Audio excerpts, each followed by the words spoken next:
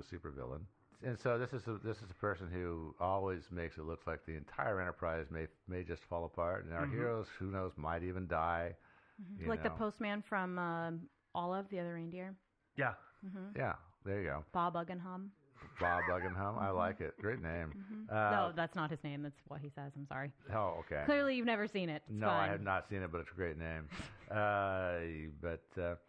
And so they had to come up with something, and they had to create a terrifying villain who looked like he was going to destroy the whole thing. But the problem is it's set in Christmastown. Yeah. Which doesn't have any real psycho criminals. I mean, and other than, Rudolph was actually the biggest criminal in Christmastown history. But, and sure, the other reindeer, they were kind of jerks to Rudolph. That's absolutely true. But that's a long way from being a Bond supervillain or a Dark Lord or something, right? Yeah. Yeah. So they could make up something like a twisted serial killer elf. The one on the shelf? Yeah. Oh. Santa's evil twin, or maybe, this is scary as hell, Santa's ex-fiancé showing up and murdering Mrs. Claus and then wiring all the toy factories with C4 and taking the elves hostage. No. Yeah. This is Christmas. What are you doing? Well, yeah, and so obviously none of these really went over well with the networks. They did treatments of a few things, like the ex-fiancé plot had Rudolph armed with only a service automatic and 15 rounds of ammo, crawling around air ducts in Elven Knick-Knack Complex 13, foiling the Psycho X and saving Christmas, although there was a lot of Elven collateral damage, and unfortunately. it's just not appropriate. No, that's how the network felt about it. They really hated the whole idea, especially the idea of a reindeer shooting and blowing up Christmastown. So they just said, come on, use an animal or something. How about wolves? But of course, wolves won't do, because wolves live down around the Arctic Circle and below, right? Yeah. Yep. Yeah. Well, how about polar bears? And so, no, polar bears don't live they live in the periphery of the Arctic, true, but they don't actually live at the North Pole. Ain't no polar bears up there. Despite the name, which is very misleading. That's very true. You think polar bears would live at the pole, but No, they don't. They sure as hell don't. Why would anybody live at the pole? That's the thing. There's nothing to eat up there. There ain't Except for nothing to do. reindeers. Yeah, And candy. Yeah, and candy, and And elves. Yeah, elves are tasty. Pretty sure elves are like behind the wall, though. Well, they have. Yeah, no, we'll get into that some future one. As Walking Dead style wall. Yeah, Yeah. exactly. And so they decided they needed to make something up. The problem, of course, is, are people going to believe that there's some huge, scary, demonic creature living on the ice at the North Pole with no visible means of support? A little bit of a stretch, right? This is a creature that lives right here on Mother Earth. Nobody's ever seen it or heard it before. I mean, it's ridiculous.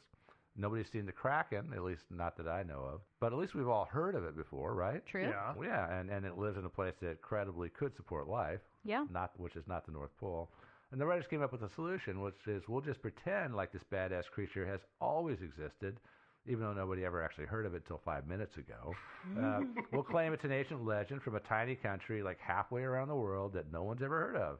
And thus they created this foil for Rudolph, and the abominable snowman legend was born. The Bumble.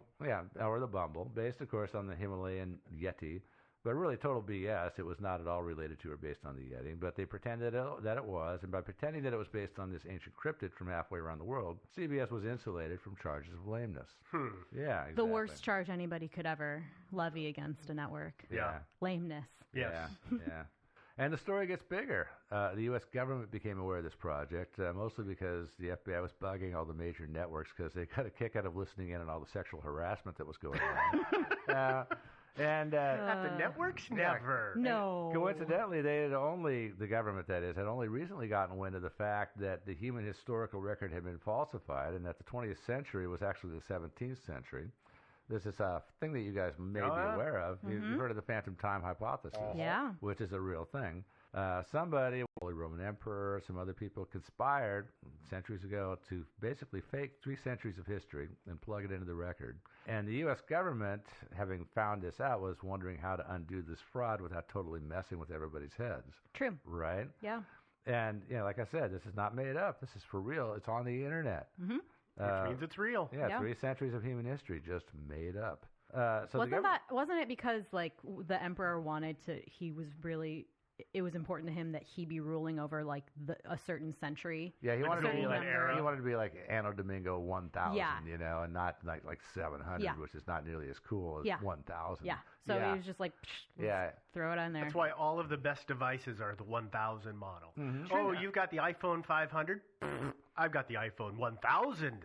Sounds so much better. I cannot wait. That's also why they skipped over. It's, the Yeah. iPhone X. Yeah, the iPhone X, which means 10 in 10. because nobody cares about Aramaic. 9. Or they just always Yeah. wanted to use a single character. Yeah. One of the two. True. Anyway, sorry, just to bring that up a little not bit. at all. Well, as you know, the government found out about the abominable snowman fraud. They took a lot of interest in that, and they actually provided some funding and technical expertise to the project. And after Rudolph aired in late 1964, the government spent millions doing polling and research, which confirmed that 90% of the public had completely bought into the entire abominable snowman BS. They totally believed that there was this creature based on the Himalayan Yeti, and that everybody had always known about this, even though, like I said, nobody knew about it until 5 minutes ago. Sure. The holdouts, mainly in university faculties, these guys were spirited away to re-education camps and quietly replaced with 1960s radical students. He really loves re-education camps. He's always threatening to send us to He one. is. He really Absolutely, is. I was just going to say It's for your that own good. I think that everybody bought it because it was one of those things where, like when you go see an art exhibit and you're like, it's dumb. I don't like it. I And know, I don't everyone's get like, it. it's It's lame. genius. It's amazing. And I you're like, know. I don't oh, get it. yeah, it's genius. It's amazing. But it turns out everybody's saying it's genius because they just don't get it and they don't want to look dumb. Well, I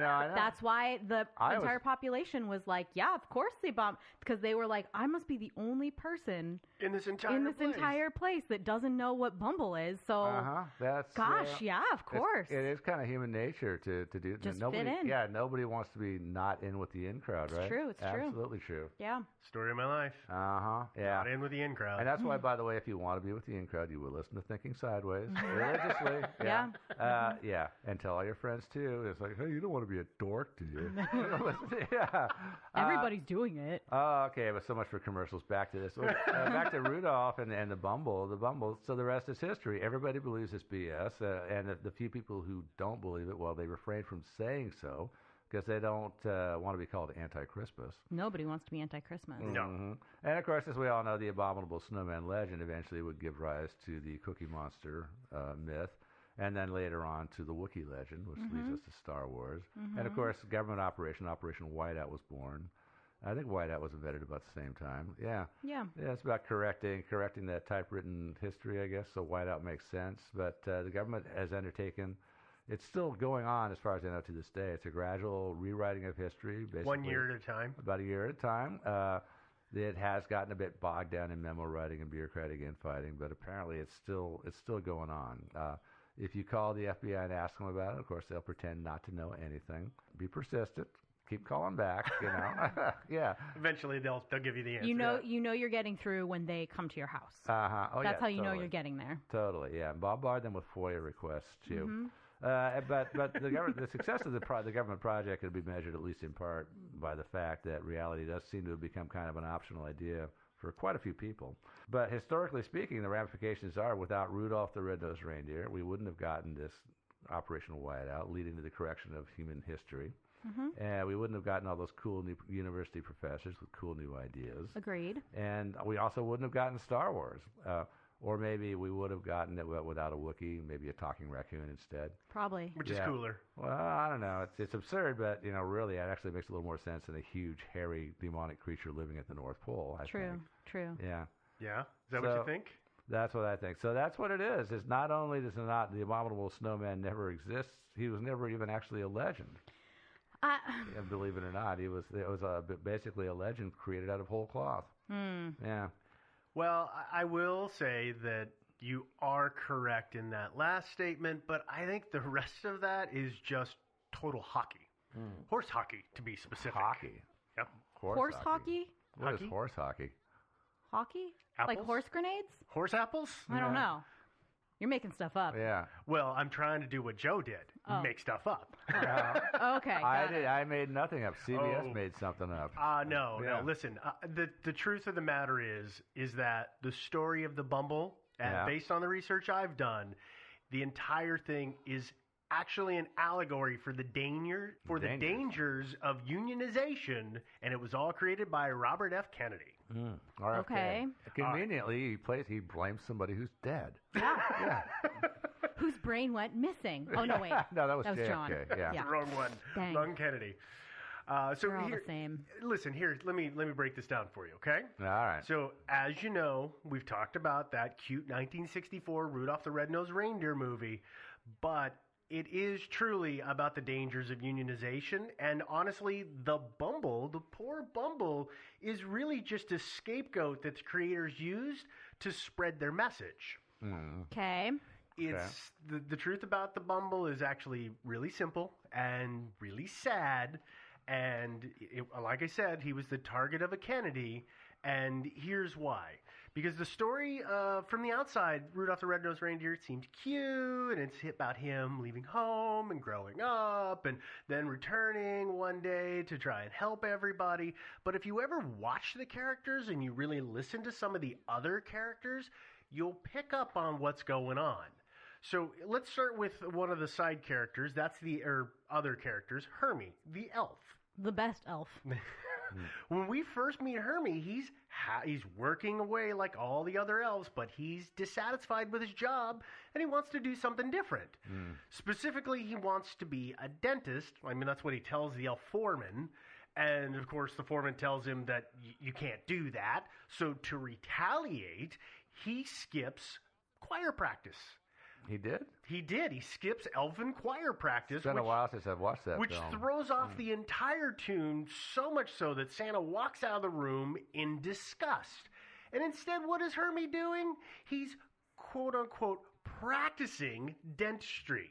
He's practicing on a doll. On a small animal like any other serial killer would. No, he's practicing on a doll, but his form of dentistry involves using a hammer on a poor doll's teeth, which is actually really kind of barbaric. That's what my dentist super uses. awful. Whoa, you need a new Yeah, we need dentist. to talk to you about your dentist. Oh, he's really cheap, though. He also work in a back alley, or? Yeah. Works in a trailer, not a back alley, for Christ's sakes. Is the trailer parked in an alley? No, it's in a parking lot where it belongs. Okay. Yeah. Let's see what else. Okay, so then there's the first encounter between Hermie and Rudolph. Hermie, of course, tells Rudolph that he's a dentist and that he's an independent dentist, which is not true. He's actually an employee of Santa. He works like all the other elves, so there's already some fibbing going on It's the kind of like part all those of people that are actors that live in L.A. that are actors, but they're waiting tables. Something like that. I mean, he's happily part of an unorganized workforce that is all very, very happy in being so. No, they were elves. They knew their place, right? Yeah, exactly. At this point, after this initial meeting, Hermie convinces Rudolph that they have to leave the safety of Christmas Town, a.k.a. leaving the safety of their secure employment, and they go out into the wide world. And this is where the writers begin their creative slander, because this is when they first meet the Bumble, and he chases and threatens them, and they barely get away. Mm-hmm. If we keep going on in the story, though, they then, the next day, Hermie and Rudolph meet Yukon Cornelius, and Cornelius says, "Hey, I'm the greatest prospector in the North," which prospector makes me think that maybe that's a euphemism for a job title in the unions, maybe. I think he was a drug pusher or something. But there ain't no veins of gold in ice, dude. Well, that's the thing, is he's obsessed with finding gold and silver, which is really convenient for him to have met Hermie, a guy who wants to be a dentist, and dentists use gold and silver when they work on teeth a lot. So that's a funny coincidence to me. But at this point, again, they're, of course, chased by the Bumble, and they barely escape again. Here, you see what's going on here? They're making the Bumble out to be the big, bad, scary monster, which maybe really wasn't. He might have been just misunderstood.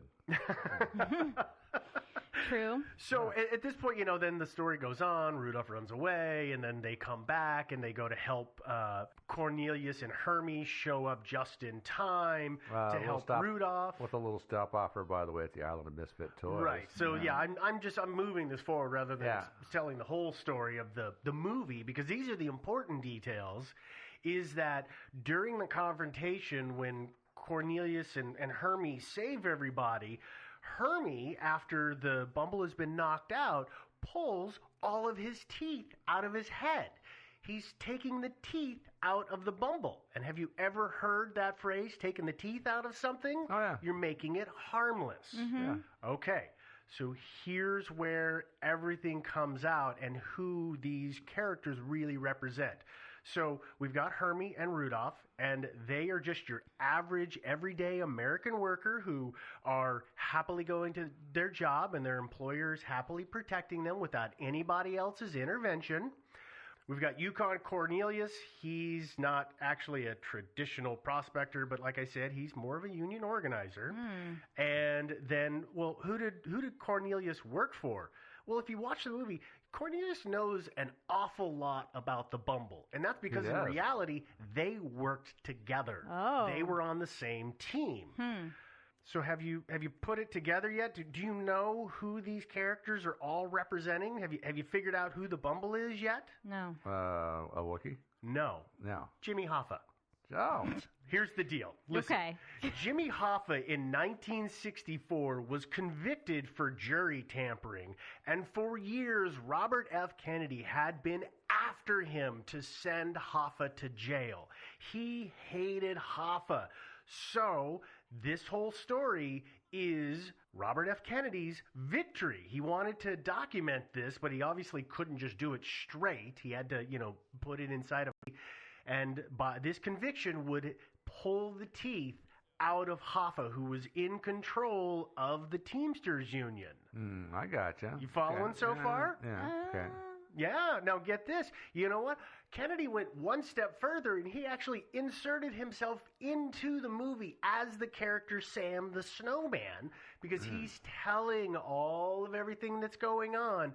But here's one funny thing that Sam does, is that at that culmination of the big confrontation between everybody in the Bumble, he says, and I sent Cornelius and Hermie over there, something to that effect. Now wait, why would he be involved unless he was orchestrating it, much like Kennedy was trying to orchestrate politics and the court system at the time? So what I'm telling you here is this is all a You think it's subtly disguised propaganda? Yes, it is. That's the word. Thank you. Yeah. It's propaganda. Yeah. The whole thing is propaganda on the part of Kennedy because he hated Hoffa so much. Well, you notice, And nobody's figured this out. I mean, I found it by piecing a bunch of stuff together. Well, but what actually does this sort of like, I think, lend a little credence to this is that one of RFK's biggest regrets is that he could not play the guitar and sing. And you notice that he created a character That could. Mm-hmm. Because that was his secret dream. He didn't want to actually be Attorney General. Yeah. He actually wanted to be a folk singer. He wanted to be like Django of the Pan Flutes or Roger Whittaker. That was his dream, Instead, he was stuck with this crappy lawyer job in Washington. Exactly. Yeah. So he had to do something. He had to take that anger out on somebody. You guys are stretching. What? Stretching. No. I mean, What do you mean? I'm sorry to be the party pooper here, but Are you going to be a sheeple and not see the truth? This frost covered truth? I just know that Bumble is real. Bumble is real? Oh. Bumble is real, but he's actually just a bear. No. Yeah. Okay. No. Let's hear So this. we'll just hear this out. And I am really sorry to be the party pooper here. I came up with this theory after observing the 1991 documentary Ski Free about skiers on alpine hills competing to finish full runs of either free skiing, slalom, or tree slalom. And often after the most successful documented run, what was later identified as a Yeti, aka the Abominable Snowman, which we will talk about in a second, was there chasing the skiers. So that's the reason that they were skiing? It wasn't that they were competing, it's because they were fleeing for their lives? No, they were skiing. They were competing, But it just happened to pop out of the brush and go after them for a bit? yeah. Yeah. Okay. So this got me thinking. We have And documented. where was this at, by the way? What? Where was this at? It's not important. Oh, okay. Snowy mountains. All right. Snowy mountains all around the world. And this Okay. got me thinking that we do have documented proof of a Yeti chasing a skier. This documentary This film from that you're 1991. What else do we have that chases skiers, and we have proof of that? Is Snow. bears. Snowballs. Beats Battlestar Galactica. Bears beats Battlestar Galactica? Listen, This is not to be confused with a video that surfaced, I think, last year called Snowboarder Girl Chased by Bear, where a girl filming herself with a selfie stick while snowboarding down the hill listening to Rihanna through really big headphones, which that seems like a bad idea. Yeah, it does. Skiing with giant headphones Listen, on, wearing whatever. giant headphones and walking around in them is really a bad idea. Yeah. Anywhere, even your own office, you're likely to get clobbered by plus- a cube wall. Yeah. Plus, it looks kind of stupid in public. Yeah. But Well, no, you look like a Cyberman, so that's kind of cool. did she wind up with the selfie stick like rammed down her throat or something? No, but oh, she- should have. Just filming herself with the selfie stick, snowboarding down the hill, and she like pans around, and you can see there's a bear chasing her. Uh-huh. This was proven to be a hoax, however, and Oh, if you damn need it. proof, just Google it. I do not have time to cover it right now. This is too important. Okay. I just love the idea, though, if it had been real. It's like, oh, there's a bear. Screw you, bear. Ha ha. Try to catch me. Whoa! Tumble, I tumble, think tumble. you don't. I think, with the Yeah. selfie stick, like oftentimes she wasn't like looking, she was going down the hill. And so she panned around and you see the bear kind of behind her. And then it doesn't matter anyway, it's a Yeah. hoax. Okay. fine. What I do know is there's real verified tales of bears chasing people who are skiing. Well, why the hell not? One such cautionary tale can be found in none other than the National Geographic magazine. This is real. In this particular issue, it covers the story of a guy named Matt Molestar. Now, Matt is a seasoned skier, and he was skiing in Glacier National Monument when he was attacked by two giant grizzly bears. One was an almost full-sized cub, and his mom was the other bear, and Matt described her as freight train-sized. I'll show you when you're in that position, they probably look extra huge. Huh? I think so, yeah. I bet they do. Yeah, anything that comes at me like that with their arms in the air always looks giant. That's about the size of a building, yeah. Yeah. Even if it's just a chihuahua. So Yeah. he and his friends seem to have gotten away by sheer luck alone, but there are a lot of other harrowing tales of people who've been chased by bears while skiing. Like in that movie with Leonardo DiCaprio. Well, He wasn't skiing. Well, he was skiing, but without the skis. And but there yeah. really wasn't any snow on the ground at that Yeah. point. No, but still. Yeah. He got the bear treatment. He did. Yeah. He deserved it. Yeah. So there are a lot more cases of people being chased by Yetis, however. But what if somebody had managed to get some hair from a Yeti? Would that change anything, do you think? Maybe. Actually, that would probably advance the cause of scientific knowledge. Of Yetiologists would be Yeah. excited Yeah. about that. Yeah, I think it would. Yeah. And lucky for us, people do have hair, or better yet, other remains of these Yetis that Yeah, have these been are The taken bubble? from Yetis way Yeah. back in the day. Yeah. Right, and they've been around for hundreds of years in some cases. Some right? of them, yeah, but some of them have been collected more recently by teams out doing documentaries on skiers who are being attacked or other possible sightings of Yetis. Not yet. What? The not Yeti. Oh, the Not not Yeti. yet. Yeah. And then there's a Yeti again. And then- yeah. Okay. So these remains, some of them had been hidden in monasteries or held by shamans, but finally, Is that shamans or Shaw persons? shamans. Okay. Yeah. We were able to test them. I did the testing. You did? You? No, Good okay, job. not me. But an evolutionary biologist at the State University of New York in Buffalo did test them. And guess what she found? What? She tested 9 of these samples. And they all were hair. 8 of them were from bears native to the area, and 1 was a dog. Wait, where's she at? Huh? Where was she based out of? She's out of Buffalo, but they were bears native to the areas where the remains were Oh, collected. okay. And Not then from Buffalo. And then to double check, they sent the samples onto the FBI hair lab, and they They lost them. No, they positively correlated them to Ted Kaczynski. Yeah. Yeah. Yeah. Now, we think of, I'm sorry, the bears were Himalayan brown bears. What we Yeah, from the think bear of samples, yeah. traditional Bumble as being white, but apparently in the traditional Himalayan lore, which is the actual lore where Bumble came from, he's covered in shaggy reddish brown or gray fur and weighs about 200 to 400 pounds, which is, for you, uneducated swine, Bigger than me. 90 to 181 kilograms. Okay. Accounts make it anywhere from 5 to 9 feet tall. Does that sound familiar? The Bumble? Freight train size? Yeah. 5 to 9. That's a short Bumble, 5 foot. Yeah. Yeah, Maybe it that's a kinda baby is. Bumble. Yeah. Ooh, I'd like a baby Bumble as a pet. I That don't would think be you cute. would. Oh, it'd Actually- be cute. Yeah. 9 feet tall, that's just big enough for me to get scared, probably. Well, no, I just want the 5-foot model. Yeah. Just stayed at 5 foot. Either way, you're screwed. Yeah, pretty much. To be fair, especially when the 5 foot is actually 200 pounds. Yeah. Yeah. To be fair, this is a different conclusion than primary researchers came to. The first researcher was named Charlotte Lindquist. Lindquist? But she was the one that said it was Himalayan brown bear and a dog samples and a dog and one dog. Okay. An earlier researcher. What was the dog's name? I don't know. It's old. Yeah. An old dog. Oh, like hundreds of years old. Okay. Yeah. An earlier researcher named Brian Sykes came to a different conclusion, and his was based on a jawbone. I don't know where the jawbone came from. Presumably the shaman or something like that. I know where it came from. A jaw. Yeah. Of a bumble. Yeah. Yeah. But he found a 100% match with a sample from an ancient polar bear jawbone that was found in Norway that dates back some 40,000 to 120,000 years ago, a time when polar bears closely related to brown bears were interbreeding a lot.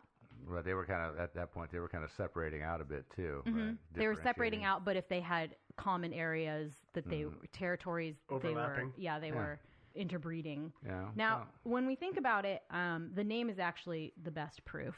In 1921, and this is my proof to cement the fact that Yeti and Bumble and the Abominable Snowman, use the technical term here, are actually the same thing, and Yetis are actually bears. Ready? Yeah. Okay, let's have In this. 1921, an Indian English language newspaper interviewed some explorers that were returning from Mount Everest expedition that was the British Mount Everest reconnaissance expedition. And they were one of the first peoples to report these big footprints in the snow. And their guide, who was a native to the Himalayan area, had attributed them to the Mito Kangmi. Kangmi translates to snowman, and Mito to bear man or man bear. The writer of this piece got about half of that translation, but misinterpreted Mito, which is man bear, to filthy. Oh, I thought that was going to be carrot nose. No. So instead of writing filthy snowman, he was like, oh, I'm going to write the abominable snowman, which is the nickname. Filthy snowman is the one who tells all those horrible, inappropriate jokes. Well, what about frosty snowman? And filthy and frosty sound a lot closer, right? Yeah. Yeah, frosty snowman. So they actually have a Frosty the Snowman legend in the Himalayas? No, they have a man bear snowman legend, which is just like a white bear that's big. Who tells really raunchy jokes. But as you know, no, filthy is a misinterpretation. Yeah, and so the abominable snowman, as I said, never existed in Nepal. Yeah, that's true. Yeah. Except for it was the Yeti. It was just a misinterpretation of man bear. Yeah. Snowman, man bear. Yeah, man bear, snowman. Yeah. Snowman, man bear. Yeah. Yeah. Yeah, that rolls right off the tongue. Yeah, it sure does. Mm-hmm. But basically the name is like, hey, it's a big bear that's white. Bear, yeah.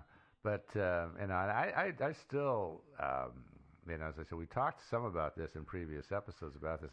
I'd never totally discounted the possibility that some of these native storytellers have actually had a little fun at the white man's expense from time to time. Mm-hmm. Maybe they went out ahead of time and made some huge footprints in the snow just to mess with their heads, and then they come across, oh yeah, that abominable snowman dude. Oh, yeah. Except for they were actually just saying that Yeti guy. Yeah, Yeti dude. And the Yeti we have proven, we have solid evidence, is actually just a bear. So I'm sorry, but Bumble's just a bear. Bumble the bear. It's just a bear. Bad jokes. Yeah.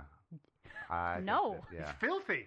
You're the one. I haven't said a filthy thing yet today. Yeah. I don't know but if you want, that. I can start right. Oh, wait, no, that would be filthy. Yeah. Don't say that. No. Well, that doesn't totally contradict my thesis, which is that the Bumble and the Yeti may be, the Himalayan brown bear and the Yeti may very well be the same thing. They are. Yeah. But the whole origin. And by the way, the Himalayan brown bear, they're very cute. They're fuzzy. They are. They're really shaggy. Yeah. Yeah, they are. But the origin of the abominable snowman can be traced to this one, as a name, can be traced to this one article from 1921, which means that it's just all... This is where you're wrong, is that CBS and the U.S. government were way ahead of you there. I mean, they went back and backdated the text. I'm telling you, this is all a Kennedy concoction. It's all blamed on the Kennedys. I think we're going to have to agree to disagree. It's always the Kennedys. All right. Well, it being the Christmas season and all, I can tell where this is heading. We are all gonna this basically gonna become a fist fight. So we just have to agree to disagree. You mean a normal family Christmas where we get drunk and brawl? Pretty much. Yeah, we get drunk. That's a normal Christmas for everybody, right? Next thing you know, Devin's pulling out a switchblade. I'm tired of getting carved up, frankly. So we are. All right. Well, happy holidays, everybody. So exactly. We're gonna cut it a little bit short. And I want to lead all of our listeners with something special, which is I'm going to grab my guitar and I'm going to sing you a song, a Rural Life song from the special Rudolph the Red-Nosed Reindeer. Okay.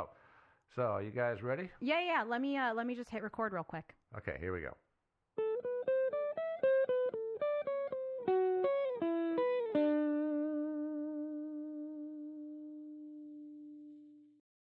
It's the best of. You've been voting in all week, sending your emails. So here's the clips that you wanted. Carl Pilkington in the chair now. The talked about, the acclaimed Educating Ricky. Right, well, just in case anyone's new, doesn't normally listen. Yeah. Basically, I'm educating Ricky. Yeah. Do a bit of research in a week, find stuff, news, history, anything that's interesting. 3 stories, I give them a nice little headline. You take your pick. Yeah. Between now and 3, you're going to learn 3 things. Yeah? Yeah. So, the headlines are, I'll be no buying one of them. Give us that again. I'll be no buying one of them. Nice, okay. Yeah. We've also got, hippopotamus. Okay. Okay. And, can you believe it? Can you believe it? Well, I'm going to go for hippopotamus. Hippopotamus? Yeah. Right, well, this one, it's... I'm not going to take the credit here. I heard Christian talking about this on Breakfast, right? Because it's a good story that happened. Basically, I don't know if I told you about it last week when we were having our spaghetti, but... I think you did. Right, I know what it is. I know what this is. Okay, I've not heard this. Right, there's a little midget. Right, there's a circus. I'm loving it already. Circus going on somewhere. I think it was in America. Yeah. And is that present day or old times? I'm talking like in the last 3 weeks. Okay. Right.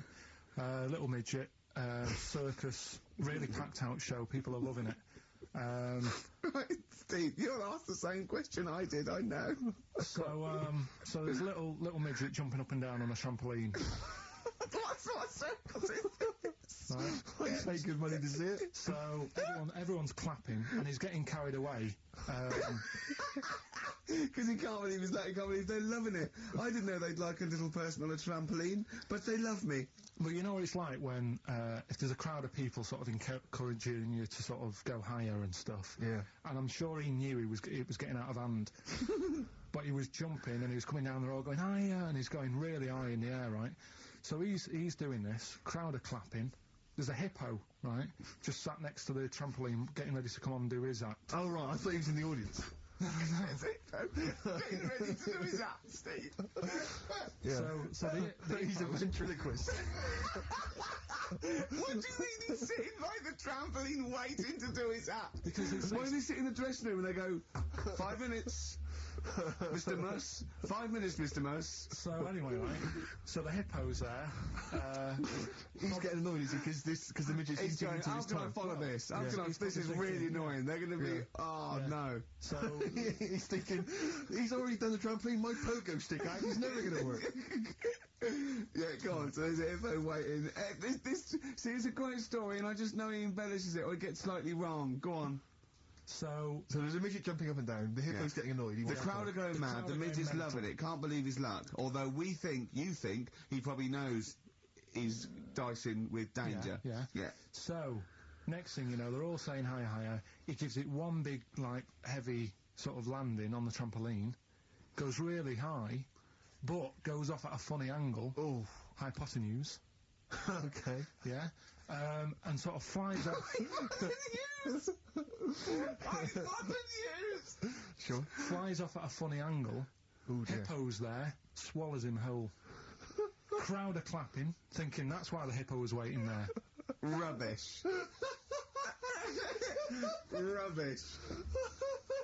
It's not rubbish, though. But no, maybe there was an accident in a circus with a midget and a hippo in, but at no point was this hippo waiting to go on, going, come on. The midget flew off at hypotenuse and landed in the hippo's mouth and was swallowed whole. This is what you embellish it. That is great. And what's I that? have to say though, Rick, when I heard midget trampoline hippopotamus, I was thinking accident waiting to happen. Yeah. So. Yeah. Maybe. I mean, it is that you should never put those three together. Never. It's a recipe for disaster. Everyone knows that. Midget trampoline hippopotamus. Are you mental? You're asking for trouble. Well, you know when he told me it, he said, and the midget, he didn't mention the hippopotamus, and he said the midget went on, and soon he fell off, and the hippo ate him.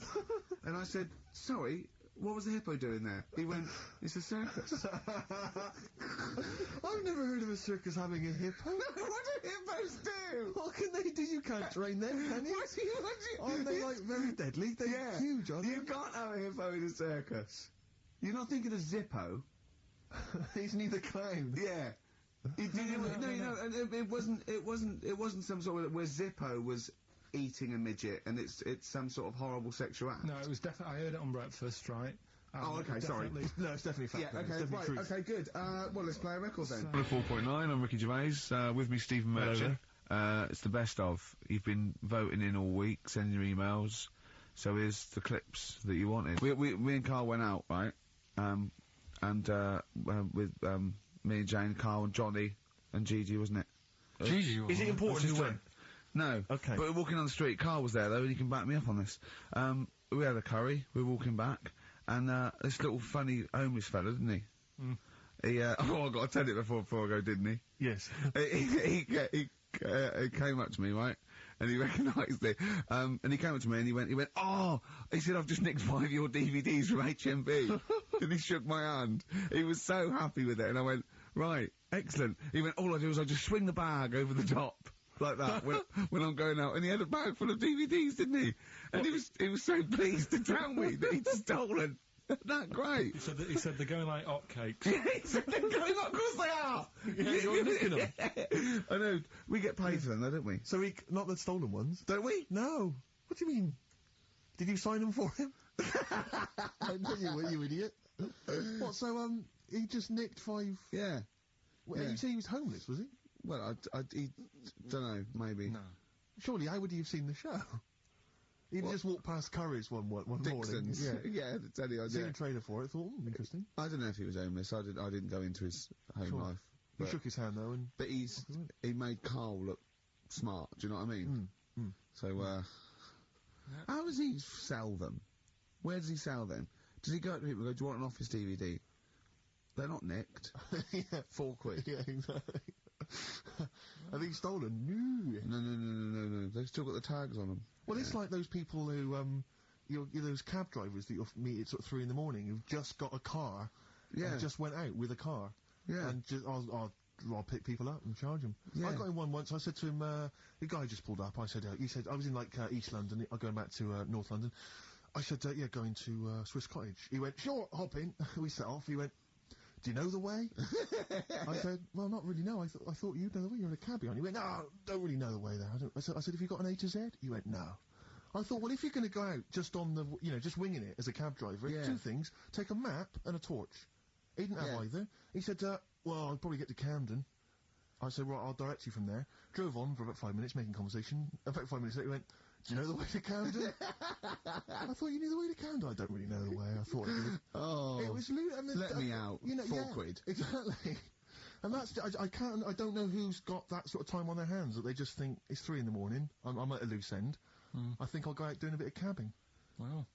Yeah. Because your dad was a cabbie, wasn't he? Yeah, it was, yeah. Couldn't stand it, but it's good money. He was he wasn't like a chancellor. What was he doing when he put that little Forrest Gump in a weedy bin? That was part of the cab company thing. They had to do like a charity event once a year, and he did it 1 year. Never asked him again. Tell us the story again. I'd rather not. Why? Because we got a few sort of complaints about it. Why? Why did you get complaints about it? Because he put a kid in a bin, and it's not the thing to do. So, but we could use it as a sort of sobering lesson for people. Yeah, tell it like a, you shouldn't do it. No, yeah, but that's how I did it last time, but people still didn't like it. all the stuff I tell you, we don't take the mickey out of people on purpose. No. It's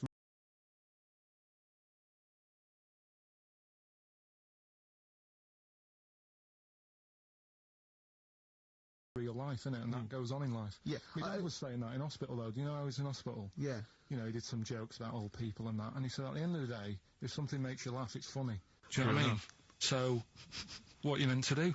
And laughing's good for you. Yeah. So, But being laughed at isn't as good for you, is it? No, but there's probably more people laughing at one person, so if you balance it out, there's only one person who's upset and there's a bunch of people laughing. So, That's genius. Give me an example of that. Give me an example. Well, for instance, Carl Pilkington as he talks and the people listening. yeah. No, give me an example of, like, so, you know. I can't, because again, that's what I'm saying. I can't tell you the story, because there might be someone out there who... This person might even be listening and think, I forgot about that and you brought it all back to me. Yeah. So I'd prefer to leave it, but I think people know. Why did he put him in the bin in the first place? Because he was getting out of hand. What was he doing, though? You see, I can't explain without... You can, don't be silly. I prefer to leave it, honestly. What was he doing? Was he annoying him? He was annoying my dad and the other people in the cab. Right. And he thought, how can I deal with this before it gets too out of hand? Yeah. He pulled over and put the lad in a wheelie bin. I'm gonna burst. So we'll leave that.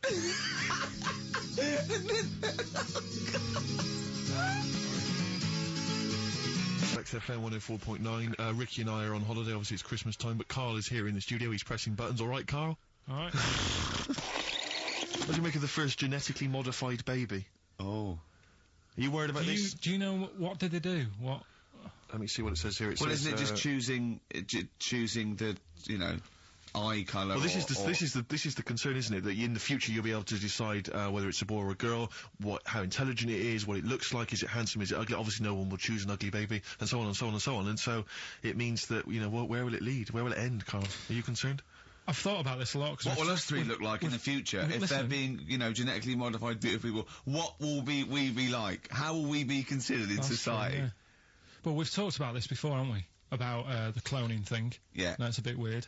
Yeah. But I don't think it matters, because at the end of the day, right, you might look like some other kid, but it's the way you're brought up that will change your features and the way you are, you know, your personality. If you lie, you get a long nose, don't you? Well, no, but listen, right, because I remember when we, you know, I was growing up on this estate. This is going to be good. Go on.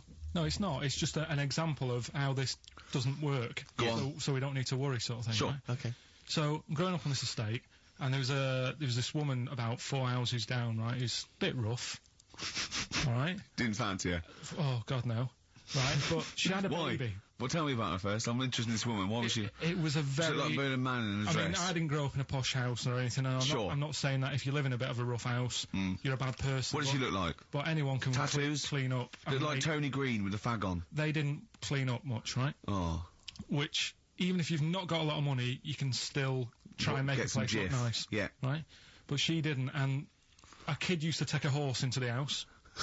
Sorry. Whoa, Neddy. What do you mean a kid used to take a horse into the house? Where did he get a horse? Must have nicked it from somewhere. Must have So you've seen a horse in it? No. What, is that from outside the saloon round the corner?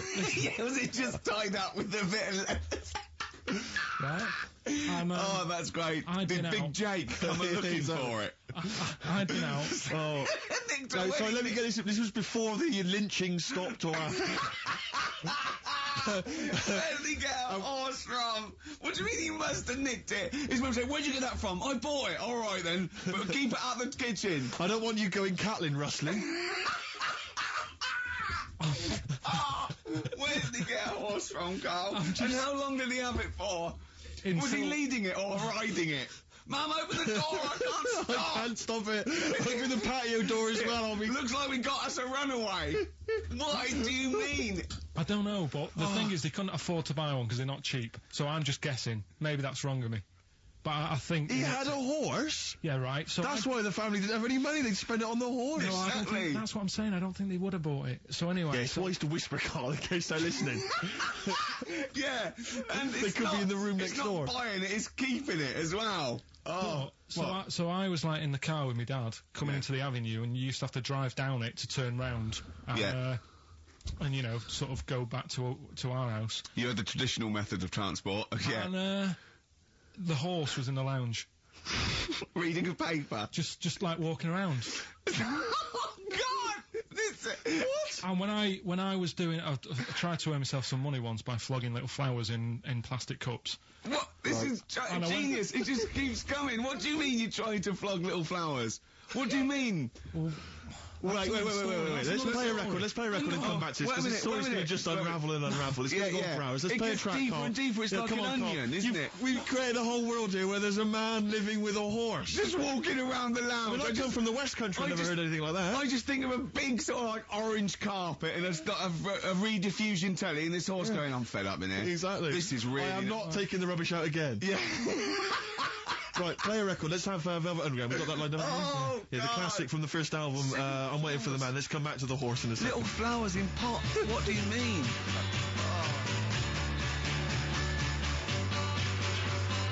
Velvet Underground and Nico, which apparently peaked at a disappointing 171 in the US charts. Think of that. And that's obviously Lou Reed, the Velvet Underground, and Waiting for the Man. Yeah, great track. So... we were talking, we were doing White Van Man, and we got onto genetically modified babies, but and somehow then Carl started telling a story about someone with a horse, and then he got onto, he was trying to make money selling flowers. Just do the flowers briefly. Well, hang on, I just want to recap slightly. So there was a family, and who had the horse in the family? It was... because you lived on an estate in Manchester. So the mother was a right pig, apparently. I don't know whether that's relevant. You don't need to go that far. But what I'm trying to do is, like, make a picture for you so you understand what a picture it is. Who did she look like? Bit of a, and no disrespect to her, bit like Pauline Quirk. Quirky, yeah. Alright? Okay, I knew you were going to say that. I knew it was going to be Pauline. Did she have any tats? I've never got that close to her. Okay, alright. So who had the horse? Was this her son or her husband? No, her daughter. Her daughter had stolen a horse? Yeah, from, I don't know where, I think it was some stables down the road or something. And they kept the horse in the house with them? They kept it in the house. Did they didn't have it for long. No. So, and you said you were in the house one day and you saw the horse in there? No, what happened was, I was, they did this thing at school about raising money for charity, right? For some local charity. And they said you can do anything to raise money, and they came out with all these ideas, and I thought, that's good. What was the charity? Well, I don't know, I thought, forget the charity. Yeah, that's just a good money making idea. So, you're a charity. So, so I asked my mum for some, because she used to have a lot of flowers around the house. Sure. I said, can I just take some snippings off them? And I'll go and buy some plastic cups. And got some soil out of the garden, planted the bits of plants in them. Yeah. Got a tray. Yeah. Had about 25 plants on it, selling them for 25 pence each. Excellent. Did you sell any? Yeah, so loads. Did you just cut? You didn't just cut them and stick them in the soil? Yeah, they wouldn't have survived. But I think people sort of thought, well, good on him for trying. But anyway, so I went round to theirs, because I thought their house could do with a bit of colour and stuff. Yeah. So it's a bit rough. So as I went... The horse went, thank God for that breakfast. They've been feeding me kitty cat. So I got up to the door, and they opened the door, and it was one of them houses where no carpet. Yeah, a horse in the living room. You know. We've all been there. And the horse was walking around the living room. Oh. I looked quite happy and everything, because I always say that about animals. Black Beauty was on. Yeah. Well, think about it, right? If you were a horse, where would you rather be? In a little wooden hut with a load of hay, or in like a house with a central heating, 3-piece suite, and a telly and that? Telly and that? No, but I was saying this the other day. And an Atari. Right? I was walking through London. Commodore 64, rubbish. Exactly. Walking through London with Suzanne, right? Yeah. And you know, like homeless people always have dogs. And she said, oh, I hope she looks after it. I said, that dog is happier than most dogs. Right. Because people always walk past and give it a pat on the head. Yeah. It's with its owner all the time. Yeah. It's out in the open, it's not locked up in a house. Yeah. It doesn't eat, but other than that... No, it does eat, though, they're always alright. So that's what I was saying, I think this horse was doing alright for itself. Do you know what I mean? Well, not many horses have got their own house. Exactly. For a start, yeah. But anyway, that's by the by. Yeah, so anyway, this family...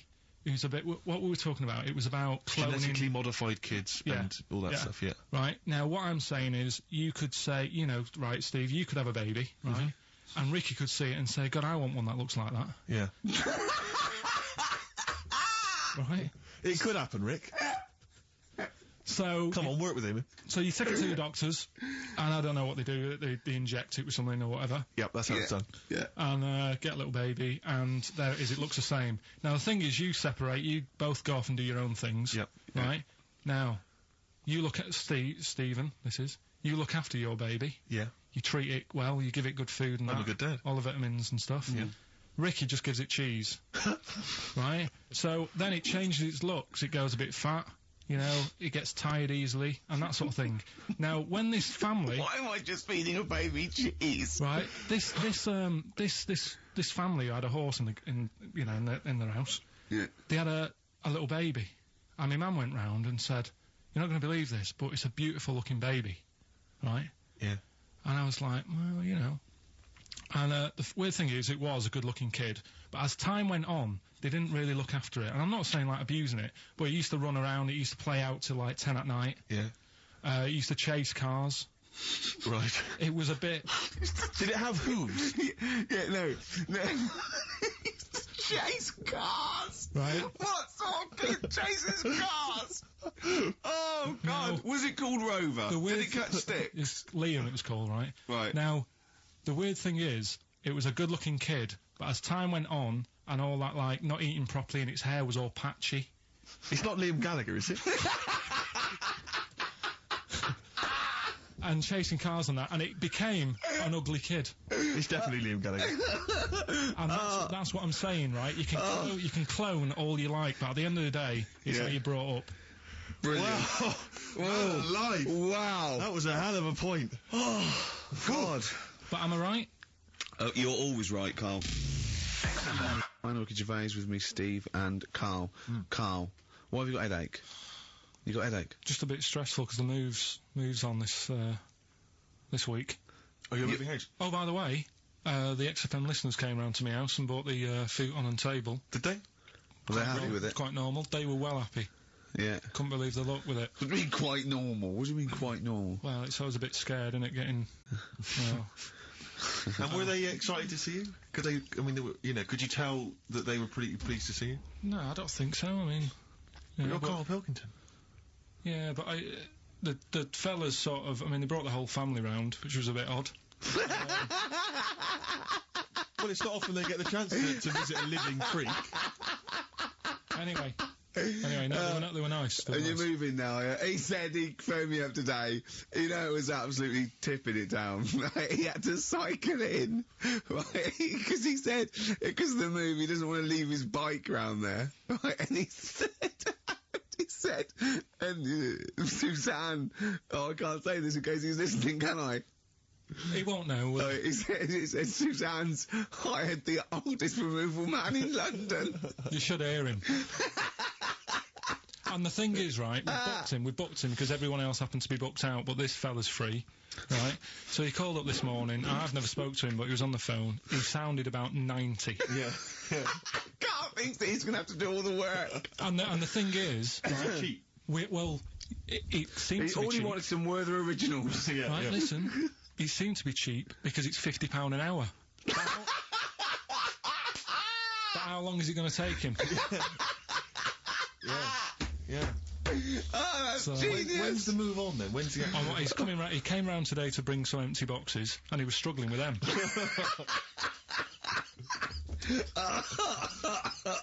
So it actually happens on Wednesday. Oh, God. Anyway, I woke up this morning, yeah, Feeling fine. it's not a blues song, and I turned my phone on, and it was from Carl, and it went, forget it, I've made my mind up. And I thought, Wow. what is that? And I Forget phoned him. it. I've made my Yeah, mind. I went, Carl, what is it? He went, oh no, it's about the text I sent you last night. I went, well, what was it? I just got this text. He went, I was just wondering, I was lost thinking last night. He said, supposing you had to have your hands removed, Sure.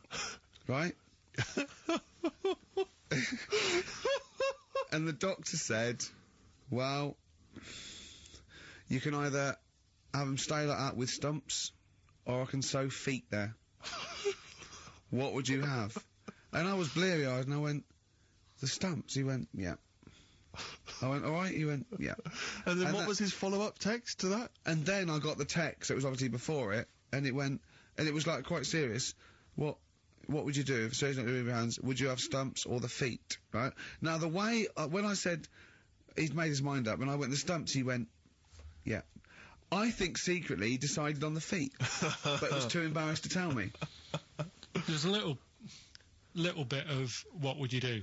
Because But why did you think of this? Why did you think of this? Girlfriend's away, right? Yeah, no, that's not why you start thinking bizarre surgery devices. Right? I'll let you into my little mind, right? Last night, I had some beans on toast, right? She was away. It's good already. She was away, she had some beans on toast, she went wild. Yeah. Right? Now, I was stood up, I live on like on a high street, right? So I'm washing up, I'm looking out the window. First thing that had my attention is, I can look into other people's flats, right? Yeah. And it was weird how all these different lives were going on, I was watching them, and everybody had the telly on and was watching Volcano, right? Which was on last night. Right. And I thought, oh, that's weird, right? I can see them all watching it, and there was like a little Chinese lad who was dancing around in some underpants. Yeah. And then there's a little old woman who lives downstairs who was reading a book, and she's always reading a book every night, and it's like, I have a better life than her. And then there's like some sort of bouncer who's always getting ready to go out late at night with all the black on. He looks like a bouncer. So I was watching all this life going on, I thought... Did you witness a murder while you were doing it? Yeah. It was like that sort of Sliver film where that bloke had loads of tellies watching people's lives. So that was going on in my mind. And then I was washing up, and I picked up the plate, and I thought, oh, it's amazing, isn't it? The human body. The way you can just sort of, you know, I want to pick that up, and you do. Yes. And the way your hands work, right? Yeah. You've got 5 little digits, but it's just the right amount to do what to do what you've got to do, right? So I'm cleaning the plate. Sorry, Carl. Stop. It's just the right amount. Might be one of the most genius things I've ever heard said. I would love David Attenborough to phone you up and say, Carl, how do I word this about the evolution of the mammalian front limb? Just go, we'll just say it's the right amount. But it is. One of course extra would get in the way. Yeah. And one less would just make it that little bit more tricky when picking up a bit of a slippery dish. Sure, or buying gloves. Yeah. A slippery dish. So then, I was thinking, imagine, like, going to the doctors and he's saying, yeah, everything's alright, your heart's good and everything, but... Your heart's good? What, your Larry's, or...? Yeah, your heart, you're in good form and whatever, yeah. It's good news, you know, I had Giano in earlier. He's not looking good. Yeah.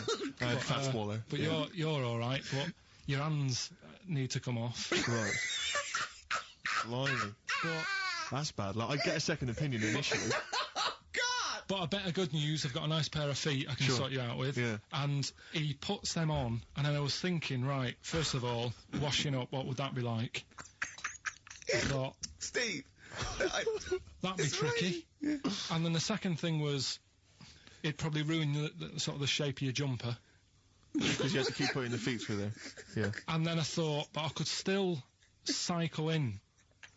Okay. To work. You could run in. Well, that's the thing. You'd be really fast. Well, that's what I was thinking. I thought I could still cycle because I could balance, and then I thought, but the only thing is I probably couldn't pull the brakes. Because of the little short things. Yeah. And then, like you, I thought, but then again, you'd run in half the time. So that's what was going on in last night. Right. That's what I was thinking about. Sure. Did you? How long did this take? Well, how long does it take to wash up? Right, because I imagine you just being there for, like, all night. Probably 25 minutes. How long did the little Chinese fella dance for in his pants? He's always doing it. Last night he was at it for, like, 10 minutes. Yeah. And his girlfriend never sits in the same room as him. She's always sat in the bedroom. She's going, you dance in pants again, I go in next door. Well, she was in the bedroom. She's always in the bedroom, sat on the floor, on the mobile phone. Right. All the time, yeah, it's weird how people's lives are just like, it is like that Groundhog Day thing. It's like, you know, he's jumping about in his underpants. The old woman's sat there reading a book. Yeah. And that's what got me thinking about my life. Do you think she ever goes... Are you sure she's not dead? Every time you look down there, she's just flicking through she's just reading this book. The pages never turn. She never seems to finish it. She never moves from her chair. Are you sure the Chinese her girl's cats are dead around her? I'm going into next door again. That little round-headed fella's looking in. He's looking in at me. The bouncer goes, "Don't worry, love, I'll go and beat him up." But he's always getting ready. That's true. They see you staring at him, washing up, going, "I could have feet here," and they get scared. The old woman's dead. Oh, Carl, can you tell us roughly which neighbourhood you live in? So so that we know? It's central. Central, is it? Yeah. Yeah. Wow, imagine if that little... Was he a Chinese fella, did you say? Yeah. Imagine if he was listening now. I'd love him to call in and explain his actions. Well, he might be on some other radio station talking about a lad who's always washing up and looking at his hands in a mysterious way. Yeah. But do we have this doctor that would go, well, all right, Carl, you can either leave them as stumps or I've got every little pair of feet. Why?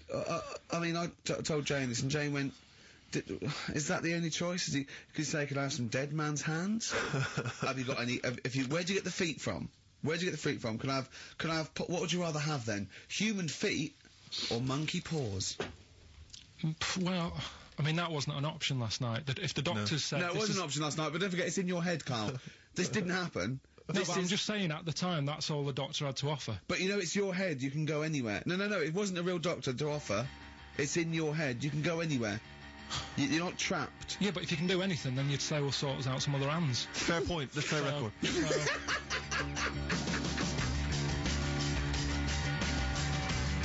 Hello. You're listening to the best of, basically, Carl Pilkington. Right, you ready then? So, just in case you haven't heard it before, I'll give you some initials of a band or an artist. We're not doing Rockbusters now, are we? Yeah, I thought, well, we've just... Oh, then we could keep that going, then we got... Well, I love Educating Ricky, that's my favourite thing now. Well, what do you want to do, Steve? I mean, let's hear the clues. It's just that he's sort of bigged up the prizes. And so this is only by email. Give the email address out now for people to write it down now, Carl. Right, it's ricky.gervais@xfm.co.uk. ricky.gervais@xfm.co.uk. Only entries on email. Yeah. You're going to get 3 clues. You've got to get them all right. And you win all the stuff. You win all those prizes we just said. Okay, Carl, go on then. Right, and just a quick example, one of the first ones we did, it was like AK, and the clue was exploding pet, and it was atomic kitten, right? Yeah. So you understand how it works now. These are your clues. The first one, that army has got some nice trenches. That army has got some nice trenches. Excellent. Yeah. And the initials there are DW. Do you write some of the questions for 15 to 1? Go on. So that army has got some similar phrasing. Trenches, okay. Okay. The second one. What were the initials there, Carl, on that person? DW. DW. Yeah. Right, the second one. The top of them curtains are all wrecked. All the materials all worn. He acts it out, though. We've got to get him on telly. We have got to get him on telly, because his little face and his gestures... That's the second one, the initials being HV, okay? The top of those curtains are wrecked. All the materials all worn out, right? HV. And the final one, here's the final clue. I was in Texas the other week, right?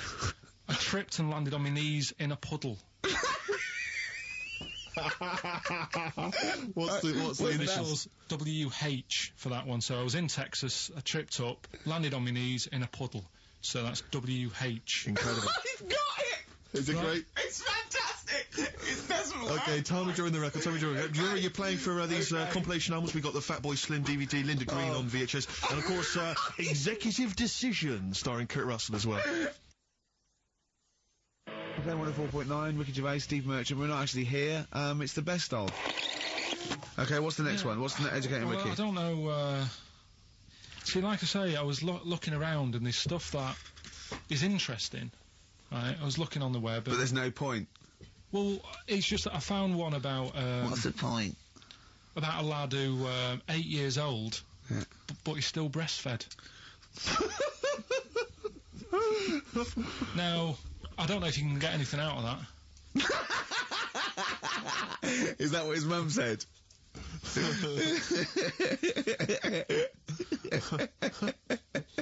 What do you mean I don't know if I can get anything out of that? You don't need to. No, it's just that internet. Oh, well, yeah. You're always unspecific when you mention it. It's just it was on the internet. Well, I'm trying to think what I put in. I think I put in Y to see if I'd confuse the computer. Carl, you are... No, I did no, honestly. I did a search, put in Y, and it came up with funny things that, like, why is this person doing that, why is that... And it had a picture of this 8-year-old lad, sort of, you know, on his mum's nipple. And, it was saying, you know, is this healthy? You sure that wasn't asking you that question? What? I put in why? Just to confuse the computer. Like, the computer go, what do you mean? Yeah. Stop it. Yeah. Oh, look, last week, I was walking, home with him, and I went, he was saying something stupid, and I went, I've got a competition for next week. Let's do a phone-in, and it's called Carl Pilkington, Genius or Fool. Yeah. Right? And he went, no. I went, why not? He went, well, it'd be confusing, because they say there's no difference between genius and being a fool. You do though, don't you? No, but it's rubbish, and people say there's a fine line between madness and genius, and, you know, it's a ridiculous soundbite. They don't say there's a fine line between a genius and an idiot. Well, the people who do are idiots. Yeah. So what would you do there, though, just to sort of wrap that little thing up? What would you do? That lad loves his mum's milk. What are you asking me to come up with? No, I'm just... A title for the story? No, it's just what would you do? Right. What do you mean, what would I do? Well, it's causing a bit of a problem in the area, right? What area? In America, I think it was. Oh, America are a problem, are they? George Bush is worried about this kid who's breastfeeding at 8. Imagine it like this, right? Right. No, so, Carl, what are you asking me?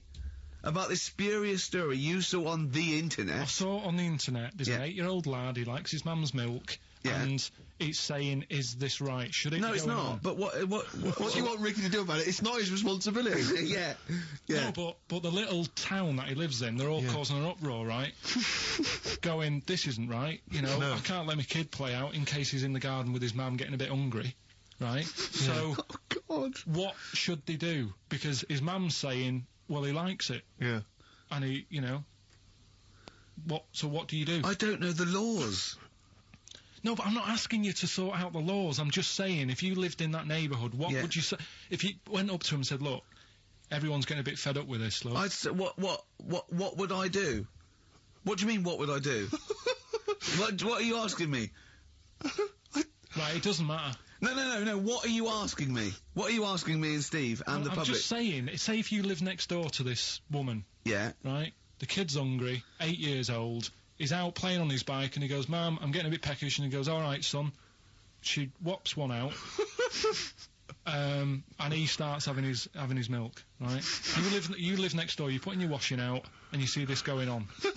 You're getting a bit sick of it, because it's gone on for months. 8 years, I assume. Why is it your business? Why are you such a nosy neighbour that you're concerned? What would you do, Carl? Let's turn it back on him. Yeah. What would you do? What's your solution? What would you do? Well, I thought I'd say, right, why are you doing this? And she'd say, because he likes it. And I go, all right then, put it in a bowl first. And you think that would sort that out? No, because I was thinking about the whole thing, right, and you do that when you're a baby, and everything's all right, innit? Yeah. No one bats an eyelid at a little baby having a bit of milk from its mum's breast, right? Yeah. You'd almost say it was natural. But you grow out of it. It's like you don't see. It got me thinking about things you don't see. And you don't see... Did you put this into a computer? Show me things you don't see. What else don't you see? Well, you don't see, like, an old man having a Twix. You never... So what? No. You know the terrible thing about all this, Steve, is he's right. You don't see an old man. No, I know that's a terrible thing. So what they have got, right, they've made old man toffees, haven't they? They've come up with Werther's. Is that a song? Oh, God! You don't see it. So they've got their Werther's, right? Yeah. So look at him! You think he's giving a lecture at Oxford? It's not going anywhere. No, go on, sorry. Go on. I'm just saying... Right.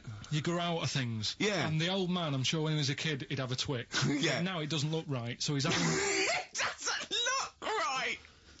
So... Right. I don't think Werther's originals were specially designed for old people. I think they were sweets that just happened to have been made for years. That's why old people eat them. Yeah. They didn't go, hang on, there's a market here. I've noticed old people aren't eating Twixes. Quick, let's make some old man sweets. But the little advert, he gives it to his grandson as well, doesn't he? He goes, I have a Werther's original. No, I think it cuts, though, before he throws it back in his face and goes, get me a Twix. Did you see the stylish... You've been voting in all week, sending your emails. So here's the clips that you wanted. You've got a real problem with Rick Waller, haven't you? I just, he turns my stomach. I know, but don't... Because he's arrogant as well, exactly, though. That's the problem. To explain to people that... No, he is a bit arrogant. It's his whole thing that it's the whole package, so to speak, that you don't Well, there's another thing in this quote, because it's not just the fact that he eats too much. He tried, apparently, to lose some weight, and he said, the first month I lost 11 pounds, the next I lost a stone, but in the third my body did somersaults and I put on 9 pounds. I had a slip-up. I can't say when, why, or how, but it just sneaked up on me. Yeah. I don't believe it. Yeah. Don't believe it just sneaked up on him. That body's never done a somersault in its life. No. It just sneaked up on him. Yeah. It was the cakes again. Yeah. It was the same old cakes as before. It was exactly the same problem. Sleep eating. Yeah. It's called. It was the KFC bucket again. It was the family-sized KFC bucket for breakfast. Dear. Poor man. The other thing is that I don't think that's a very good shock tactic for a doctor to tell a 20-something, well, to be honest, you've got 20 years to live. Yeah. That's not, and when I was 20, the thought of dying at 40 was fine. Yeah. I didn't want to live to 40. I just thought, what can you do when you're 40? Yeah. Just laying around doing nothing. Eating cheese. And then you got there, and you discovered... No, but someone sent me... dream came true. Sophie here sent me something, and she said, I realise you're not Graham Norton, but I had to send you this. And she sent me the top of a little cream cheesy thing, and it's the brand name is Gervais. How odd that is. They've named a cheese after you. I think it's a big French company, and this is from the Czech Republic. It's all over Europe, and so that would be a dream come true, wouldn't it? If they named a cheese after you. No, I think it's probably ancestors, and so cheese is in my blood. Sure, quite literally. It literally is. Yeah. Another heavy Friday night, was it? It comes out of pores like those Play-Doh things. Yeah. I can squeeze out different shapes. Jane, bring the Stilton in. It's Friday night. This isn't fried.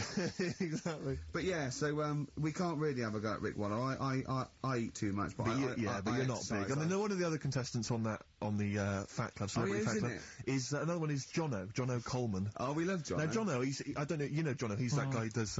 He used to be on TV, and I think he does a breakfast show on a rival station, doesn't he? He's happy, isn't he? He's so true, and he's a really nice bloke, Jono. But it's funny because he does a breakfast show on Heart, which is wrecking his own. There's a bit of irony. Oh, I love Carl. Thanks, Carl. Do you know what I mean? Yeah, I love you. I can see where you're coming from. Yeah, that's good. But we've met Jono a couple of times. We saw him at a couple of, not wishing to say not to show off, but a couple of awards dues. Yeah. Like that's showing off. But like people would have seen dead there. Well, yeah, but we went to one where everyone was in, like, tuxedos or suits and ties. Not Jono. Jono was wearing a pair of Bermuda shorts. Big Bermuda shorts. Knee-length Bermuda shorts with just these little... But I saw him again another time, and he had shorts on at a similar event, and I've seen him since in the street, and he's all... I'm wondering if he can wear trousers. I don't think he can actually wear trousers. I don't know if there's a medical reason for that, whether he's just... his legs are too fat. I think the material is a waste of money. I think it's just that you can get shorts that big and they're comfortable, and... I mean, to be quite honest, I don't want to squeeze into a tuxedo anyway. So if you can go... I'd love to turn up those things in Bermuda shorts. Well, of course. Flip-flops. But do you think he started off by wearing... Maybe he just had the upper half was a tuxedo with the tie and then the shorts for and the shorts underneath, and he would just have to come in to kind of sneak behind, a sideboard. Potted plant. Or a potted plant. Or bring his kids ahead of him. Yeah. You are wearing trousers, aren't you? You're wearing trousers. Of course I am, yeah. In you go. Kids move a bit. Well, no. Exactly. Of course I'm wearing trousers. Why would I? Wearing trousers. And then you just thought, this isn't fooling anyone. So now I'm going to make a wacky effort to sort of, The next zone is, I've heard he's going in a grass skirt and a garland around his, and he's going to come in limboing. But you did ask if you could go to the BAFTAs in a dressing gown, didn't you? Just for ease. Yeah. Yeah. Right, is this talking about diets and stuff, right? Go on. They've come up with a drug that, they tested it out on a mouse, right?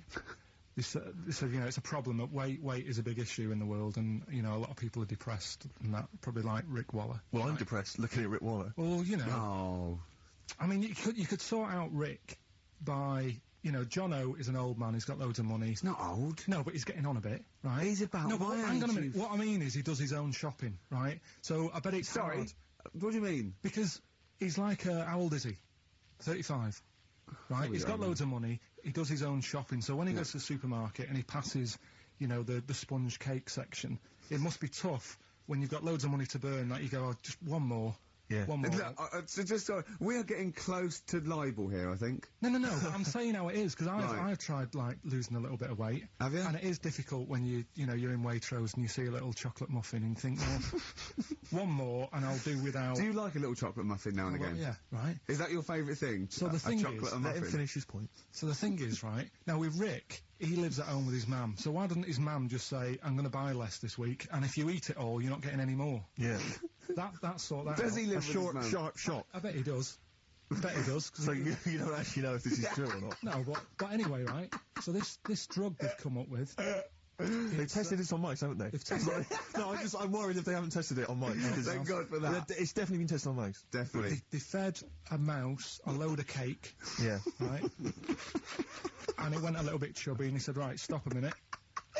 And then they gave it this drug that makes you lose weight. Yeah. And its weight went down, but the only bad side effect was its eyes were popping out. Well, that seems to be fine then. Let's give it to Jono.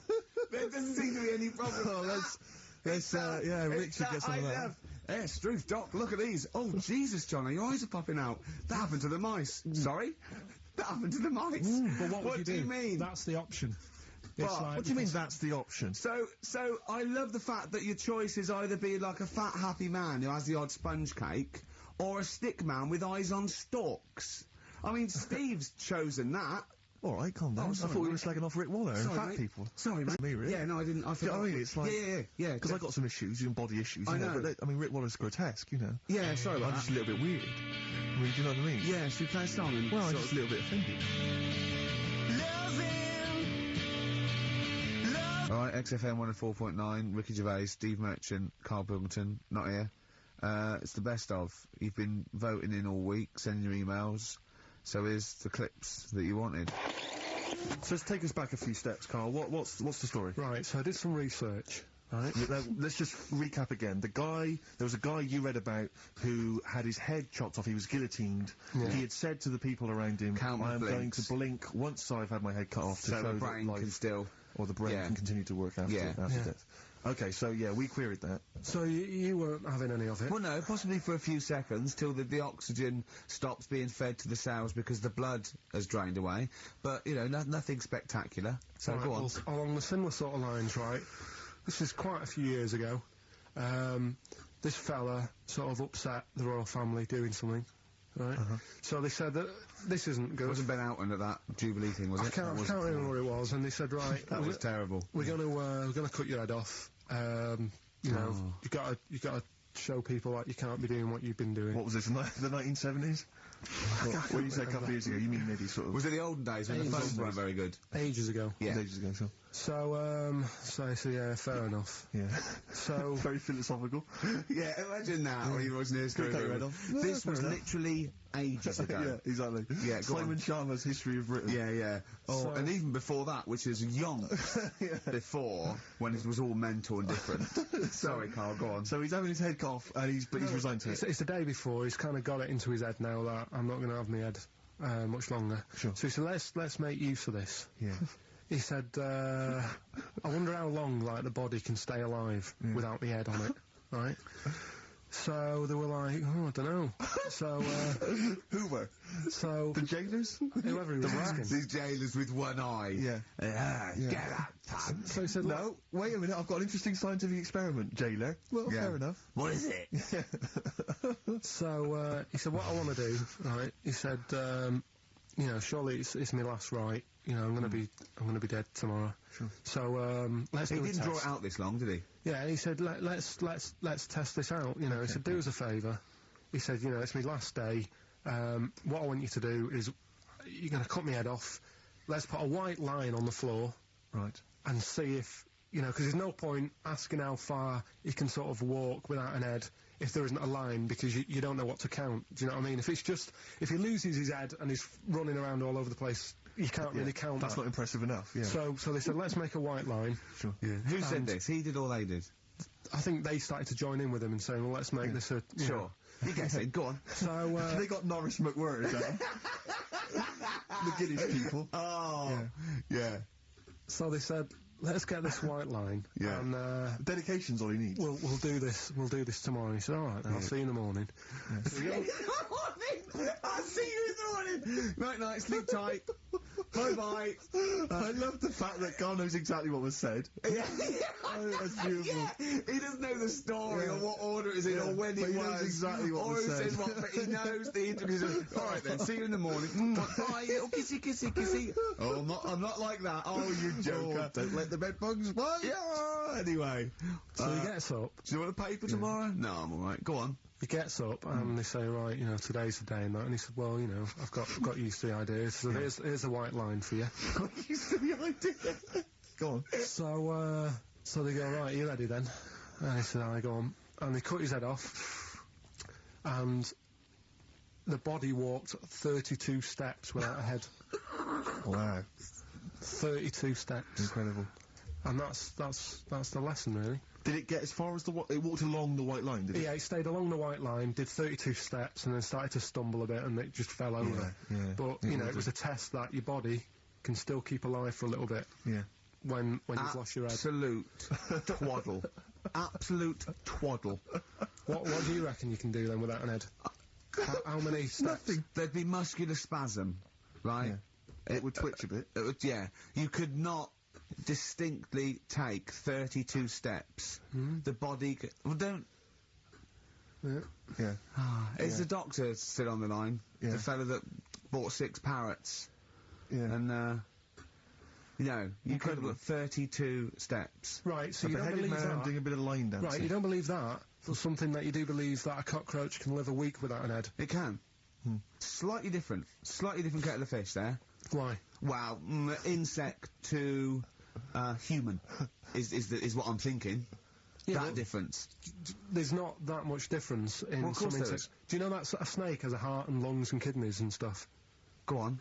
No, well, I'm just saying. So? You're making out as if, like, they're a totally different, like, Species. I am making out. I mean, call me old-fashioned. Do you know what you're talking about now? I don't want you embarrassing yourself, Rick. Yeah, I am suggesting they're totally different beings. Yeah, that is. Yeah. Now, Carl, the cockroach is a very different thing. The interesting there is that it lives without its head, because a lot of it's on, there's some of them are phototropic, chemotropic, some of them just literally have, irritation and muscle memory. I mean, they do have a central nervous system, but it's very different. So if you lose the head, it bypasses a lot of that anyway. All it does is run around. The reason it dies is because it can't take on water. But it's very different to a man, right, having consciousness and then losing that, and the body's still going, no, I think I remember what I was going to do here. Yeah, so I'm going to carefully walk 32 steps along this white line. I'm basically just looking down going, oh, missed a bit. Yeah. Maybe the head was in the corner going, left, Yeah. left, left. Oh, he's now... Well, let's just put it out. I mean, if anyone listening has maybe had a relative beheaded, maybe in a horrendous car accident, where they got up, maybe they went for a walk, they had a little chat before they passed on. Carl. Get in touch. Carl, you are my favourite being. You are my favourite species. Now, you, Carl, may not be particularly different genetically from a cockroach. You are, why can cockroaches do that? Why whoever made them went... Let's play a record. Do you know what, when I told him this fact, I send him little facts on text messages just to inflame his, interest. I just sent him a cockroach can live 9 days without its head. He texted back, what's the point of that? Yeah. What's the point of They're that? not doing experiments, these cockroaches. It's a boring last week to have. And he went, and on top of all that, you're thirsty. So it's the worst week of your life, isn't it? That week without your head. XFM 104.9, I'm Ricky Gervais with me, Stephen Merchant.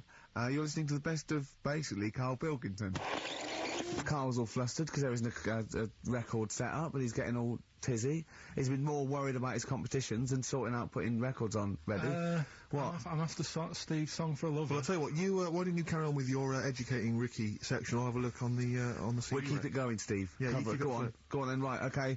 We've had a few emails. Anyone got it right, Carl? Educating Ricky, that's the final one. We've got to get that out of the way. We've got to get Rockbusters as well, though. We can do that at the end. We can Go on then. But we've only got 5 minutes left. Come on, just do Educating Ricky. Right. God. The last one that we haven't done is, he's a bit of a nuisance. Go on then. Again, not really that interesting. Thanks.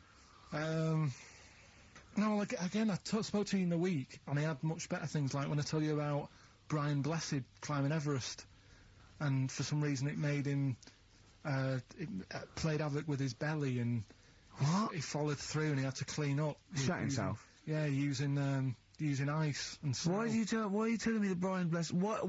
in what way is telling me that Brian Blessed shit himself once in any way educational? Because I was saying how he was climbing Everest, right? Right. I give it to him, he's an actor and that, but he gave that a go. Yeah. Right? It played... What's the point of that, you'd say, wouldn't you? You'd say, God, he's you know... Oh, so he's alright. Me doing a boxing match for no reason is rubbish, but him climbing Everest and shitting himself... Yeah, he did that. Is commendable. Right, and he's only gonna, like, go and do it again. He's gonna climb it again. Yeah, but he might not shit himself this time. Yeah, but what's the point in going? Nothing's changed up there. Yeah, good point. Yeah, Once you've been... Well, it has. They've probably cleared it out by now. Like, but, it's slip on it. I can't even be bothered telling you this one, because... Come on! Just honest, do it, or do it now! Steve, how we doing? Look, no, never mind that. Look, just tell me what that means. Oh, he's a nuisance. Oh, this is so annoying, Carl. I'm gonna go mental. Right, talk. Right, listen, I'm just putting this in here, right? Right, nuisance is a bit of a nuisance. Yeah. Apparently, the old fella who used to hang people... 1700s? Yeah. He used to be able to tell somebody's weight just by looking at them. Right? That's a bit of a bonus fact. We'll be the judge of that. The thing that I wanted to tell you is, money for old rope, do you know what I'm saying? I can't even be bothered. Yes, you're gonna tell me now. Come on, Carl. I mean it. Basically, money for old rope came from the... right. What was all that about? You can tell someone's weight. What was that bonus for? fact. And Brian Blessed shitting himself. What are you... What? No, tell you... No, tell me that now. You nearly made me swear then. I'm getting really annoyed. I'm getting really annoyed now. Tell me this fact, Carl, or I'm gonna go mental. Come on, Carl, time's running out. More that people years ago, when people used to be hung, right? Right. If you didn't like the person who's been hung, you'd go, God, I really don't like him. And so you never forget the time. Presumably if they're being hung, we take that as read. Yeah. So they never forget afterwards to get the hangman to get the rope and to cut it up into little pieces, and he'd sell them. He'd sell a little piece of the rope to people. See, Carl, that's the most interesting thing, if it's true, that you've come up with. Right, okay. And so so they sell the rope? They sell the rope, and it's money for old rope. Money for old rope? Meaning, like, you know, God, it's easy to make money, that all I have to do is cut it up and sell it. Yeah. I'm cynical. I'm not so convinced right, listen, now. We're really tight. We haven't even got time for a last joke. We've got an ad break and we've got to give out... Okay, give the answers then. This is ridiculous. So, come on. Do you want to pick a winner? I've got a winner when you give us the answers. Okay, so the first clue was that army has got some nice trenches. Yeah. That was DW. Who's that? Dandy Warhols. That's brilliant. That's brilliant. All right. It's good, yeah. The second one, the top of them curtains are wrecked, all the material is worn. Yeah. HV, that's Holly Valance. Oh, he got a phone call for what was saying, I haven't heard it, and he was talking to her off air, and she went, what is it? Someone says, them curtains. She went, all right. He said, you know the thing around the top of the curtain is a power vent? Cut her off. Yeah, but my auntie's always making balances on everything. I'll tell you about that next week. Right? I'm looking forward to that. Right. Is this the one that farted for 5 minutes? Yeah, the very same. Yeah. Right? So, we'll talk about that. I was in Texas, I tripped up, I landed on my knees in a puddle, WH, wet knee Houston. Right? Wet knee Houston. Yeah. So, you're a maniac. So, who's a winner? We've got Pete, Catherine and Laura in Newcastle upon Tyne. They're listening online, I assume, and they're going to get Digital. those great pictures. And remember, they've got loads of stuff. They've got the DVD here, they've got Linda Green, they've got Stone Roses, they've got another compilation, and Executive Decision. What did you read about Brian Blessed? Is it actually true, or have you lied with someone else? It was an interview with him in it. And what did he say? Come on, what did he say? He said I climbed Everest and I played havoc with me belly. Let's talk about it next week. We've really run out now. Oh, you're a fool. Thinking Sideways is not brought to you by crushing global debt. Instead, it's brought to you by the United States of Absurdity, which is a new book that's just out from Penguin Books. It's written by the guys who do the Dollop podcast, and it's about those strange, weird little episodes in American history that you've never heard of. Things like the Kentucky Meat Shower of 1876, or the Straw Hat Riots of the early 1900s. This really happened. There truly were people here in America who were not okay with other people wearing straw hats. And so, well, they were willing to fight about it. Believe me, it happened. Anyway, it's out there. Just came out just like yesterday, I think, or last week. It's written by Dave Anthony, Gareth Reynolds, again, of the Dollop. It's the United States of Absurdity, Untold Stories from American History. Pick up a copy today. Also brought to you by an HBO documentary film that's just out called Mommy, Dead, and Dearest, a true crime story, which you probably, at least some of you have heard about.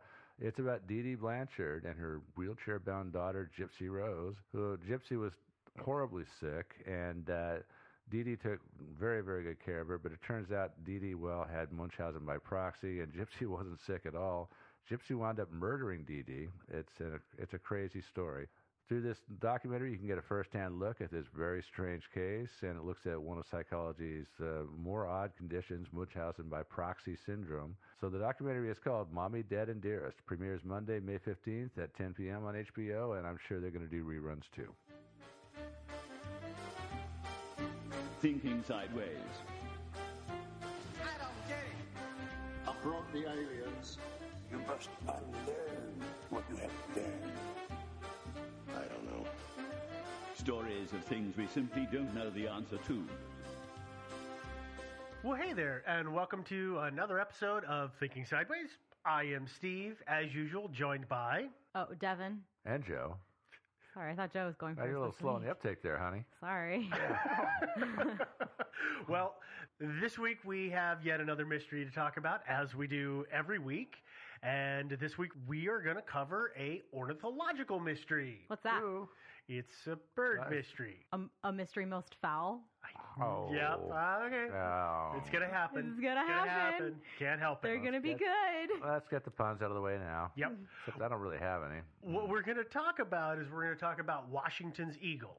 But wait, Steve. Did anybody suggest this story? Why, indeed, Joe, they did. This Really? is well-scripted dialogue we're having right now. Yep, this was suggested. This was suggested by Nick quite a while back. I've actually been looking into this one on and off for the last, 2 years now. So thanks to Nick for sending in the suggestion. And also a couple of thanks. I want to thank both Alyssa and Alec. They were experts that I consulted with for this episode. And then, though she probably doesn't listen, Phoebe over at the Rare Book Room at the Multnomah County Library, because she helped me out a bunch, too. Oh, thanks, Phoebe. Thanks, Nick. Thanks, Alyssa and Alec. Yeah. So let's tell you what the mystery is in the briefest, and then we'll start diving into the details. The mystery itself is that in 1836, John James Audubon, yes, that Audubon, that dude, recorded a large sea eagle which he named Falco washingtoni, bird of Washington is what that is, in his book, The Birds of America. The problem is that no one has seen that bird since, and other than Audubon's paintings and a few other people's accounts, there's no real physical evidence of this bird ever having existed. Yeah, it's weird. And he only painted it once, right? Just the one painting of it? It's one painting from one specimen that he had. He's cited it multiple times, but he only did the one. But we're going to talk about the Birds of America, and he typically only did each bird one time. So it's not surprising that there's only one. Agreed. Okay. So let's back up to the beginning. The way the order of events are going to go here tonight is we're going to talk about Audubon. We'll talk about his book, The Birds of America, and finally eagles in general, and then the Washington eagle. That way it kind of all makes sense. Oh, okay. I know I'm weird that way. To start with Audubon, Excuse me, I've been to the Audubon Society, and I consider myself an expert. Okay, not really. What does that mean?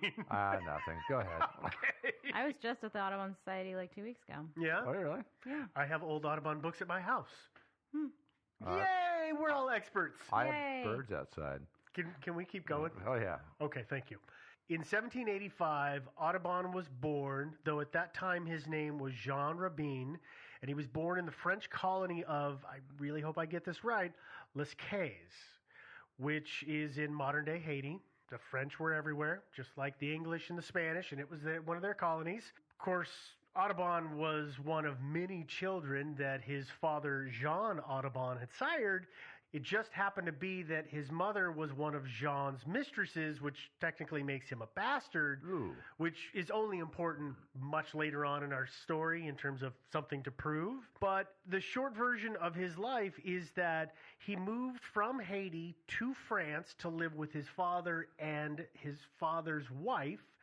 And then eventually he left France and he moved to the United States in order to avoid serving in the Napoleonic Wars. That's a good move, it sounds like. And when he got to the U.S., he changed his name from Jean Rabin to John James Audubon so that it didn't sound so French. Yeah. Because there was a little bit of an anti-French sentiment at the time. Yeah. There was? Yeah. Oh.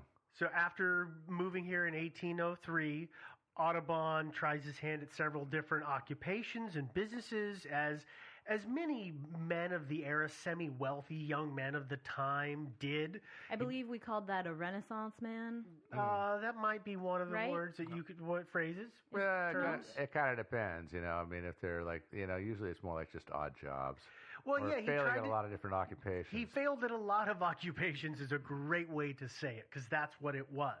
Through most of his life, Audubon was a lover of nature, and he spent a great deal of time walking around and studying what he saw. And shooting it. And occasionally shooting it. And he said his preference was for birds above all else. When he had always drawn what he saw in nature, and he continued to do that when he got to the States, though at that time it was a hobby. It wasn't as if it was an occupation for him, though, you know, like a lot of people do with their hobbies. He traveled to see different birds in different parts of the country, so it was, you know, it's really an involved hobby. Mm-hmm. He liked his birds. He did. Audubon was a skilled artist. He initially did a lot of his work with charcoals and pencils. He did later learn to paint, which was how we get a lot of the images that are in the Birds of America. They were paintings originally. Should we specify that the Birds of America is a book? Yes. Paintings of... Yes. And it's like a field guide. That's, that's farther in. Okay. Sorry, you've just referred to it a couple times and I realized I didn't know. It's... Okay, the brief version is John James Audubon. He makes a giant folio book which is called The Birds of America, which is a catalog of paintings of birds that he did in this country. It's also got some other associated texts with it that he did later on. The one that I saw that was, I'm guessing, at least 100 years old, was a 5-volume set of just writings and no images. Yeah. He did a lot. But and if you have a copy of Birds of America laying around, please send it to us. I'll give you the post office box at the end of the episode. We'll take it off your hands. Yeah, we'll totally do that for you. We're givers like that. We are. Because those things are worth like what? I mean, nothing. No. Yeah, that's right. They're not worth anything. They're really not. That's why they should send them to us. Yeah. Exactly. Yeah. Okay. Sorry. That's all right. No. So he's doing his art. He also eventually he learns taxidermy, which is really important for him because it's the early 1800s, and the only way that you can get an animal that you can paint or draw or study is by killing it, by shooting it. It's not the conservation era like it is today, and I know that sounds very contrary to the Audubon Society that most people know today, but again, this was the early 1800s, completely different critter, and the Audubon Society wasn't something that was started until, I think, 1905. Yeah, but I don't think too many people don't know that Audubon was an avid bird shooter. Mm-hmm. He loved to shoot birds. That's what he did. That's how he got his specimens. Well, it wasn't just that. Even if it wasn't for specimen's sake, he really liked to shoot birds. He really did. And if you look at the birds in the Birds of America, you'll see that every one of them has a bullet hole in it. No, they don't. Yeah. Now you're just making stuff up again. Fine. He's just winging it. Okay. Number 2, ding, ding, ding for Devin. Yeah. Okay, so back to Audubon. So he goes about living his life and painting birds. And then in 1820, he started doing the paintings for what he would eventually call the Birds of America. It was, he wasn't a rich guy, so he couldn't just fund this project himself. So he had to get investors, but he couldn't find any investors in the States. So what he does instead is, after he exhausts the investors in the States and they won't give him any cash, he goes to Europe, he wines and dines a few people, and they agree to invest in the book. The book is published not as a single volume, but instead it is done under a subscription basis, and it is the images and all of the stuff that's associated with it comes out between 1827 and 1838. That's smart. Well, It was a great way to fund it because, it's expensive. Because here's the thing about the Birds of America. I am not exaggerating when I say it is a huge book. Oh, yeah. It is gigantic. So here's the dimensions on the images themselves. They're 39 by 26 inches, which in metric is 99 by 66 centimeters. That's a huge book. And you could literally use it for a coffee table. You probably could. God, what is the term? It wasn't the elephant. It was something like the double pachyderm edition or something like that is what they called it because it was so big. I saw that. I was like, why is it? Oh, it's because it's such a huge stinking book. Now, the great thing about doing something that size is it allowed Audubon to present the birds that he was painting at true scale, at life-size scale. So little songbirds were at their normal size. Something like the Washington's eagle was actually at scale or dang near scale because he had so much room for it. Actually, even a book that big, I think the Washington's eagle might have been just a hair too big for I think it. Actually, there are some birds that... I just realized, actually, Washington eagle was a bad example, but there are quite a few birds, almost all of them are at scale. Because he used a grid system for his paintings and then a grid in front of what he was painting to keep everything scaled proportionately. So he was trying to do it as accurately as possible. Which is great. Yeah. When the book was done, it used 435 plates, which for anybody who doesn't know how the printing process works, you use a plate to press the black ink into the page. And so there was 435 individual images. And once they were printed in black and white, then they were hand watercolored. So that was how all of those were done, which is part of the reason that it took so long. Yeah. Part of the reason those books were so damned expensive. Yeah. So that's what the Birds of America, the book itself, that's a little bit of the history on it. And what Audubon was doing, he said that his intention was to literally catalog every bird in this nation if he could. And, I mean, it's 11 years. That's a lot of time and travel and painting and hunting, literally hunting, for specimens. Yeah. Oh. Moving forward, that then brings us to the time that he showed the world Washington's eagle. Audubon said he observed the bird a total of 5 times in nature and took one specimen. And Meaning he shot one of them? He shot one. He shot and killed and stuffed. He said that he felt the bird was noble and reflected the character of the first U.S. president, so he named the bird after him. That's why it's got the name Washington. And here's what his writings say. It is indisputably the noblest bird of its genus that has yet been discovered in the United States. I feel honored to have shot it. That's not in this text I'm reading. Fine. I trust I shall be allowed to honor it with the name of one yet nobler, who is the savior of his country, and whose name will ever be dear to it. To those who may be curious to know my reason, I can only say that, as the New World gave me birth and liberty, the great man who ensured its independence is next to my heart. He had a nobility of mind and a generosity of soul, such as are seldom possessed. He was brave, so was the eagle. Like it, too, he was the terror of his foes, and his fame, extending from pole to pole, resembles the majestic soarings of the mightiest of the feathered tribe. If America has reason to be proud of her Washington, so has she to be proud of her great eagle. Okay. It's a long way to say he really liked this bird. And he liked the president, too, apparently. Yeah. Big fan. Big fan. Or he's a big brown noser. Well, Washington was dead, so no. Yeah.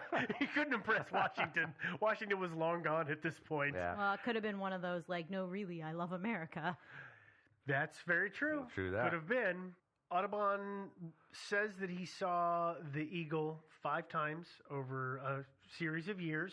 He saw it first on the Mississippi and Ohio rivers near Grand Tower, Illinois, then near Evansville, Indiana, Henderson, Kentucky, Clarksville, Indiana, and then Mound City, Illinois. It was the bird that he saw in Kentucky. That's the one that he shot. He said that he saw somebody had slaughtered pigs, I think, earlier that day or the day before. Or something like that. Yeah, and it was going after the scraps. Yeah. Yeah. As eagles will do. Mm-hmm. Yeah. And so he happened to be there with his gun, and he got himself a sample. Yeah, poor eagle. Poor eagle. I got to say, if this thing really, truly did exist, and he might have shot one of the last existing specimens. That's kind of ironic. It could have been literally the last one. I know, it's sad. It possibly could be, sad but ironic. So the sample, the specimen, the bird that Audubon shot and then dubbed the Washington Eagle, this particular bird was really big. The dimensions on this animal are that it stood 3 feet 7 inches tall. That converts to 116 centimeters. And it had a wingspan of 10 feet 2 inches, which is just about 3 meters.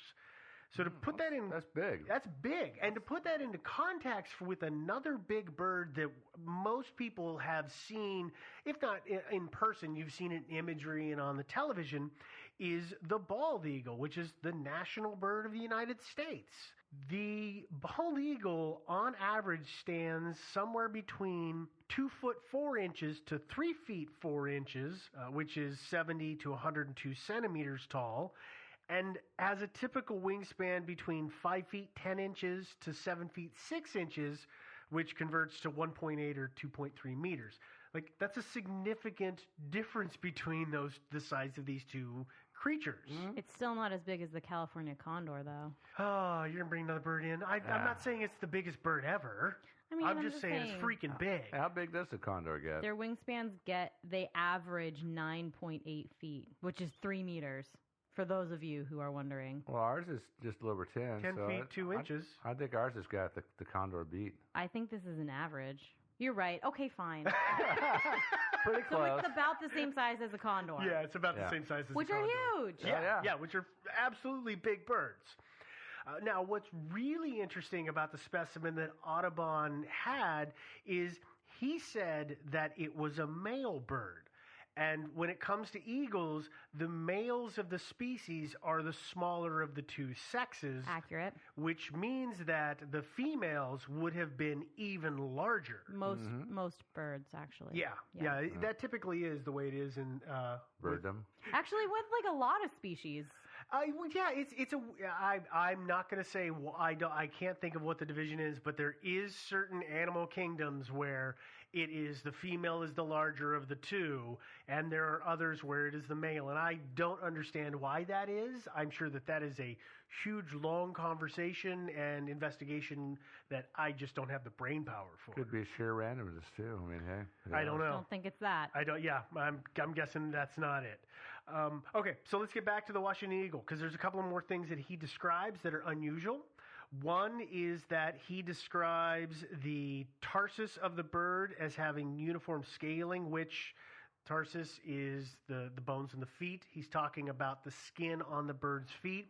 Because if you look at like normal eagles, they've got some really big scales up the front of each toe, and then there's scales all over the foot. Mm-hmm. Whereas if you look like a songbird, it's got kind of pebbly skin, or like chickens, the skin on their feet almost looks like it has rings to it. Mm-hmm. So it's a different skin type, and this uniform pattern that he describes doesn't match up with any other eagle that is known. Does it match up with another type of bird? I have not seen that description on any bird of prey.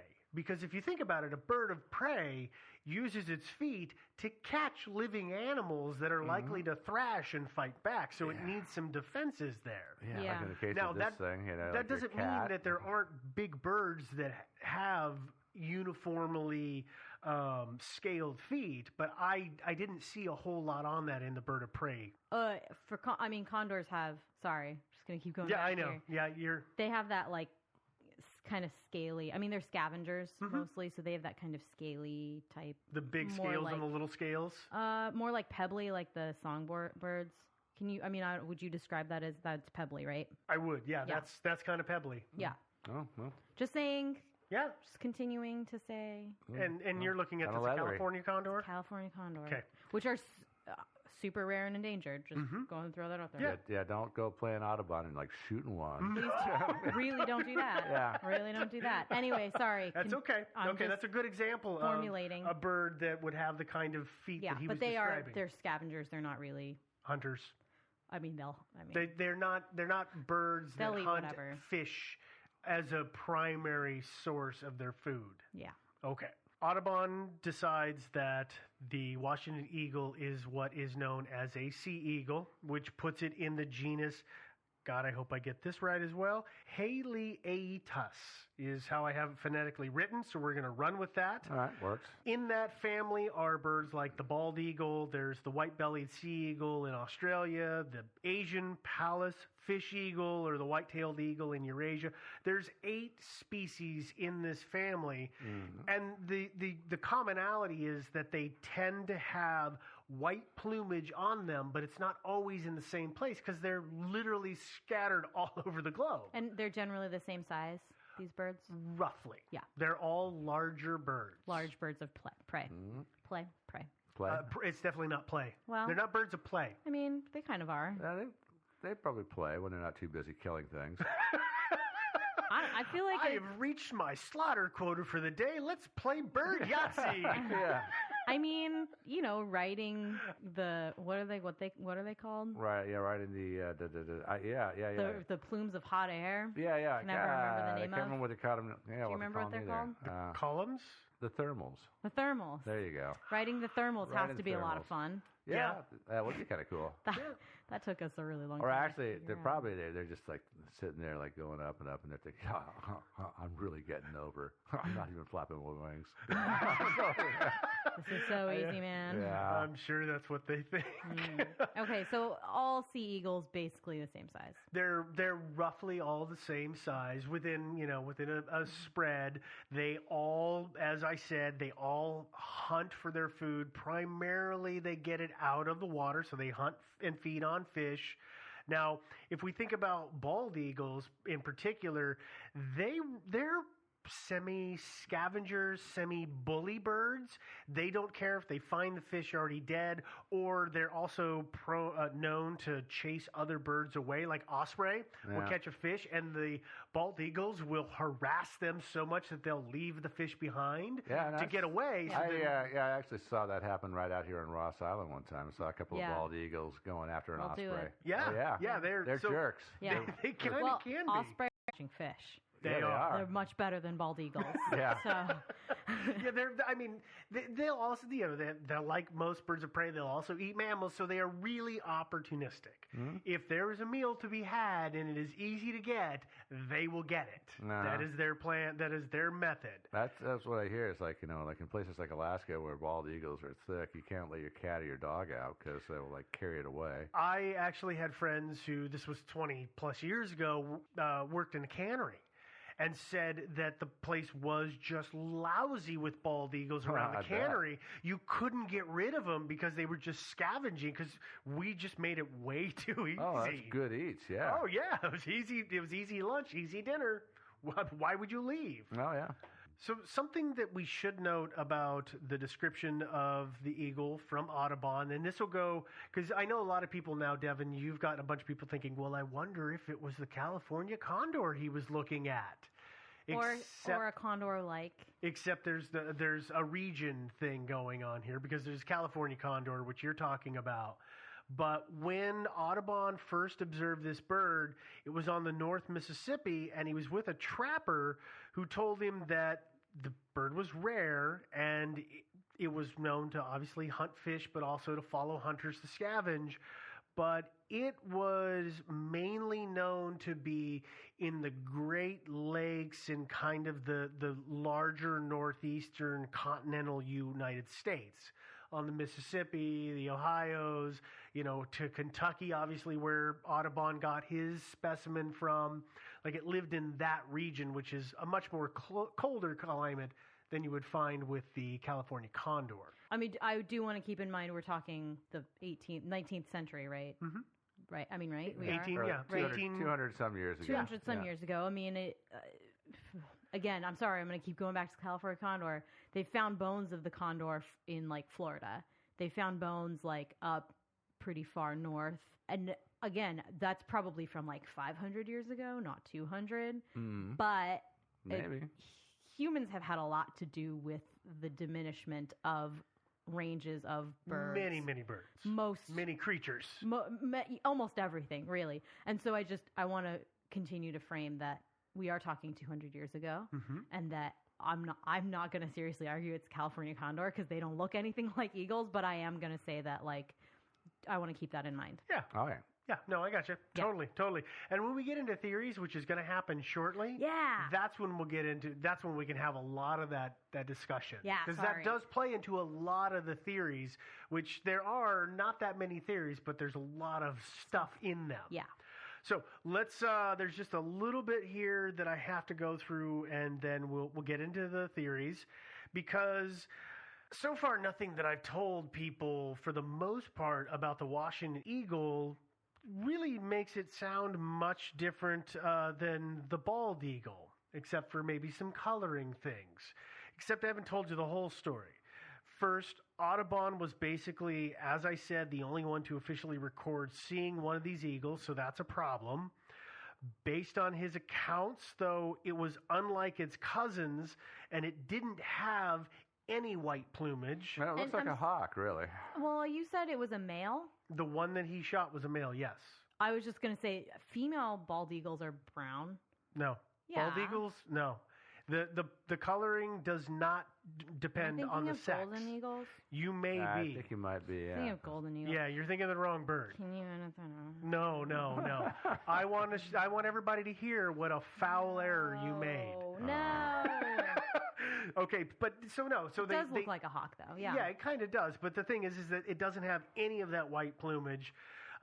The third problem, of course, as I said, is there's no surviving specimens because the few that supposedly existed have either been lost, destroyed by time and poor storage, or maybe fires. The fourth problem is, from the description that Audubon gave, other than the size of the bird, it matches up pretty well with a juvenile bald eagle, or a golden eagle. Yeah, and we're gonna get into the bald eagle thing because the golden eagle I don't think is the right size, but neither is the bald eagle. Lastly, the other thing that you will see in the reading about this is the fact that Audubon did identify several birds, several new species that in fact didn't exist. So he may have possibly occasionally just kind of made it up as he went along. There's a possibility that he may have fudged it a couple of times. Yeah, the coop? No, that's not. It works. The coop. Doesn't work. Yeah. There was that time the locals brought in that thing. It was a weird bird that had like the beaver head and everything, and they were totally punking him. It was April Fool's, but he put it in the book anyway. Did he really? No. Yeah, Joe's made up the jackalope of birds. Essentially, there's what he's done. Yeah. It would be the beaverd. Ooh. Well done. Played. Okay, so that is all of our story, and we should probably go ahead and get into theories. We should probably fly right into that, but we're going to take a nest for a minute and have a word from our sponsors. Be right back. Today's show is brought to you by Audible. You may have heard of these guys. They just came out. They were actually in response to a lot of complaints from our listeners who were saying that there's a long time to wait between Thursdays for their Thinking Sideways episode. So Audible has been created to fill your needs. They do all kinds of audio content from audiobooks. They're also doing original shows, news, comedy, and all kinds of other cool stuff. They have free apps for the iPhone, iPad, Android, and the Windows Phone, which you can download so you can listen anywhere, no matter where you are. And you own your books, great thing, so you can actually reread them or refer back to them when you want to. unlike a streaming service. And also, if you don't like one of your books, you can swap it for a new one, thanks to their great listen guarantee. Also, I was perusing their catalog. I found a great book that fits in nicely with this week's topic. The book is American Birdwatching for Beginners by Johnny Pale. I'm not sure exactly how that format works, but I'm dying to hear, so somebody let me know. Another great book, Birdman by Mo Hader. This actually is a detective mystery novel, but it's got the word bird in it, so, close enough. They're offering our listeners a free audiobook with a 30-day trial membership. Just go to audible.com/thinkingsideways, browse the catalog, and pick yourself a book and start listening. So again, go to audible.com/thinkingsideways. That's audible.com/thinkingsideways and start listening today. And we're back. We're going to get pecking again. Oh, God. This roost is terrible. Okay. You guys really worked on this. It didn't even occur to me to build up a whole stock of bad bird metaphors. Yeah. Do you know what I did is I Googled bad bird puns. Did you really? Yeah. And you actually got results? Yeah. Really? Oh, dude, yeah. Are you kidding? That's what the internet is made of, is bad puns. I am full of bad puns, so I didn't need the internet. Okie dokie. Okay. So, let's get into theories. Yeah. We're going to get into theory number one. Theory number one is the Washington Eagle wasn't real. Wasn't even real. No, it just wasn't. He just fabricated it. Basically. Okay. So here's what it is the reasons that this theory is around is that Audubon wasn't popular with everyone. I mean, he was popular, but he had a lot of critics, and some of those critics were his contemporaries, and some of them are modern-day critics. Viewed through the lens of time, he's revered as this great man, but that happens to all these people at his time. He was just a regular guy who had foibles in his personality, and some people liked him and some people didn't, and the people who didn't went after him because of that, because he could self-aggrandize and he could sound like he was exaggerating, and that rubbed people the wrong way sometimes. So 19th century flame wars. Yes. Yeah. And they were literal, they're that writing in publication kind of flame war that we see all through history. There's a couple of guys that didn't like him were writing articles in Loudon's Magazine of Natural History, and this is between 1831 and 1835, just slamming him, and in parts, at times, they would later on go to talk about Washington's Eagle. They didn't like him. This is today known as the iTunes review. Yeah. Tell me about it. Hello. So for everybody that's listening to this episode and you want to give us a low iTunes rating, do it. Please do so through Loudon's Magazine of Natural History, and iTunes will receive it and log it appropriately. Agreed. Yeah, either that or go to whitehouse.gov and just make some threats. Okay, so those, like I said, they accused him of a lot of things, one of which was they said he was sloppy in his work, that his measurements were bad, and obviously this bird was just a juvenile bald eagle that just happened to be big, just happened to be a big juvenile. I mean, that happens. So it's funny you say that, because the juvenile bald eagle technically in its wingspan is larger than the adult by a little bit, and it just happens to be because of the shapes of the long, the long wings on the long feathers on the wings that come around at the tips. They have a slight curve to them that adds just a little bit more, and it makes its wingspan a little bit longer or wider than that of the adult. But also, but not significantly, not by a matter of feet. No, but I mean, yes. There are big and small versions of everything. I mean, we see it in humans. Except they're outliers. They're giants. There are things that there are always going to be birds that are bigger and birds that are smaller. And yes, it would have been extraordinary for that bird to be that big, but extraordinary things happen. I mean, there are humans that are what? 7 foot something tall. 8 feet tall. What's the tallest human that's ever existed? And then there are humans that are like 3 feet tall. That's a thing. There's a wide spectrum. You are right. As Joe said, there are outliers, and I cannot dispute that could very well have been it. Or it could have been that he was exposed to a little pile of radioactive plutonium, and that made him grow bigger, because that's what radiation does. Eagle Man. Yeah. Ooh, that's why he was called Washington's Eagles, because that's a pretty good superhero name. Because he had the ruffled front of his shirt instead of feathers. Mm-hmm. Yeah, no, this is not happening. So basically, we're talking about the fact that this bird could have been an outlier, and they say that maybe it wasn't an outlier actually with measurements, and that he padded things so that it looked more impressive when it was in his book. Well, which. Mm-hmm. Plenty of people have done that. I mean, there are so many examples of people making stuff up and writing it in a book and then being called out later on and people finding out, oh, that didn't happen. This isn't actually the memoir of so-and-so. You made all that stuff up. See Oprah. Not Oprah, but the person that was on Oprah. It's fine. One of them, yes. For a second, let's go back to the bald eagle, and specifically I want to talk about the juvenile bald eagle, because that's what his critics are all saying. Obviously, it was a juvenile bald eagle. Or a JBE. Or a JBE. So if you don't know, let me describe the juvenile versus the adult bald eagle, not in size, but in appearance. So the adults have the white plumage on their head, and they have a yellow beak, and they have yellow feet. The juveniles are brown, so their head is brown, their beak is blackish blue or dark colored, and their feet are dark colored. They're dark brownish black.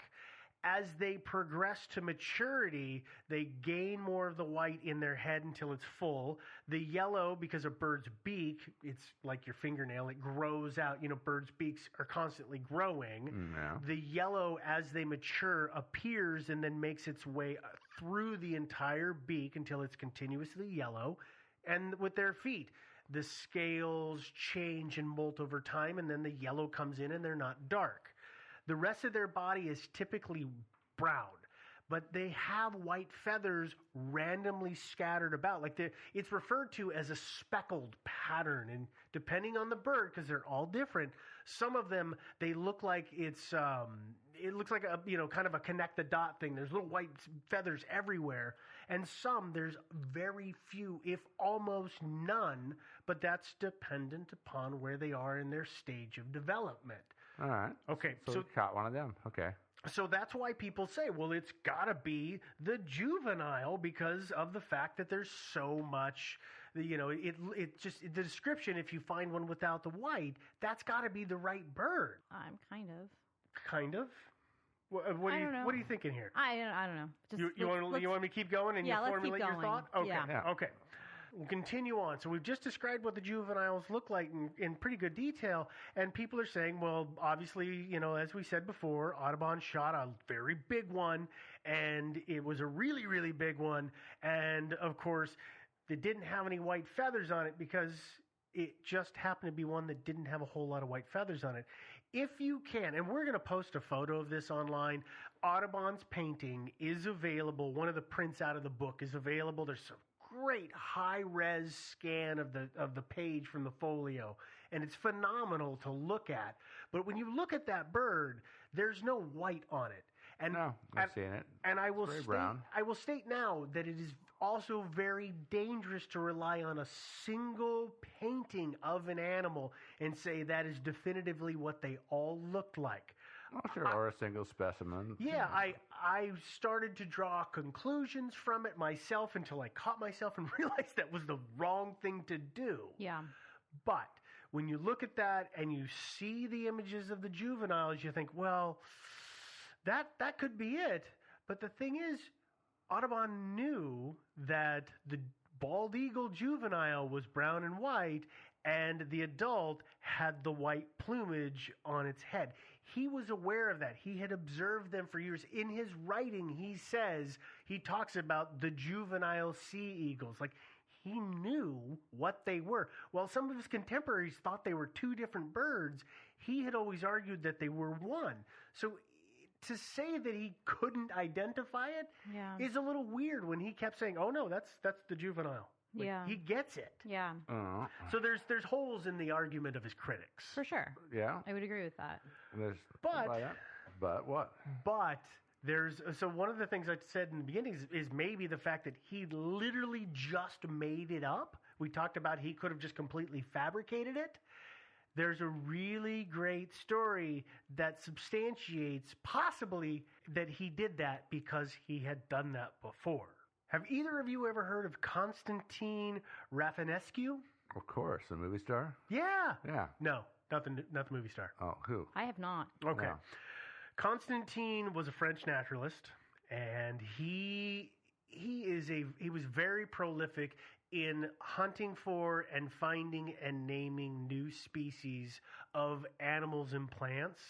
And in 1818, he had seen some of the work that Audubon was doing in some of his paintings and drawings, and he decided that the best thing to do was attach himself to Audubon for a while, since that guy was always going out into unexplored areas, and he could tag along and find all these other unknown creatures and plants and name them and have it underneath his catalog of things that he found and named. I see the makings of a really good buddy movie here. Well, I don't know, because Constantine was not a normal guy. I mean, the best thing I've ever heard is the description of him is Audubon got a letter of introduction when he showed up, and that letter of introduction described him as an odd fish. He was kind of a weird guy. He's described as an erratic genius, and most people did not like him. They just couldn't take him, but Audubon seemed to kind of take a shine to him. And I think it's because of the antics that this guy went through all the time. Like, apparently in the first month that they were together, Constantine destroyed Audubon's violin. Oh, oopsie. That's a faux pas. Because a bat flew in the window, and he was convinced that the bat was a new species, and he was trying to swat the bat down with the violin, and obviously hit something that was not the bat and destroyed it. Did Constantine happen to be rich? I do not believe that he was an exceptionally rich man. I was going to say that could explain why struggling Audubon was like, "Hey, yeah, of course. hang out with me, no bring problem." your wallet, dude. Yeah, I think they were. I think they were at the same level. You know, they weren't. One wasn't socioeconomically higher than the other. They were kind of. What's the word I'm looking for? They were the same, contemporaries. I can't think of the word I'm looking for, but they were the same thing in that scale. Stop looking at me like that. You're laughing at me. I can't think of the word. It's also why, the same reason Audubon kept Constantine alive. That's why we keep you around too. I know. Yeah. I know. I realize You that. almost said that's why we keep you alive too. I know you corrected I accidentally yourself. said I like Constantine alive. I'm sorry. Yeah. Okay, so let's get back to Constantine and Audubon. Constantine was very, very prolific in his naming. He has, to his credit, named 9,400 species. 9,400 individual plants and animals that he discovered were unique and gave a name to. So the guy did this his entire life. It's pretty intense. It's pretty intense. That's a lot of work, yeah. He was also a sucker. And I say that because in the time that he spent with Audubon, Audubon decided to make him the butt of a joke. And I don't think that Audubon probably intended for that joke to go as far as it did. But what he did is in their travels, he started describing animals that he had seen in the Americas. And those included, which, by the way, Constantine recorded all of these and named all of these creatures. But he recorded 11 fish, 9 rodents, 3 snails, 2 birds, 2 plants, and 1 mollusk that did not exist. Was there a jackalope in there anywhere? No, but there was like the big-eyed jumping rat, and there was these fish. Like it took 30, 50 years for some of these things to be the first ones to be found as not real. And oh my God, how? Because the scales on one of the fish were described as bulletproof. That'd be nice. Who thinks that's real? But somehow it got into because Constantine recorded it, and I don't think Audubon expected him to actually do it. it's unfortunate for Constantine because now, years later, people are going through and reviewing everything that he cited to see if it's real, and especially the stuff during the time with Audubon is highly suspect. I bet. So poor guy, but he pulled people's legs. He made a joke, and it got out of hand. And so people say, well, obviously he lied, and he did this big thing. So he very well could have just been playing a joke on the world. Oh, I need one more bird. I'll make one up and squeeze it into the book. Whether that's plausible. it or not, I don't know. I mean, he could have been. I mean, I don't know why. The only reason, so the reason that I can think of why, the Birds of America was a publication. It came out by subscription at a regular interval. Right. And I am guessing that he had a consistent number of creatures of images in there each time. That were new. And what if he's fallen short? Okay. Oh hell. I need 22. Yeah. And I have 21. I guess for me, though, it's like if you're going to make up a bird, why not just be like, it's another small little brown bird. That would definitely be easier to get around. It'd be super easy to get away. Because, they're not nearly so noticeable. They're not. And then people are saying, how do we same. find these? Well, just go out in the woods and look. Well, I went and I didn't see them. Well, they're small, dude. They're little. Yeah. Well, but the exact opposite, he could say, well, you can't see it. Well, they're super rare. The Canadian trapper that I talked to said they're very rare and you don't see them very often. So, no wonder you haven't come across one in the natural world. They're just super rare. Sorry, guys. It's entirely possible it was already on its way to extinction. That is something that we are going to talk about, and we should talk about in the theory that we're about to go into, which is indeed the Washington Eagle was real. But and this could go either place, really. Okay, but did anybody ever consult any of the local native tribes about this thing? You'd think that they would have, especially if it had been centuries before, much more numerous. You'd think they would know all about it. I do not. In Audubon's writing about the Washington Eagle, I only saw mention of the Canadian trapper and then one or two other European transplants. He doesn't talk about talking to the natives at all in regards to this particular bird. Yeah, you would think they would have been aware of it. You would think. Yeah. And that actually is later. All right. It's actually something that comes up later. All right. So let's talk about, unless you guys have anything else for it didn't actually exist. No, not really. Okay, just making sure.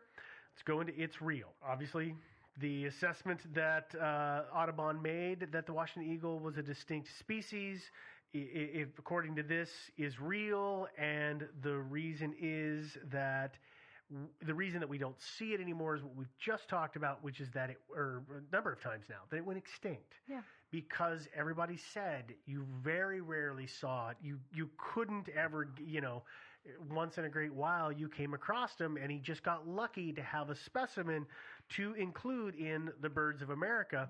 Possibly the last specimen. And as a matter of fact, there are a half dozen birds in the Birds of America that are now extinct. So he was the one who recorded some birds that are no longer in existence, one of which is a really great example of how Europeans coming to this continent were responsible for it, and that's the passenger pigeon. Oh, yeah. If anybody doesn't know the story of the passenger pigeon, it's really interesting, and I want to share it real fast because it's very applicable. It is. So the passenger pigeon was prolific all over the North American continent from the it's the Rockies east. Pretty much they lived in the eastern half of this continent, and they were amazingly prolific.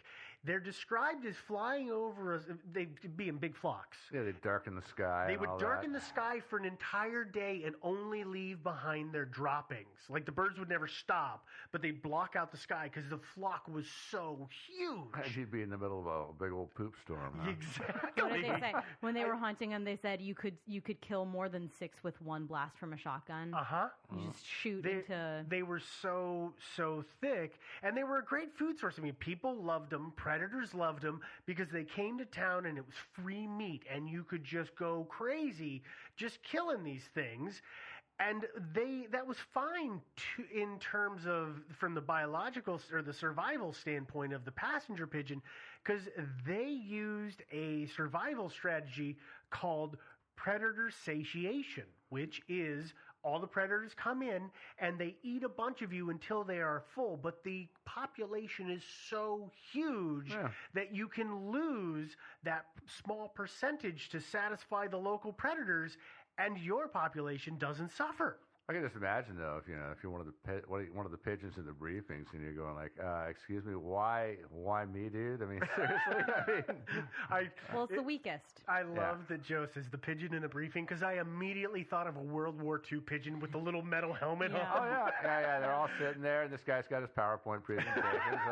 And excuse me, and who gets to be the goat here?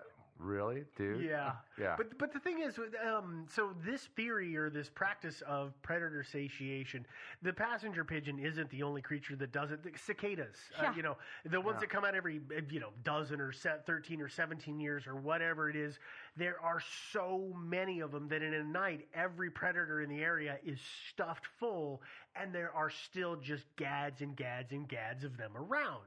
Pretty sure rabbits use the same. I'm kidding. No. I'm kidding. Okay. So the point is, though, is that it worked well, and they survived, and they thrived. Except that when Europeans came to this country, a couple of things happened. One, we were netting them. We were shooting them. We were destroying their nesting grounds. We were consuming them at a faster rate than they could reproduce. There were actually guys there were hunting clubs, and they would get a telegraph to say where the flock was. They would hop on a train so that they go there and start hunting and shooting and killing them, and they would follow the flock using the train lines. So suddenly they were using technology to completely outpace the rate at which these things could reproduce and naturally survive. And I think the last passenger pigeon, I think it died in the late 1800s, if I remember. Wild or in the zoo? It was in captivity. I was just looking at it. It was like She was like, it was 1902. It was in the 10s or 20s, but it was, by that time there was so much damage done to the population they couldn't survive. Okay, so now think of the story of the passenger pigeon. Yeah. And then let's think about the Washington eagle, which is already a bird that may be in decline because of Europeans coming to this country. And we're disturbing their hunting grounds. We're disturbing their nesting grounds because unlike, say, a bald eagle, which nests in a tree, according to Audubon, these birds nested on the ground. Yeah, on cliffs and stuff like that. Yeah, so hunters and foresters and the animals that we bring with us that get loose and go wild. And go eat their eggs. And destroy their young. And you can see this recipe for disaster for what I would consider possibly a rather niche species of birds of prey. Yeah. Suddenly, we screwed the whole thing up by showing up in town. Although extinction is a part of the whole evolution process. It might have been that they weren't particularly adaptable. And frankly, if I were an eagle, I would prefer to put my nest up high in a tree rather than having it somewhere on the ground. I think that makes sense. Yeah. No. And obviously, they weren't the most sensible eagles. Well, I mean, I don't know. It seems like if they were that big and they were kind of hunting in the not as much, not the coasts, it doesn't sound more like rivers. Lakes, more rivers and stuff like that. It's possible they had actually adapted to eat more mammals. Mm-hmm. And so if you put your nest on the ground so that your young, like you just kill something and kind of drag it over to the nest, so your young just kind of hop out of the nest and they can eat the meat off of whatever instead of having to fly it up to them and regurgitate. I don't know. Yeah, maybe, I don't know. But again, it's not great. Yeah, well, it's not a great place for a nest. Well, and let me clarify this. When I say they made their nest on the ground, Joe actually said it properly, which is it's on cliffs. It's not like they're just in the middle of a field and they've got a nest. Yeah, but you could still drag something like over to it. But eagles, birds typically, most of the birds of that genus can only carry something that half or less of their body weight. Right. I'm thinking like rabbits and stuff, Okay. not like deer. Well, but and what elk. I'm getting at is that I don't know that they would necessarily, whether it was in a tree or on a cliff, it would matter because they would fly in and bring it to the nest. I mean, a bald eagle doesn't drag a rabbit corpse up a tree. That's true. No, I know. I'm just thinking more like for the, like, I don't know. You can't necessarily fit a rabbit carcass in a nest. Have you ever seen They a get bald big. eagle nest? I'm pretty just big. saying, like, I don't know what their nests looked like. They're giant. No, bald eagles, yes. I'm just saying I don't know what the Washington eagle's nests look like. They were I'm trying to giant. help. If it was Whatever. okay, no, Never I mind. get Just it, I ignore get it. me. But if It's it was a fine. sea eagle, it would have been something equivalent to the size of a bald eagle nest, which is a really big nest. Maybe. Yes. Okay. So let's keep going here. Remember I talked about all those critics that Audubon had. This is something to substantiate that he was telling the truth. There was, for many, many years, he had, not only in the birds that he drew or painted, but he would also paint the flora and the fauna that was around them that he had seen in the region or the area. Well, one of the things that he had in one of his drawings was the yellow water lily, which everybody said, that plant doesn't exist, man. You need to take that out. You didn't discover that. Cut it out. That's not real. And it wasn't until 1876 that plant was, quote unquote, rediscovered in the Everglades as being a real thing. Huh. So again, he's getting criticized, and he doesn't back down because he saw it. And this is another example of, oh, well, look, you were actually right. But still, I mean, they've never found any bones from this bird anyway. They have not found any bones that we can attribute specifically to the Washington eagle. That we know of. That we know Yeah, of. we know of, yeah. But, Yeah, and the thing is people have said, well, maybe they mixed in with the bald eagle population. Maybe they were able to crossbreed. One of the things, though, that I find that makes that probably not plausible is one other physical description of the Washington eagle, which is, I believe you pronounce this the seer or the seer. I'm not sure which, but if you look at birds, they have that kind of fleshy bit. Some birds have that fleshy bit at the top of their beak. Yeah. It's kind of like the cuticle on your hand or on your fingernails. Well, the Washington eagles were described. The seer, whichever it is, doesn't match up to what is seen on bald eagles in any stage of their development. So again, that's one more thing that it's like, well, if he's done all these other things and they've been found out to be real, I have a hard time saying that he made it up. Does it match up to other species of birds? Other birds have that kind of feature. Yes, I think if I remember right, the bald eagle, it's on its beak. It's more of kind of a smooth strip of skin, kind of like what you see on, like, literally your cuticles. Right. Whereas if you look at some parrots, it's kind of a bulbous growth. Or what is it? Chickens have it on the wattles and stuff. It's kind of bulbous and fleshy. The way he described it, it was more of that bulbous growth rather than just flat. He only saw that one specimen really close up, so maybe that bird had an infection. Well, but he did see them close up because that's how he knew that they nested on the ground, is that at one point he observed a mated pair with chicks. So he saw them from, not too far of a distance away. So he didn't kill the last one. I think he saw those ones. He came back with his rifle the next day. The weather was so bad and they were gone. So eventually he had to get the one he got in Kentucky. So, but we can say, if they were real. If they were real, he probably didn't kill the last one. Right, because there were chicks. Yeah, right on. Good. Good. Okay, we have our final theory. Okay. Which is the Thunderbird. Oh, boom. Yep, exactly. I mean, hey, the Thunderbird is considered a cryptid, but what the heck? Let's talk about it. I mean, why not? Yeah. For those of you who don't know what the Thunderbird is, according to the internet, it is, and I quote, a legendary creature in certain North American indigenous peoples' history and culture. It is considered a supernatural being of power and strength. It is especially impacted in the art, songs, and oral histories of many Native American tribes. from the Pacific Northwest to the East Coast to the Great Lakes and the Great Plains. So all over the continent is what that's saying. End quote was somewhere in there.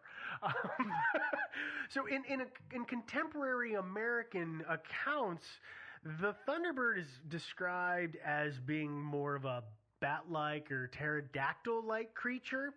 But if we strip away that great late 1800s, early 1900s reporting that is out there, and instead we think about the Washington's eagle, this might be the answer because the Thunderbird was rarely seen. It wasn't around all the time. It was really big, and it scared the crap out of people when it showed up. Well, something big enough to carry you away. Probably should. Or looked like it could be big. I mean, you see something with a 10-foot wingspan coming swooping down and you're in your canoe. Yeah.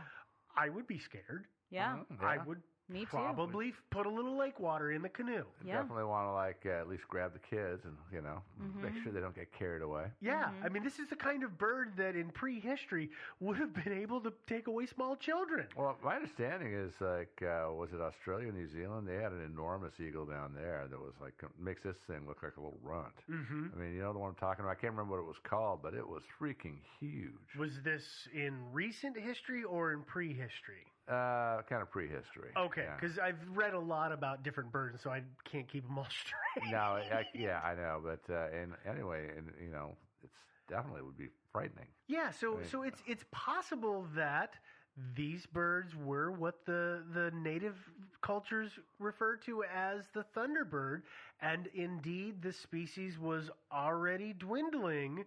And I like this because this links up a historical record of something and then the cultural record of something. I agree. I really enjoy that.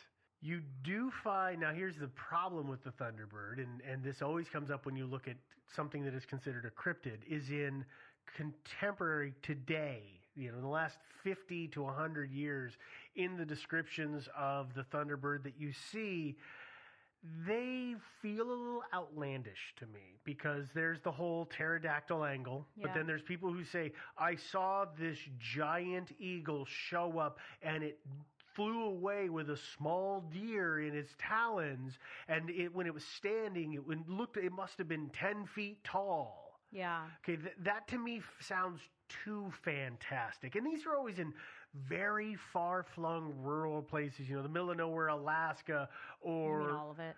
Hmm? I said, you mean all of it? Sorry. Or Sorry, places Alaska. in the middle of the Great Lakes regions and in Canada and stuff like that. Like these sparsely inhabited places, people are like, I saw this giant bird, and I know the birds in this area. But if we look at this and say, whenever Audubon was cataloging these was kind of the end of the accepted time when they existed, right? Yeah. I think I'm willing to say probably this bird. He was at the tail end of the species. Yeah, exactly. They, think so. made that those hatchlings may have been the very last hatchlings ever.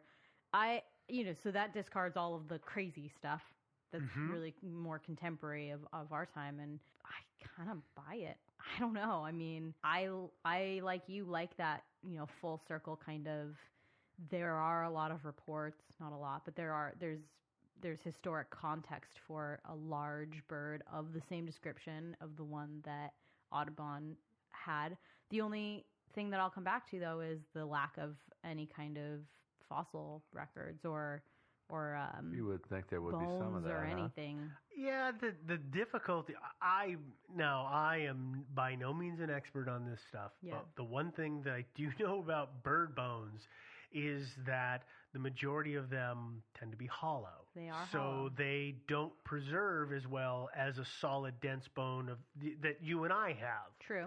Which I think probably impedes the ability to find them as readily. It's just like snakes sometimes are super hard to find because they're made of cartilage. Yeah, readily being the operative word there. I mean, you would expect that if these things existed, somebody would have found one once, But maybe they did and they just didn't know what it was. Maybe they did and they've named it something else and nobody has connected. I mean, the dot didn't get connected. I didn't look through and try and find these random bird skeletons. I don't know how to do that. Yeah, it might be. It's not my wheelhouse. It might just be a fluke too that the ones that have been found by not by experts or people who were really looking for them. They just said, "Oh, it's a bird carcass," and they just walked on. Yeah. Just some bird carcass, because obviously it'd be kind of scattered anyway by predators or scavengers, or they were mistaken for bald eagles. Yeah. Yeah. I mean, that's the difficulty. Is you can't get a sense as readily or as easily of the wingspan of a bird once it's dead and there's just a skeleton left because the feathers have gone. Yeah. And that is one of the things that helps them achieve that giant wingspan is that if they have feathers that are 6 inches long versus feathers that are 15 inches long, that adds a significant that's for loft and power and flight. Yeah. So it's tough. Yeah, totally. Yeah, and frankly, not everybody who sees a rotting bird carcass laying around, is going to pick it up and spread the wings out to check out the wingspan. So, no. There's always that too. Yeah, that's a little weird. Just said, it's sort of a rotted, shriveled Devin, I think, eagle. were you talking more of like old bones that are around, not a new carcass, but a preserved bones? Because I'm just assuming that later than 1900 there haven't been these things. They haven't existed. Yeah, that's my assumption at least. Yeah. Probably not. Joe, I mean, what's your thoughts on it, Joe? I still like the idea. I don't like the idea that they were real and they're extinct. You like that they were real, not that they went extinct? Yeah, I like that they were real, but it's too bad they went extinct. It's a shame. Yeah. But seriously, I mean, it makes sense that they were not a very adaptable species. They were kind of on the brink anyway, and then people were moving into the Great Lakes area, which is apparently their stomping grounds. Mm-hmm. Yeah. People were, definitely. They're flapping grounds. Oh, good one. Yeah. So it's not at all outside the realm of possibility, I think. Yeah, I mean, there would have been. I mean, by that time, there's a significant amount of river traffic. Mm-hmm. That's gonna. I mean, if you think about it, if they primarily hunt in the lakes and the rivers and in the streams, that's going to cause a problem. Yeah, for so sure. you can see how this could very easily be a small disruption that could echo through. I'm in agreement. I think we're all in agreement here. I would prefer to think that they were real and that they went extinct, and that possibly they were in the historical record through Native American culture. Yeah. Although I still have a little niggling in the back of my brain because of the prank that Audubon pulled and jerking Constantine's leg. So, but it's one thing to destroy his credibility, but pulling a little prank on him and destroying your own is a different thing. It's true. Putting him in your, I don't think, did he put any of those ones that he made up for Constantine? Did he put in any of his publications? No. Yeah. Oh, no. So it's a step further than that, But it's also, that's 15, 20 years later. Yeah, that's true. You get desperate. People do funny things when they're desperate. I mean, speaking of things that were done out of desperation, and this is a terrible fact. So all of these plates that Audubon had for all of the birds that are in the book, after he passed away, he had Alzheimer's or dementia, and he passed away, and his wife was desperate for money. And she started selling those plates for scrap metal just to get money. So I think it's in the low 100s of them still exist. That's the remainder of them, she needed money, and so she sold them, and they were melted down. That sucks. Sad. Yeah, it's one of those things in history. You're like, oh. Well, plus those the Birds of America books. I mean, I'm sure a lot of those were cut up just to frame and hang on the wall. And some of those paintings and stuff. So I mean, maybe 50 exists still. I don't know the number, to be honest with you, Joe. Yeah, it's not a very high number. All I know is that when I went to the Rare Book Room and I asked about it, I was told that, you can look at the books of the writings, but if you want to look at the actual book, you're going to need to make an appointment, which means I would have to meet with somebody, probably go through a little lesson of what to do, and then put on the white gloves. Oh, yeah. To even be allowed to touch it. And even then, hopefully they would watch you like a hawk. Oh, yeah. Good one. I know, thank you. No, they believe me, the gal that, Phoebe at the library, she was not but 5 or 8 feet away the entire time that I was looking through the book I was reading. So. Yeah, they're definitely valuable. So it's sad that those things are gone like that. It's sad, but and it's not at all unknown for people to cut pages out of books, especially like maps and plates and stuff like that. It's not at all unknown. And sadly, they weren't always framed. They a lot of times were just hung. Yeah. Which makes them degrade even faster. But we are way off of that. I think we've finished up with the story here. Now we're complaining about what a bunch of bad preservationists we all are. Yeah. Instead, let's talk about the great things that I know everybody listens to this podcast for, which is the things we talk about at the very end. Oh, yeah. Like housekeeping. Yeah, like our website, because we have a website where we're going to have the links to this story as well as every story that we've talked about before. That website is thinkingsidewayspodcast.com. You can find the show just about anywhere. So if you use iTunes, you can subscribe and review and leave a rating. If you're using any of the other streaming platforms, whether that be Stitcher or Google Play or any of the other various ones that are out there, do subscribe. If you're able to review on there, please do. We appreciate that. That's how other people find us. We're on social media, so we have a subreddit. We have the Twitter account. The Twitter account is Thinkin' Sideways, where Devin puts out funny stories and pictures and screen caps our text message conversations. Yeah. And we also have the Facebook page and the Facebook group. The page is where you can read some of the fun stuff we find on the internet. The group is where you're going to get a chance to actually go in and have discussions about episodes with other listeners. Yeah. Last, we have merchandise, or next, I should say. We have merchandise that is also on the website. So shirts, stickers, mugs, all those good things. There's links for those in the right-hand panel. And the last thing that I was going to talk about is emails. So you are able to send us an email if you have a story suggestion, you have a question, you want to talk about an episode, whatever the case may be. That email address is thinkingsidewayspodcast.com. So send us a message. Fan mail. We like fan mail. Yeah. Especially me. But I totally thought he was going to say feather mail. And I was really expecting another bird pun in there. No bird puns for me. Sorry. Okay.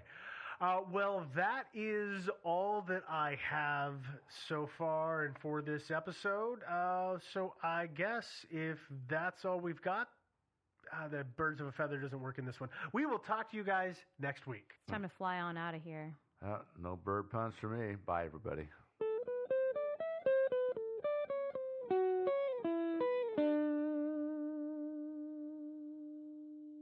Caw-caw, caw-caw. What is that, the Western Steve? Like, is it weird to you guys that peanuts can be that, like, toxic to people? Like, what Can you guys do a baby cry sound? This podcast brought to you by the freckle on my asshole. It looks like poo. There is a world as tangible as our own, impossible to see yet unavoidable to sense. A world enveloped by a seemingly unending ocean of forests. Buried deep in that forest, tucked away neatly within a blanket of twilight, lies a quaint little cabin. And in that cabin is a bunch of guys, just a bunch of bullshitter. Welcome to Sleepycast, home of the Sleepy Cabin crew. Sleepycast. I'm Chris. Wait, that was horrible. I've got a severe lack of charisma. That was perfect. Okay. Okay, Mick. Yeah. What is your thought on girls who bleed out of their pussies? Oh, out of their pussies? Well, there's this new phenomenon going on. I've seen more of it recently, and I don't really like it because I think it's gross, but maybe that's just a bias. Is this bleeder thing you were talking about? Yeah. Okay, what the fuck is this bleeder thing? Free bleeding is basically Girls Against the Patriarchy, and they think that the man made tampons for them to shut up. Shut that bloody vagina up. Yeah. So basically, stop talking, stop queasing. Yeah. So basically, like, these girls are going around and they're not putting tampons in, so they're just like fucking staining everybody's like seats and stuff to prove a point. Isn't that vandalism? I mean, that's my point. Like, it's like these people think they're being outspoken, but it's like the reason why you stuff cotton balls into your pussies, ladies. Is this a real thing, Corey? It's real. It's real. It's no, like going on. But, like, have you ever seen one though? No, I've seen like a few posts of it and stuff, and I've seen videos of people just bleeding and like walking recently? around. Yeah, I saw that like artistic it's a new thing. phenomenon. I saw that artistic thing, well, artistic in quotes, and she was standing at a window like a mannequin, and she was fully naked, and she had like a big canvas under her, and she was like free bleeding on the canvas. Yeah, it's basically like they just do mundane things and just like they're free bleeding. But basically, my biggest issue is they think it's like this huge like thing where it's like, oh, society wants me to wear a tampon so I can fit in. But it's like, no, you're supposed to do that out of the courtesy of your heart. You're being kind when you don't bleed on people and stain their furniture. You know what? That would be like someone who had like a severe ass leakage problem, and then they felt like they were being, you know, oppressed. Oppressed because someone was like, "Dude, can you please wear a diaper? Because you got shit all over my couch." Nick, it's like, damn you, Nick, stop oppressing my the ass. ass leaking community are going to fucking go after you after this.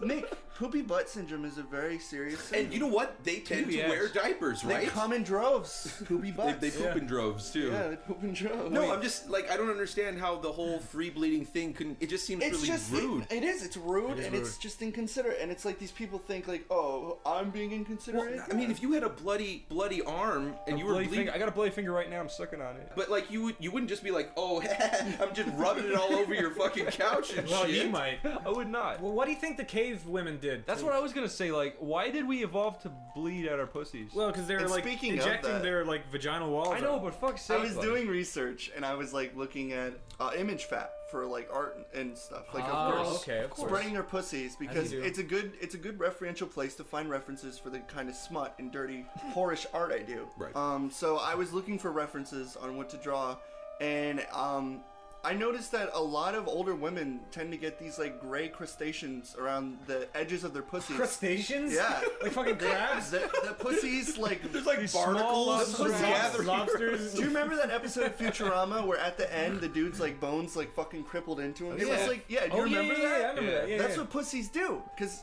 you know, I noticed something. I noticed like, you know, like teen and stuff you're not supposed to talk about pussies are these prestige pussies that have yet to fall apart. Isn't that like Call of Duty slang? Like a prestige level. Yeah, and then you see like these older women and their pussies are falling out, graying around the edges. What I don't understand, they're gray everywhere. They gray there. Yeah, that one time when I saw an old lady puss, I was like, it's pretty gray looking. I'm not gonna lie. When I was in Vegas, I looked up out of a swimming pool and I saw this old lady standing with big baggy shorts. I saw her right up there. Pussies are like a jellyfish. She was just standing there like. Pussies, I guess, are like exposed wounds that never heal. Yeah. They're just constantly open and let the air flow in. Yeah, I always thought it was kind of dangerous. You know, you talk about caveman times, and you know, animals like bears and stuff can smell menstruation. They can smell the blood. Yeah, they can. The ovulation, the hormones and shit. It almost seems like something we would have evolved out of. That's what I'm saying. Yeah. I would think that maybe pussies would eventually grow into a thing where they contract and go inside themselves. Well, like evolution doesn't have like a set in mind. It's like it doesn't know what it's going to do. Pussies are supposed to be made as baby makers. But it works. Yeah. If pussies are supposed to be baby makers in like baby fucking homes, then how come when a baby comes out it's ruined forever? What, the pussy's ruined forever? Yeah, because the baby's big and the pussy has to expand much larger. Yeah, but if pussies were made for that, they do. Trust me. Look, they kind of are, because after they get torn open, that's when, like, if you have like 3 or 4 kids, you could accidentally just fart one out and not even know because it's just been broken open so many times. It's just like it kind of seems kind of weird though. Like everything's evolved to like shit babies out and break your fucking like hips and shit, and your body changes, right? Yeah. So you kind of think like, why didn't we just mitosis like worms? Listen, it seems to make more sense. Listen, this is incredibly insensitive, and I'm not a girl, so I probably look like an ignorant asshole. We all do, Corey. Go on. But it's just something I've always thought was interesting, that pussies aren't made to withstand tons of babies. Well, they are though. Like, well, they're supposed to, but like men are supposed to impregnate as many women as possible, make them have as many babies as possible, so they can like have like. Yeah, but you destroy the foundation from the beginning, and then you don't. Babies just fall out accidentally. No, yeah, but you have to like stitch a pussy back together when you're done with. You don't have to. Yeah, but evolution doesn't know that. Like when you. I know, but it should though. It's evolution. No, it shouldn't. Why it should. No, it shouldn't, because like the woman body is like, oh yeah, the dick isn't gonna fucking feel my tight pussy anymore. It doesn't care. Like it doesn't know that. No, but Corey, you would think that. Corey. Free bleeders. So yeah, so that's basically like my biggest issue, but it's like. Sorry, on that, I just have to say this is kind of a segue. I remember one of the first times I ever went down on a girl. No. This was, so, there's no names on this, but when I lived in Malaysia, and the girl I was dating at the time, she had a really nice apartment, but there was an empty apartment across from her apartment. So we went in there, and it was dark. You know, it had a bed and it had some furniture, but it was pretty much empty. And, you know, we were messing around, we were having sex. Dude. She told me to go down on her. She was actually very adamant about me going down on her. Anyways, so I go down, and I'm like, wow. You are really wet, and I don't know what's going on down here. No, and then, tastes delicious. No, and then she put her hand down there, and she's like, "Oh my God, no, this isn't right. Go turn on the light. Go turn on the light."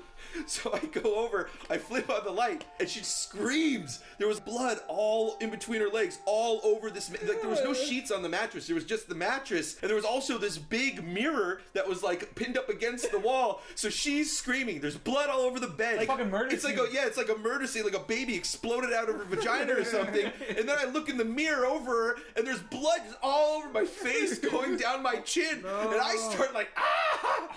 Yeah, and I never wanted to go down on a girl after that. It was very traumatizing. Ever? I have since then. I got over it. The same thing happened to someone I used to know. He actually went down on his girlfriend on he went down on his blood relative on the 4th of July. You are from Missouri. Yeah. No, okay, sorry. But he went down on her on the 4th of July, and he said that while he was doing it, he got this really strong spicy sensation in his mouth, but he kept going and he didn't know what it was. And then later on he found, okay, and this is the best part, okay, because the girl, you know, a part of the stereotype, she was Mexican. So she ate a lot of spicy food.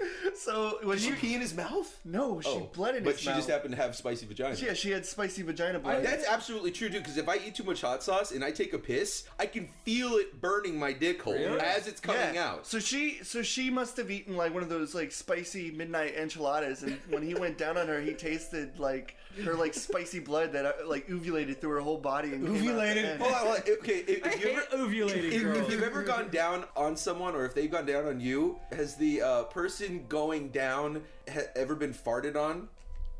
What the fuck are you talking about? Queefed on. You've been queefed on? Oh, queefed. Oh, I used to know this chick. I mean, straight up farted though. I used to know this chick. I've never farted. I don't know if I ever said this. I used to know this chick where we were sitting in class, and she had this bizarre talent to queef on command. Whoa. I'm not sure if I ever told the story, but we were sitting in sociology class, and we were sitting there, and she's like, "You guys want to hear me queef?" And we're like, yeah. And then she went, and we were like, whoa. She should get a job in a wind tunnel. She was like, okay, I'm going to do it again. And she queefed again. And she's like, smell. It smells like chocolate chip cookies. And Whoa. it actually smelled like chocolate chip cookies. I love that you went down to go smell it. You were like, here, do it again. No, on my face. It up. She did like a horse queef in her fucking face. What? It smelled like chocolate, and not just chocolate. It smelled like, I don't know if I could do like queef taste testing. You would have to, because get a blindfold and just get a... It smelled like chocolate chip cookies with M&M bits. That is so specific. So specific. A little burnt too. The cookies were a little burnt. Okay, come on. Now you're getting a little crazy. Do they have a warm soft center? Are you saying I'm not allowed to have a sixth sense to tasting queef cookies? Sex in general is gross. Yeah. You ever just be like, oh, I'm so fucking horny, and then you get a girl on you, and you're like, ugh, this is nasty. That's the thing. It's like what Stamper said. He said like sex is supposed to be dirty and nasty, and you're supposed to just go all out. Look, I don't mind having dirty, nasty sex. The thing is, I am very smell oriented, and like, you know, I pull down my pants, and I'm like, whoa, like a green cloud wafts up into my face. You know what I know that's disgusting. I can't have sex. You can do? And the same thing happens sometimes with girls. You pull down their undies, their cute little panties, and all of a sudden it's like the equivalent of a bowl of smell, just like raging bowl just charges your nostrils. Gross. Nick, do you know what you do? Okay, you take one of those some Febreze. No. You take one of those like those fun size balloons. You get a Dollar General. You snip the edge of it. You stretch it up and put it over your head so you block your nose area. And then I'm being fucking serious. That way you can handle anything, because technically you can't smell anything. You poke holes in it too if you need to see. But what are you talking about? Oh my God! You can't blow up a fucking balloon and poke holes in it. Listen. What? Me and my friends used to nigger rig so many things. Oh my God! Wait, what? Do I have to cut that out? That's really. Or if you could come on. Okay, I'm not trying to be racist when I say it. It's just that the term like that would be like ghetto rigging stuff. Like, are you talking about like jerry rigging when you? Yeah, but it's a new term. It's the Compton term. Yeah, this seems like the really racist term for it. What we used to call it MacGyvering back in the day. It's called N-word rigging. So that's the new thing. Anyway, it's like all the kids because we were outside and my friend's like, man, I need a barbecue, and it's like we don't have a fucking grill. So he's like, hold on. He finds some wire tin. He finds like some old cord thing, and he just like sort of like wraps it around it, and then he gets like this coal and stuff, and he makes a fireplace, a homemade fireplace made out of just shit laying around in his yard. And I'm like, what the fuck? What'd you do? He's like, oh, I just knew that. Wow. And it's just like a term. Like, it's, yeah, if you... Your friend's a racist. For me. Like, when I used to try and put things in my ass, if I had to compensate because I didn't go out and buy condoms, I just used bags with fucking rubber bands at the end. Is that what the... I can barely feel shit with a condom on. With a fucking plastic bag from Walmart. The rubber band. Yeah. You kidding, Corey? No, he's saying when he puts stuff in his ass. It's one of those big black bags that you... Yeah. That's a bin liner. If you don't have condoms, look for a bag and maybe a little crinkle, maybe Corey, a little noisy. Don't tell kids to do this, you big idiot. Corey. This is wrong. You're gonna have a million kids getting pregnant now because of you. Chris. He's like a respectable man. I have to know. Yeah. If you had to marry a woman. Oh. Okay. Yes. You have two choices, right? They're both standing right in front of you, but you're gonna have to marry one of these. There's no other option. Yeah. One of them has really long gorilla arms and tiny little baby legs. Whoa. And the other one has tiny little Tyrannosaurus Rex arms and really long torpedo titties. And really long giraffe legs. Okay. You have to marry one. Which one? And these torpedo titties, the blue veins are fucking Corey, stankin'. you shut up. This is not part of it. Gorilla arm baby legs or T-Rex arm giraffe legs? Look, this is actually quite a tough one, right? And you know what? They're actually identical twins. So they have the same face and the same butt. She has the strength of Jurassic legs. Okay, but So listen, this is the dilemma. She can crush baby dinosaurs' heads. This is the dilemma. You ready? Both of them can't give good blowjobs. A big gorilla fist would rip your cock off. Little T-Rex arm would barely feel anything. Okay. That's already like a deal breaker. That's shit. I like blowjobs and jerk It doesn't off. matter what the deal breaker is. There has to be a deal. I have Make to a pick deal. it. Okay, well, I guess I'd be less afraid of the fucking long-legged idiot. The fucking gorilla arm would be kind of scary. I said she's got like short legs. She'd be walking around with gorilla arms. She's like got like Tommy Pickles baby legs. Like she's like with inwards feet. She's like a fucking gorilla over here. I don't want. She always has to be on top because you have Donkey Kong hands. And right put the next to fucking your giraffe fucking leg head. lady. She could run over and kick you into the sky and kill you. I would probably go with the long-legged lady. Yeah. Because she'd have the like little stupid arms. But You like little baby you arms? could still fuck her. Is that what you like? You like her to touch you with her little baby arms? Just make your dick look You're bigger. gross. Oh, yeah. Yeah. You're pervert. No, That's you're what this making me proved. pick from two deformed It idiots. doesn't matter what you picked. You would have been a pervert. Oh, can I tell a story about today? Please. That reminds me. I was coming out of CVS pharmacy, and guess what was at the front door? A chip lady? No. Chick with Okay, gorilla hands. imagine a freshly born chick, like a gross little like fetus, like veiny chicken, Like chicken? Okay. mixed with a little boy, and that's what was there, right? no. And it was like a Girl Scout cookie. Dude, I've heard of stuff like this. Do you know what it is? No, I was about to get to that, right? This was a conflict in my head, Oh my right? So you God. walk out, this lady walks up to you, she's like, "Do you want to buy some Girl Scout cookies?" You look over at the Girl Scout, there's a Girl Scout, and then there's the deformed little chicken boy. And you're like, what the fuck, right? So I was like thinking, That's what you said. okay, there's no, I didn't Before say you shit. get I was the like, I Girl got no Scout money because I didn't have any money, right? But this is what was going on in my head. I was like, so did they put that little chicken boy there to make me feel bad and give them money, or did they bring along her little chicken brother because she's really nice sister? And I didn't know which one. You should have just asked. You should have just pointed right at the chicken boy and Be said, like, what is up with this chicken boy? What is this? This is actually something that's true. I swear to God, no, I it's like really people- think they put him there to make you feel He bad. fucking caw and look Now for that you seeds. mentioned it, he did look at me and go, Was he like Sin Fuckus? no, he was worse. I swear. No, he was I don't want worse? to be mean, but no, I swear. Helium boy, they big found head, the most. John? They found the most deformed kid to put him there. I swear. You know what they I've never did? seen anything like it. What?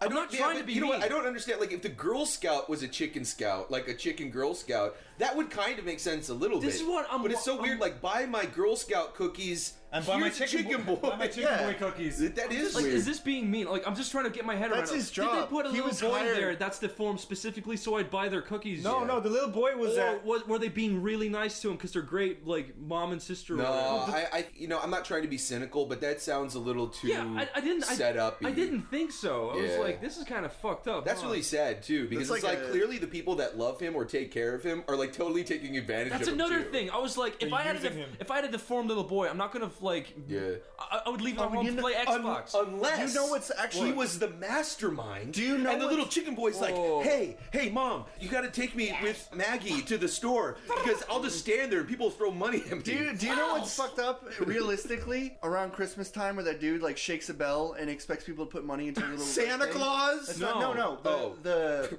Jesus, Mick. What's that called? Where they like the Salvation Army. Yeah.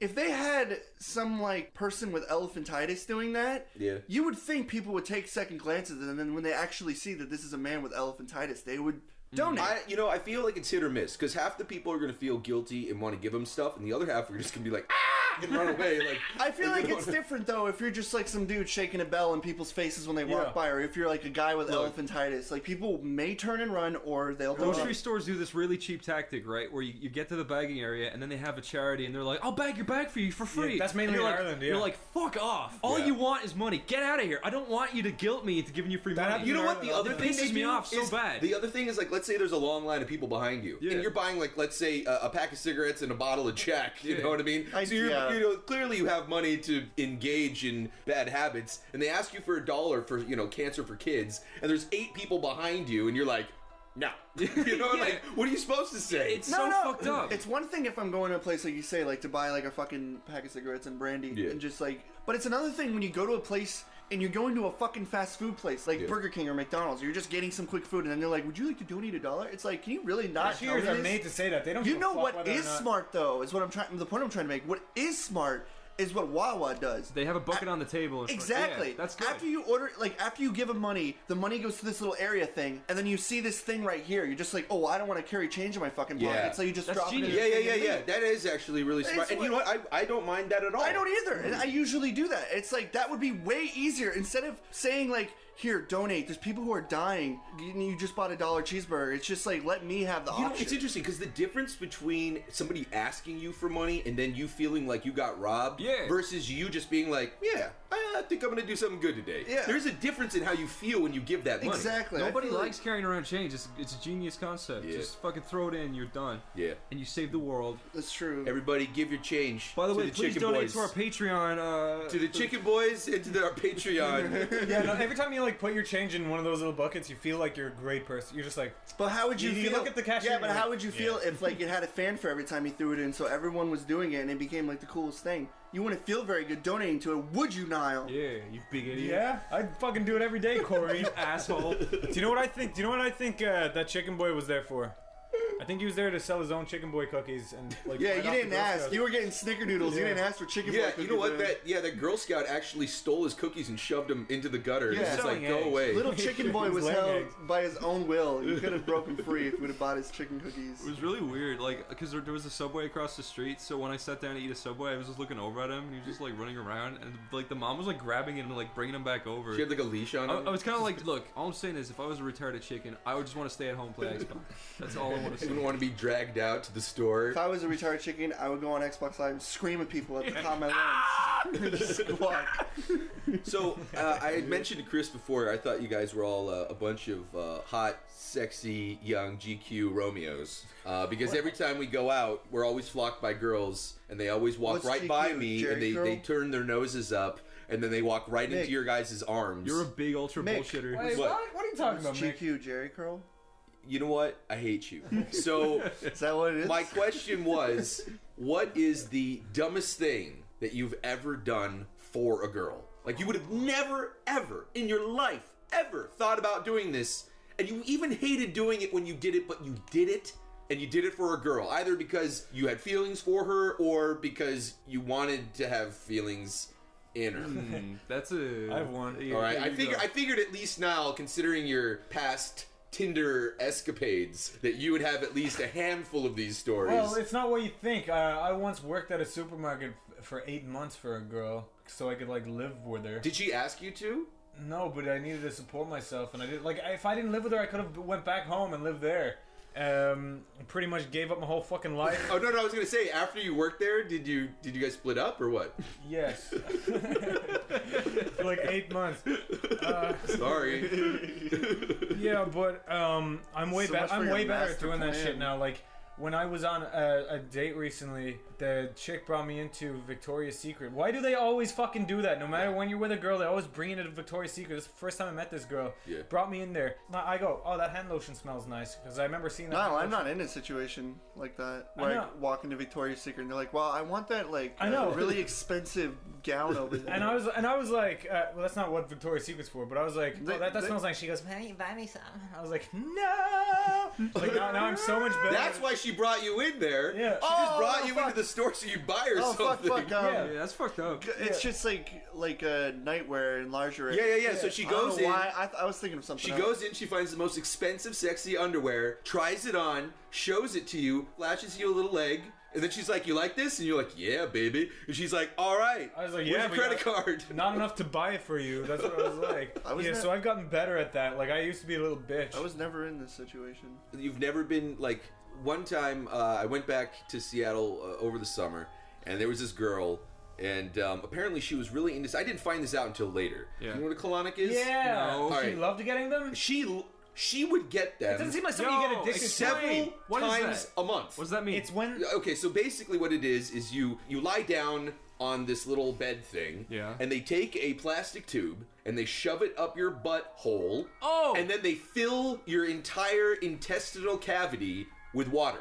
Okay. Like, they just pump you full of water. Well, that's an enema. Hold on. Yeah, well, it's kind of like that, except it's literally your entire intestines. And then you gotta hold it, right? You gotta hold it for a little bit. Yeah. And the whole time, you feel like you're gonna shit yourself. And they're like, don't worry, that's totally normal. You're gonna feel like you wanna poop. Because there's like, all it is when the water hits that wall, just let it happen. Don't try to poop this tube out. Just let it work its magic, and it'll break through the wall, and then all of a sudden it'll fill up more of your intestines. Then when they're done, when you're totally full of water, they suck it all out. And there's this machine, so all the water that was in your intestines comes pouring out or being sucked out through this tube, and then you can see all the stuff because it's like a clear tube. So you can see everything that was in your intestines. So you can see all of like this intestinal plaque. You see all these little turd nuggets. You see it literally looks like one of the levels from Battletoads. Like there's just like all this goo. And did she have like could you see a reflection in her butthole? Was it that clean? I never actually looked at her butthole. Oh really? I wasn't really into butts during that period of time. That also ruins the magic for me because like anytime I see a hot girl, I always think like, oh, there's a big old turd sliding around her intestines. And then somewhere. Like, yeah, but that chick, I guess no, not. She was clean as a whistle. Why do you think of that? Why do you think? Because it's funny. I don't know. I just think it just comes in my head. I know it's not funny. It just pops in my head. It's just fucking stupid shit. When I see a picture of like a fucking famous like chick, like she's like starring on like the red carpet, I'm like, she's gonna poop later. Exactly. Same thing, dude. I was telling Zach in New York when I was walking around. Everyone's very fashionable, and there's a lot of really pretty ladies. You know what I think? What I'm thinking? Whoa. I'm thinking if she has a bleached butt, she has one of those brown holes. Yeah. Oh, the browns are the pinks. Yep. What are you, Corey? I don't care. But no, what are you? I'm probably dirty. You're dirty brown. You're dirty black. Dirty black. Just slightly off. I'm team dirty black. I think we're officially getting to the too much information. Okay. No. It's not a bad thing. I just don't think I have a dirty we've never gotten this far before. Or we're gonna get way up inside of ourselves and share it with the world. I have a dirty butthole with hair on it. If you can see it, this is the equivalent of us literally putting a webcam right up to our butts and spraying our cheeks as far as we can. Oh, you know what I used to do when I was younger? I'm not sure. Not that. No. Do you remember Burnout Paradise? It was a game for Xbox 360 and PS3. Okay. They made they designed it so that when someone online takes you out, like they smash your car into your car and you explode, they get a picture of your face going like, oh no, you killed me. But me and my friend Jack, we used to like spread our butts up into the camera, and then they take us out and just get like a picture of our asses. It was so fucked up.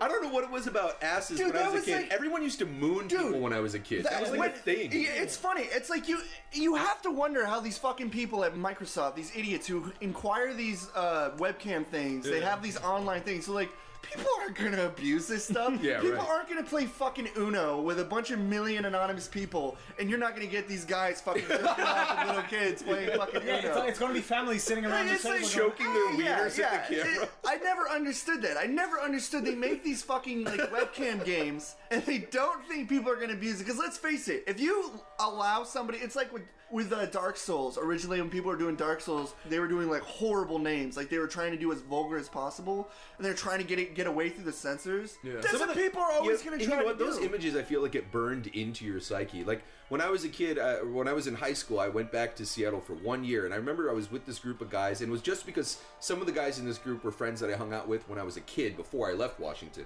Yeah. So I remember we'd go out, and I felt so terrible about it. I mean, besides TPing this one girl's house whose father was actually in the hospital with cancer, I found out later. Like, the worst, the thought of, like, the mom and her having to go out and clean up, they had a big yard, too. Just, like, cleaning up toilet paper, and, like, their dad was in the hospital. I, like, never, ever, ever wanted to TP a house after that. Anyways, but this one thing they would do, they would go around and moon people randomly on the sidewalks. But they wouldn't just moon people. Basically, you know, you're at a stoplight, and or someone's trying to do a crosswalk, and they've got the hand, and they've got to stand there and wait. That means that when you come up to the red light, they're right to your side. They can see you. Yeah. And what they would do is they'd be like, oh, excuse me, sir, do you have the time? And they would look down at their watches, because no one had smartphones at the time. They'd look down at their watch, and then all of a sudden one of them would get up and they'd stick their ass as far as they could out of the window and spread their butt cheeks. So when the person looked back up from the watch, they'd be staring right into the guy's ass, and then we'd drive off laughing. But but in retrospect, I just imagine, like, that was burned into their mind, like looking directly into this teenage boy's butthole. You never know what he could, like you were driving off, but he could have been like coming in his pants. That's true too. You know, like, what is this? And by the time he figured it out, very ugly. We were gone in a cloud of smoke. Cyclops or something. You have to wonder. Yeah, the first thing you see is just like I saw this deformed kid's face. He had one eye, and it was squinting at me. He was sticking his tongue out. Wait, you know what I just realized? You were talking about a tangent about girls, and then we just totally went off. I was just saying, you know, there's really fashionable, beautiful women in New York, and they're walking along, and they got these big high heels on, and they're like wearing like this really great outfit, and all of a sudden they got a really sexy walk, and then they just fucking face plant. I saw one woman do this.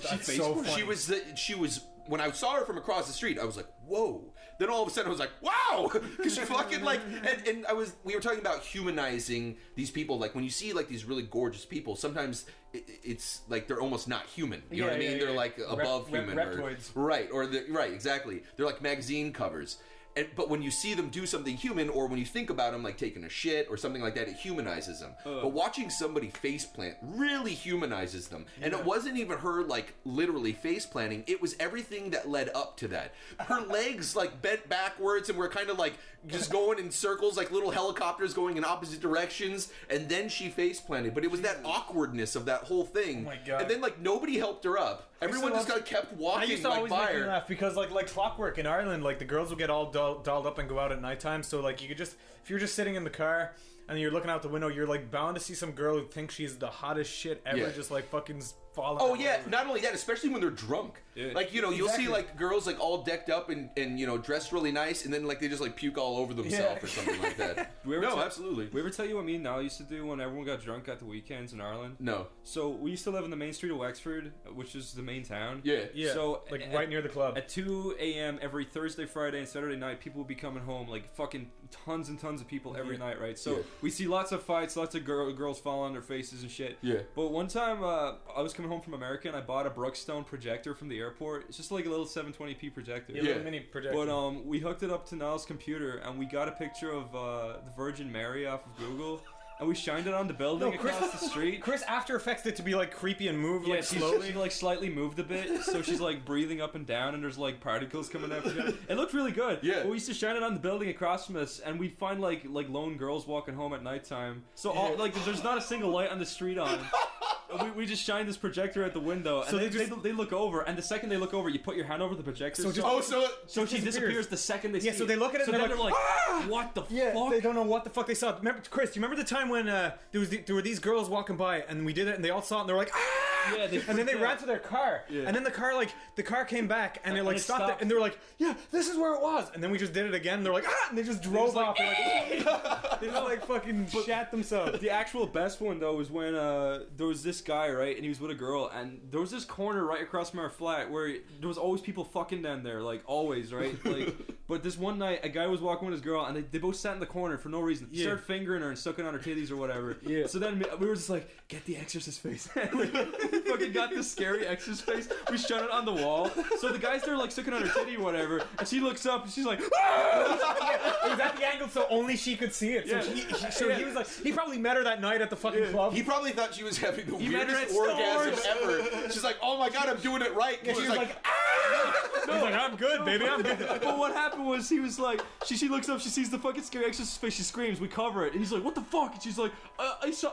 Never mind. And he's like, yeah, whatever. He starts fingering her again. We did it again. She's like, ah! And he's just like, what? And eventually they got up and left, but like that lasted about an hour. I thought it was gonna get like all like really sad and stuff. Like you just started smacking her, and you guys felt really terrible about starting a domestic dispute. We just used to scare the fuck. It was just a simple little projector. It wasn't even that good. It was actually more so the fact that it was such a bad projector that you just got the faint image. So it wasn't too obviously a projector. It was more so like you could definitely imagine these people seeing it and being like, was that my brain that just played? Because it was so faint on the wall. You know, I feel like that's that faint though. That's like one of the biggest problems I think with horror films nowadays is that they're so clean and they're shot so well. That like it's what was so awesome about the old ones was that it was kind of grittier and like your imagination had to fill in the blanks. Exactly. Know? And like with these nice ones, it's like, oh, you know, they're more grotesque deaths, but they're so clean. Like the visuals are so clean that you see everything and it doesn't look real or it doesn't matter. Yeah.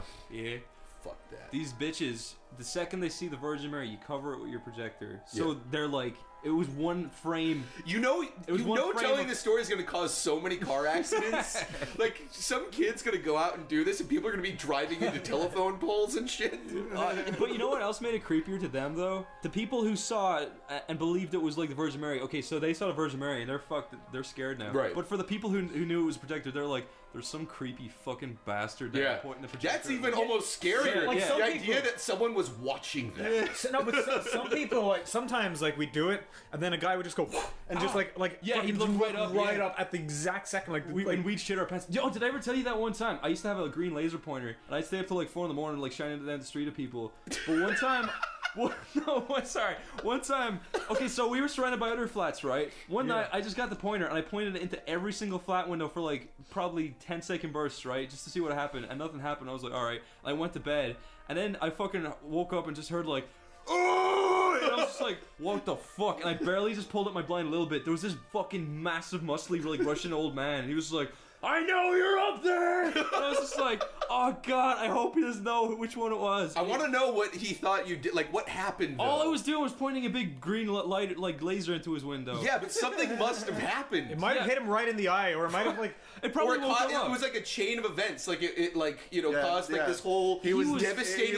He was probably jacking off in the middle. Or then it like hit all those fucking mirrors and then it got into his eye, and then he was like, oh! And then he jerked off and it sprayed up in his face, and then he tripped backwards. Well, I was going to say maybe it was in his like little toddler who was scared of monsters' bedroom. If he had seen me looking at the window, he would have smashed down my door and killed me. He was fucking scary, and he looked like that guy from. Do you ever see Dennis the Menace, the live action movie? Yeah.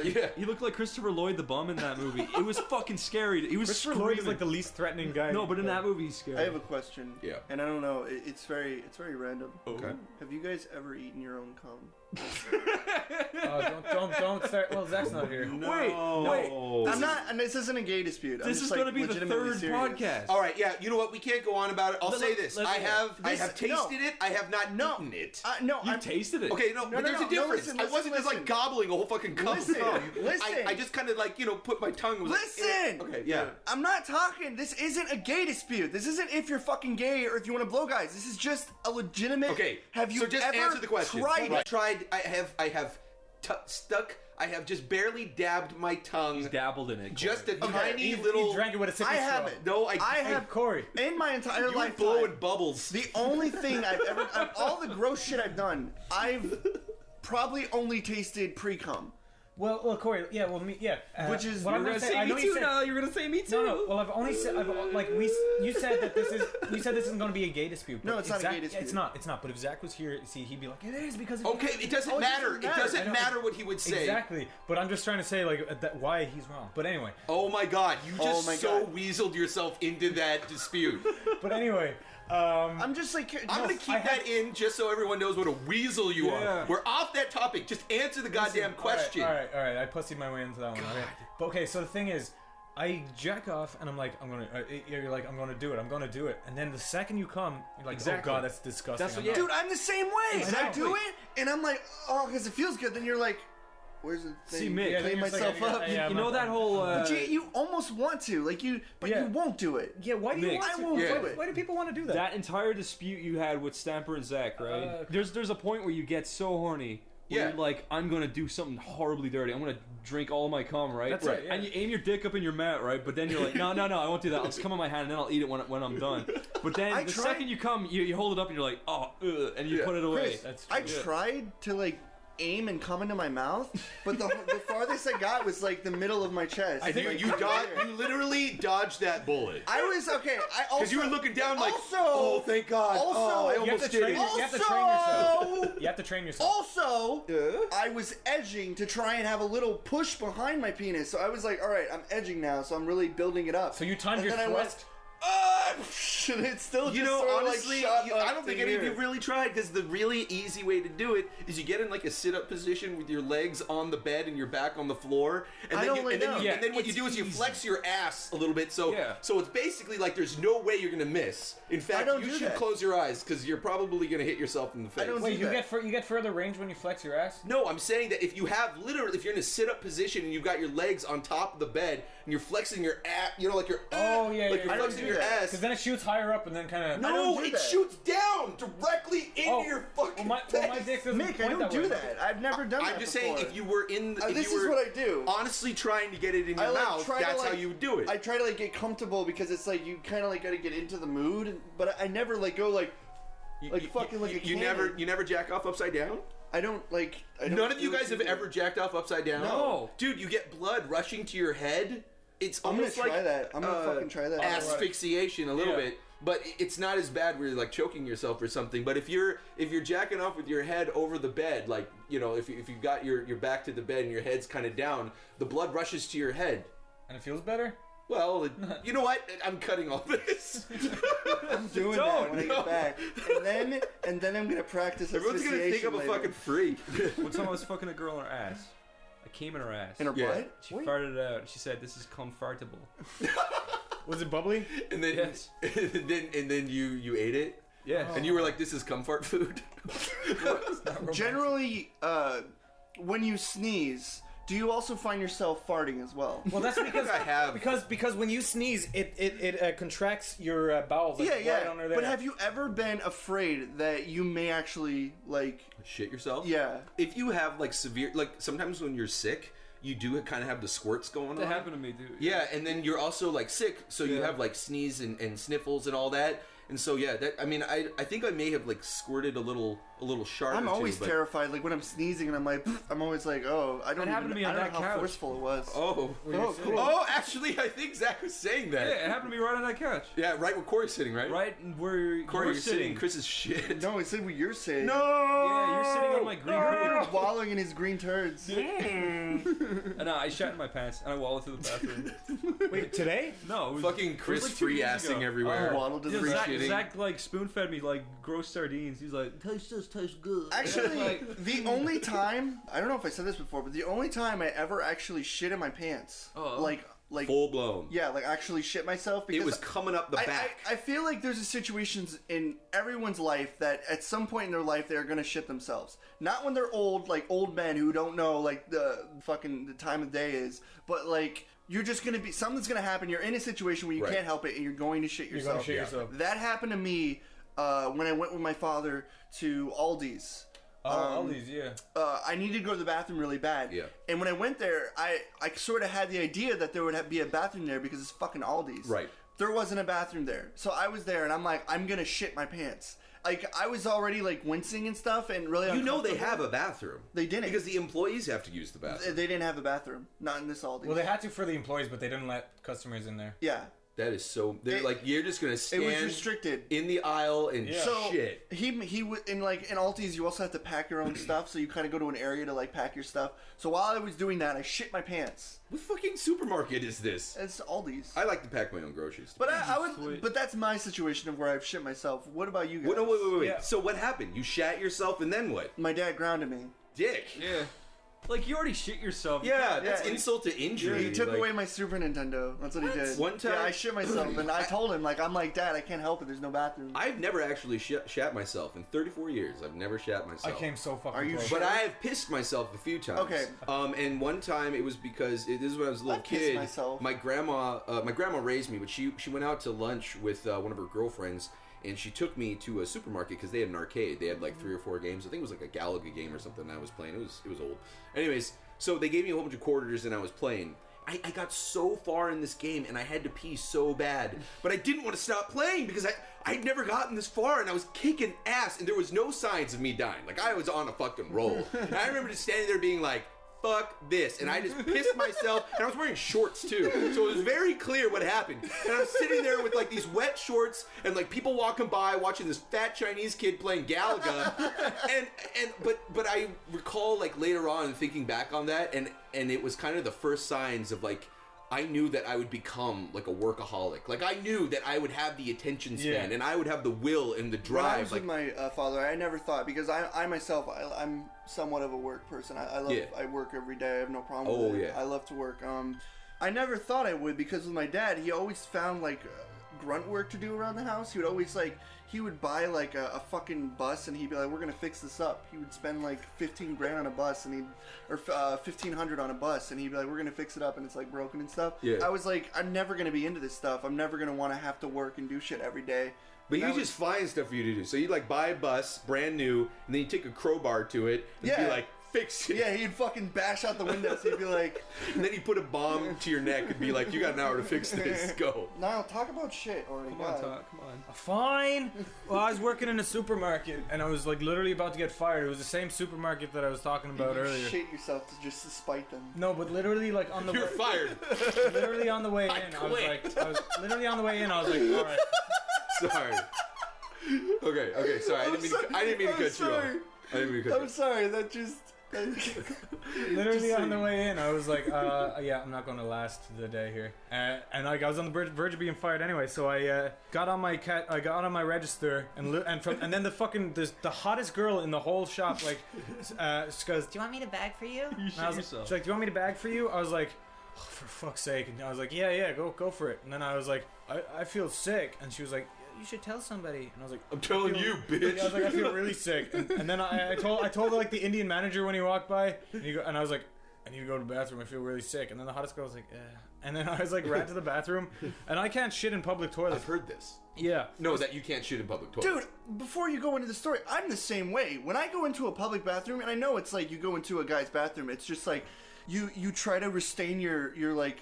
You don't want to fart too loud. You feel self-conscious. I find it helps though when you hear like other guys come. Oh, absolutely! But as soon as they break the seal, it's like, hey guys, let's do it. It's a party. It's like you sit down. Guys here. Okay, this is what always happens, right? You walk in, there's a guy pissing. You're like, I can't do it. I can't do it. Then another big fat idiot walks in. He's like, oh, yeah, and you're exactly. Like, yeah, and then I really do feel it. I need a guy to break the wind before I can break the wind. Then in he public masks bathroom. the sound of yours. So exactly. The trick though is just to flush. Flush and go with the flush. Actually, the best thing to do is really do it. Scream. No, yeah. I've never done it, so I'm actually the best thing to do. This is a what do you call it? A life hack. When you go to a public bathroom and you really need to shit, restrain yourself until the person goes up to wash his hands and turns on the water, and then fucking blast your ass all over the toilet because the fucking you go.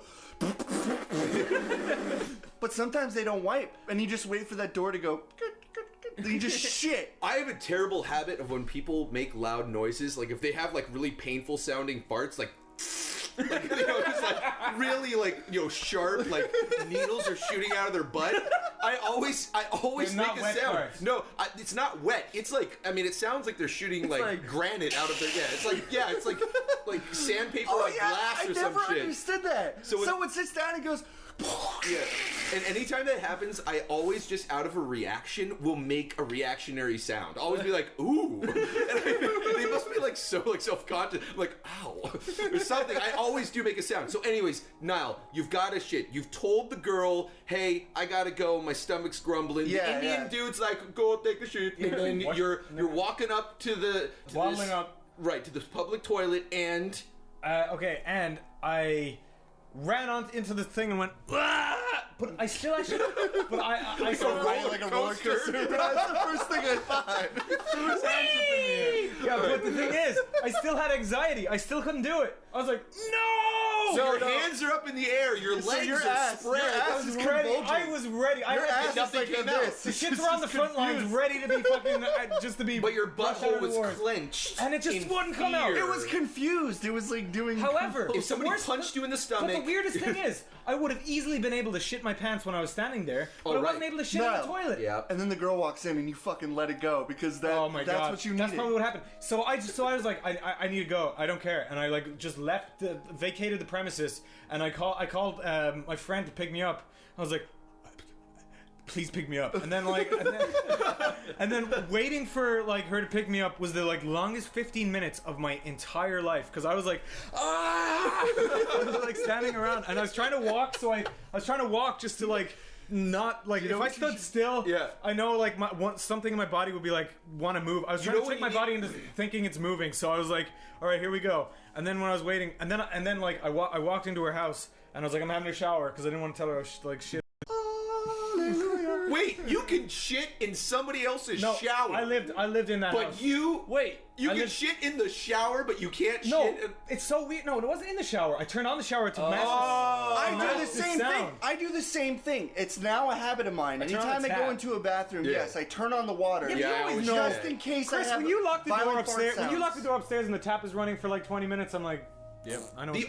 The only time I ever turn, and I'll turn on a shower, the only time I do that is if I'm gonna puke. Because I don't want, especially at a party, I have in people's homes turned on their showers, locked the door so I can puke in their toilet, and I will actually clean the bathroom. Like, it'll be cleaner when I leave, you know what I mean, than what it was when I went in. And that's how you know I puked, because, you know, I've like sprayed all the Can you please puke in our bathroom? Scent. What's that? You please pick I told Lexi that trick, like to mask yourself if you're going at it. It's like just turn the water on, and if it's not loud enough, just fucking blast it and turn on the other faucet to make it even just louder. turn all the water. Turn it all on, just blast it. It's the weirdest part. It's like weird psychology thing for nervous pooers like myself. Nervous pooers? Are you coining that? What, like the day I moved into like it's NPS. It's like nervous poo syndrome. Just say I went over to visit nervous not ninja party sex, but it's like I like in April I came over to America with Chris to visit like Zach and Stamper and all those guys. Like I wasn't able to shit that whole thing, and I was here for 10 days, and I was like, oh my god, I was like really sick. And then I moved back and I lived with Stamper, but the second that was like my house, I was like, I was able to do it. It's weird. It's like a GTA save file. It's like the second it's your house. I am so much more comfortable in my own home, because most of the time I have a setup. Like, in order for me to have a comfortable shit, I need a cold floor. I need to take my socks off. I often will take off my shirt as well. Sometimes I blow on my belly to get a cold breeze on it. I've actually started taking my shirt off too when I go to the bathroom. Yeah, it really helps. It does. What, really? I hate a warm bathroom, and when I have to shit. I love it. I can't stand a warm toilet seat either. What? I hate warm toilet really seats. into shitting. You know what you're doing. I do. I have a lot of experience. You're a veteran of shitting, right? Because especially when I lived in countries like Malaysia or Taiwan during the summers, it's so hot. It's like 100 degrees, and I'm profusely sweating, and I'm trying to poo. That's not nice. And this toilet seat's all slippery with my ass sweat, and I'm like blowing on my sweaty belly just to get like. Wait, is this like a ritual? But I'm talking about like lukewarm. That's nice when you sit on a toilet and it's like someone already just sat on it, but it's not too warm. You like it when it's pre-warmed by somebody else's I ass? enjoy my shits. I will bring in a Game Boy. I'll bring in a comic or a novel. I I'll love read taking a for shit 20 too. minutes. I just don't want to imagine that I'm like I've got the same ass imprint as somebody else. If, like I can't do exact. He walks into a bathroom Yeah, he and he shotguns. sits down. He shotguns, goes and he's done. What? Yeah, Zach goes. Oh, I need a shit. He goes shits upstairs, faster than then he he's right pisses. back. It's Then weird. he's right back downstairs. But fucking, Me too. I don't take that long to shit. I like sitting down It's and a I like quick little fucking bit. just letting my sphincter go loose. Yeah. And then you just wait for it all to fall out over 20 minutes. Oh, and yeah, you're take your and you're like, time. there is nothing Take your left in time. there. You guys ever been halfway through a shit and then you sneeze and it cuts your turd in half? Yeah. Yes. That's Absolutely. good. It's just like some like. That's the worst though. That's a good the time. worst. No, then you got 2 turds for the price of 1. Yeah, no, sometimes if I know I'm gonna have, like, if I feel like, oh my god, this turd is gonna rip my ass, you can tell sometimes that it's gonna happen, I will purposefully be like, okay, no, this is not happening tonight, my ass is staying whole. What I'll do is I'll pinch it off. Because it actually helps. Because once, if a really huge turd, I'm talking like, those salami turds come out, and it's halfway out, there's, you're done. You know what happened to me once? No, but you're gonna tell me. It only happened to me once. What happened? I got constipated for like a week and a half. Yeah. For the week and a half, And you're then like, you coughed up a turd. no, you're like, do you know how I eventually got it out? How? I got in the shower and I pretty much put shampoo up my ass to lubricate. Oh my God. I washed it up into my ass. That's a good idea. And I got back out instantly, went over to, sat in the toilet really fast. I was like, and it's like, I pushed for like 30 minutes, and then eventually it was like, bloop, and it was just like a little Malteser, and I was like, are you fucking kidding me? Are you fucking kidding me, right? And I was like, it's bullshit. But then later on I went into the kitchen, and I was like, oh. But then I was like, oh God. I ran into the bathroom. It was just like, and it was just like a week and a half's worth. Literally, it was like a fucking cow turd. Chris, it was like coming out of the toilet. Chris, it was like an iceberg. It was a fucking it was huge. Was it one of those Chris, that curl up? It was slurry like. It was Chris, just like, I know exactly what you're talking about. Where you put a little flag in the top of it, like. No, it was like pure slurry. It was like a fucking tank of it. What? I know exactly what you're talking about. Where you have like that shit that's stuck, and you're like, I gotta dilate my asshole or something, so you fucking go and finger yourself to. What? That's what you do. What? You have to open your ass. What? Dude, I don't feel like I'm the only one. I really want to know. I want to poll. By the way, anyone who comments, whatever your comment is, hold on, whatever your comment is in this podcast, at the very end, just say yes or no. That's it. Just like write your comment, write yes or no. And if you're saying yes, that means you finger your asshole until shit can come out. Yeah. Yes. And if you write no, that's then you bullshit. are a civilized, That normal is human being. Fucking bullshit. By the way, that is can I fucking just let bullshit you that know you don't do are that. an animal. I You're tried a fucking liar. everything. I went to the doctor. I bought that telling fucking you- shit your pants liquid. Miralax. Nothing I worked. am telling you right now, if you don't have any fucking Pepto and you have indigestion, the best thing to do, ladies and gentlemen, is to finger your fucking ass until it's loose enough. Oh my god. And then you can You're shit it dead out. serious. Yes! Corey. You were dead serious. I've done it. Corey, have you ever? I have not. I'm calling the police. I have nothing No, wrong. fuck that. I'm gonna I beat have you nothing wrong. Okay, I Meet me wasn't in the parking lot. I wasn't fingering myself and coming. Like it wasn't a fuck. I wasn't prostate massaging. No, you're fingering I yourself was- and shitting. Yeah, I was fingering it so I could shit. Yeah, you man. have to break the fucking wall barrier to let this shit out. Oh my god. It's an old Chinese remedy. I thought you fucking knew. All Chinese technique. Finger asshole, poop Nick, have you ever been constipated to that degree? I've been constipated, but I got to admit, I've never ever felt the impulse to shove an object up my anus. Well, listen, there's another thing you can do. There's another thing you can do is when you're shitting, you fucking like jiggle your ass and spank your butt a little bit. I'm not joking. I learned a lot And that you week. ovulate. You ovulate I your want a ass. poster of Corey's shit techniques. No, man. Finger This in is ass, ass cheek jiggle. This is true. Right? No, you shake your Reach ass. your hand in, grab the turd, and pull it out. If you're constipated like that, what you're supposed to do is you're supposed to rock back and forward really, really hard. And Yes, you I ovulate swear. your cheeks. You shake them. You get your loose butt grooving. Before The post-traumatic stress syndrome, rocking back and forth shit technique. Before that fucking constipation epidemic, I used to I used to go like 3 days without shitting. I'd be like, whatever. But now I shit like once or twice a day. Yeah. And now I haven't been constipated. That's good. Have you should guys ever? be shitting fairly Have you guys regularly. ever like shit in a shower? No. I thought Niall did, One time but I I can't. discovered he did not. I did You've not. never Please, shit? please don't, Corey. No. Don't No. Don't say it. Have you ever like Have you? No. I mean, like, have you? Listen, have you ever had a situation where your ass was like, it was really sweaty that day, so you got a lot of little like fibers from your yeah, and you have your ass has like all these like weird like belly button lint, but yeah, ass belly, exactly, ass lint. Yeah. So you have to clean your ass. Yeah. Just like I've done that. Just like That's what I was gonna say. I'm not saying shit. I'm like, have you ever like cleaned your ass and then like you have all these like weird fibers? I thought you were gonna say, have you literally spread eagle in a shower and just blasted a turd against the shower wall? Corey. Spread eagle like a That's fucking right. gymnastic. And just like bullets, like throwing fucking meatballs at the wall. That's never happened to me, but when I was a kid, you know when you're a kid you can have bullshit, Niall. bad. You've totally spread eagle and shit all over your shower. You have bads when you're with your like sisters and your cousins and your brother. Y'all have bads with your like little family. Yeah, I was in there with my cousin once, and like I was just like playing with my rubber. For some reason, I'm picturing like these kids playing in a bath, and someone comes in, fucking spread eagles shit. I was imagining the other way around. I was imagining they're in the shower and they were like on their back with their legs up in the air, and there's fucking like shitting up in the air. It's weird. Like I was playing with my like little toy boat, and I was like, yeah. And like all of a sudden, right where like the boat was, right parallel to the boat, like it's just a big turd, just like floats up to the top, and it was like, and like half of it was over the water and half of it was under the water, so there was like a little ring thing. I was like, ah! Was that you? I ran out. Was that my yours? fucking cousin. I was about to say, Corey like unearthed a memory in my head there a minute ago. What'd I do? You were talking about that, and I was just like, wait a second. When I was younger, I took a shit in the bathtub. When you were younger, though? Yeah, when I was like 4. Yeah, that's. I feel like kids have done that. Yeah. I'm just saying like a Corey thing, like, oh, I guess shoving my fucking thumb and my fist up my ass isn't working. No, you just use a finger. Rocking back and forth. You dilate your ass. I'm a fucking crazy person isn't what working. You were saying there, that jiggling my butt cheeks isn't working. What you do is you pull out that big old horse stick and you fuck it. That's how you loose your ass. Wait, Chris was saying something. Wait, I'm just trying to remember. You know what you were just talking about having bats with your cousins and shit? Yeah. Did I ever tell the story about me and my sister in the bath? No. Do you guys remember that? I don't remember. Yeah. Like this last time you were in Ireland. Yeah, that was it. Over Christmas. What happened? Me and my 26-year-old sister. We're shitting in the bathtub. Yeah, we were together shitting in the bathtub. No, wait. So I didn't tell the story where when I was like 4, my sister was... Wait, I must have been 3, actually. My sister was 4.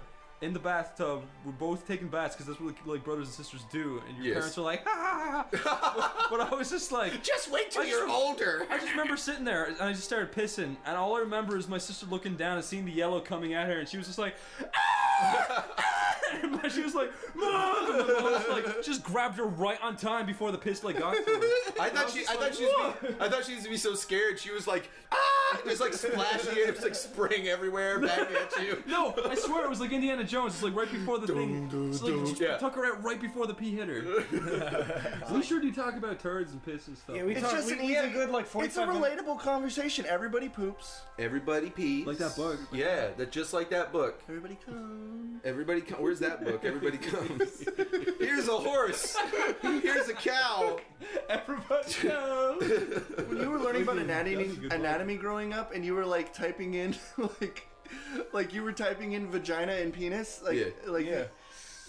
you get these images of like dicks being cut apart and just like you have like boils on their penis. And Actually, stuff. the worst thing to do is to Google something like vagina or penis, because oftentimes clinical. you'll get a whole bunch of things like burn victim penises or like dissected penises. Like and then you'll see like a porn shot too. Then you'll see like Lex Steele or Peter North. And then so you get all confused. You'll see like someone who cut open a dick, so it's like still bleeding and shit. Yeah, so you're getting a mix of like porn, sexy images, clinical diagrams, and like horrific, dissected, tragic accidents. I was doing a project on cows. Yeah. And I needed to know the anatomy of a cow. Right. So I was looking up cow anatomy, and I was looking at I was learning parts because they're not the same as us. Right. I mean they are, but they're not. And I was getting these just like horrific fucking images of cows like fucking like you know, like horseflies and shit eating apart their like pussies and stuff. You know what? God. Even if you Google image something like smiles, you'll get like these people who had like car accidents and their faces split open and shit. Yeah, it's or like Glasgow Smiles. You ever or you'll get some weird, creepy somebody got cut along the sides of their mouth. If you look up like.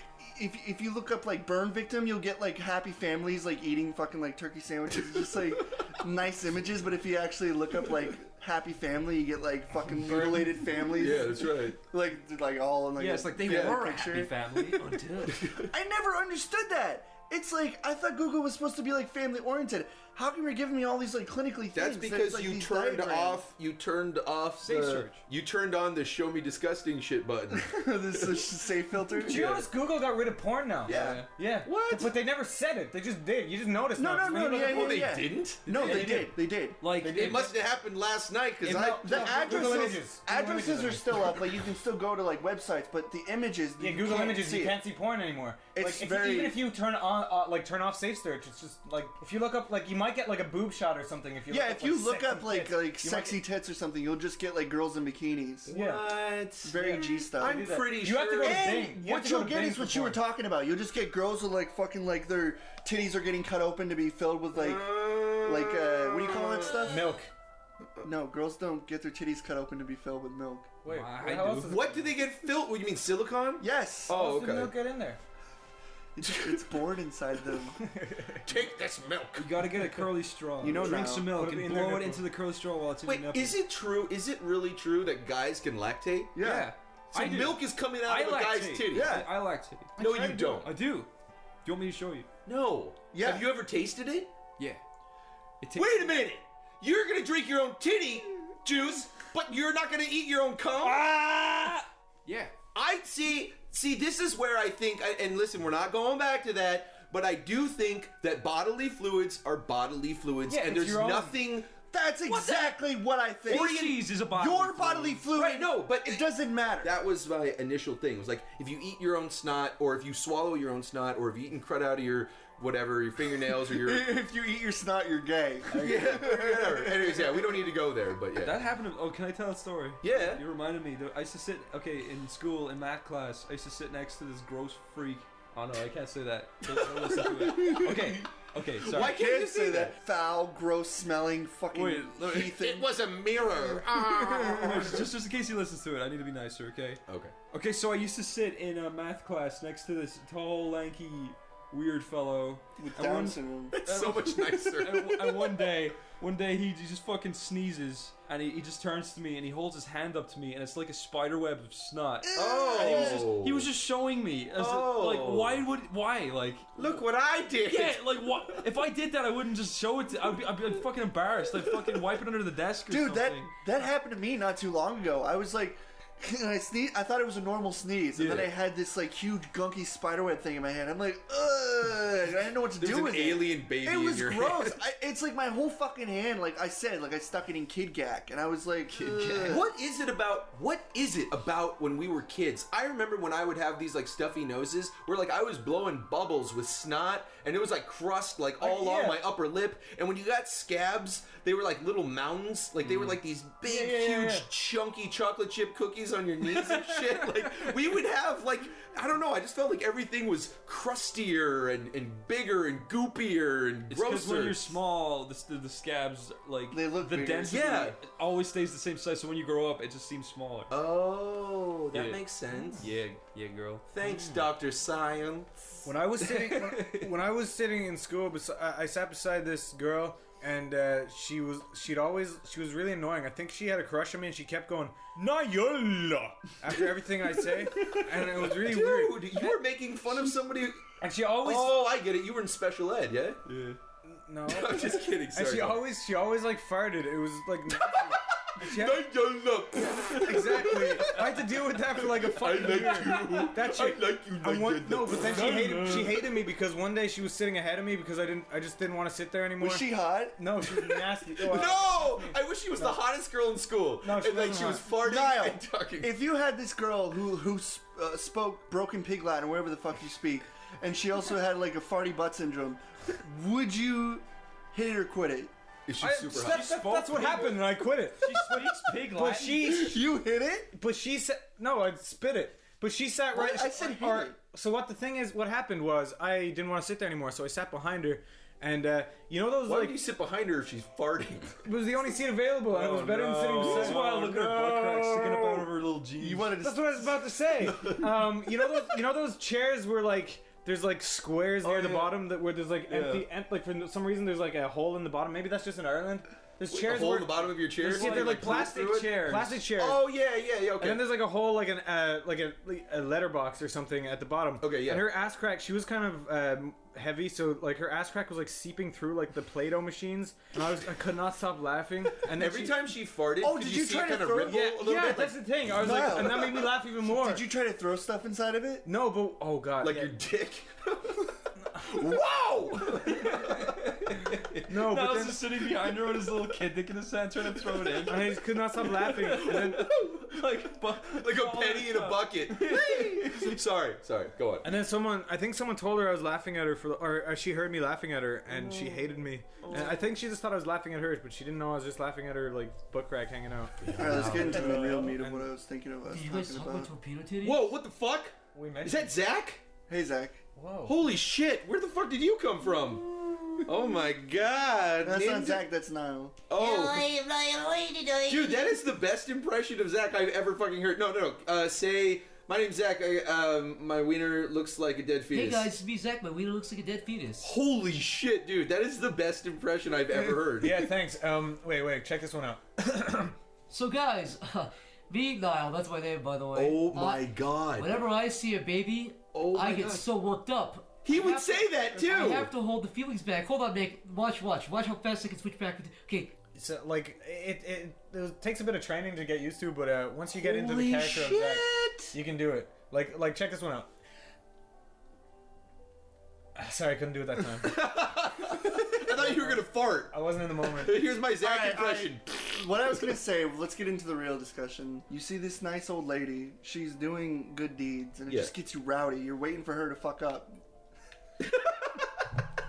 Did you ever see that video of that? Then what? Did you ever see that video of that guy who fucks granny? That fucker. There you go. Is that what you wanted? Is that, are you happy? Are you entertained? Then you fucking you knock her over her Ford sedan and you take that bitch. That's right. She's fucking carrying somebody's groceries. She was helping Chicken Boy across the street, and I was like, "Oh my god!" You knock her over. That's fucking right. Adult huggies fall I'm down. so glad you were take wearing her. that Sunday dress. There's some pretty hot mature women. I do agree. Yeah. Yeah. So I would consider course when there is. people are like MILFs. But is it your preference? I really not really. It's just kind of one of those side. Is it things. the first tab you go to under categories when you go to? No, absolutely not. No, but it might be second. No. Okay. It might be my second or third though. My first tab is either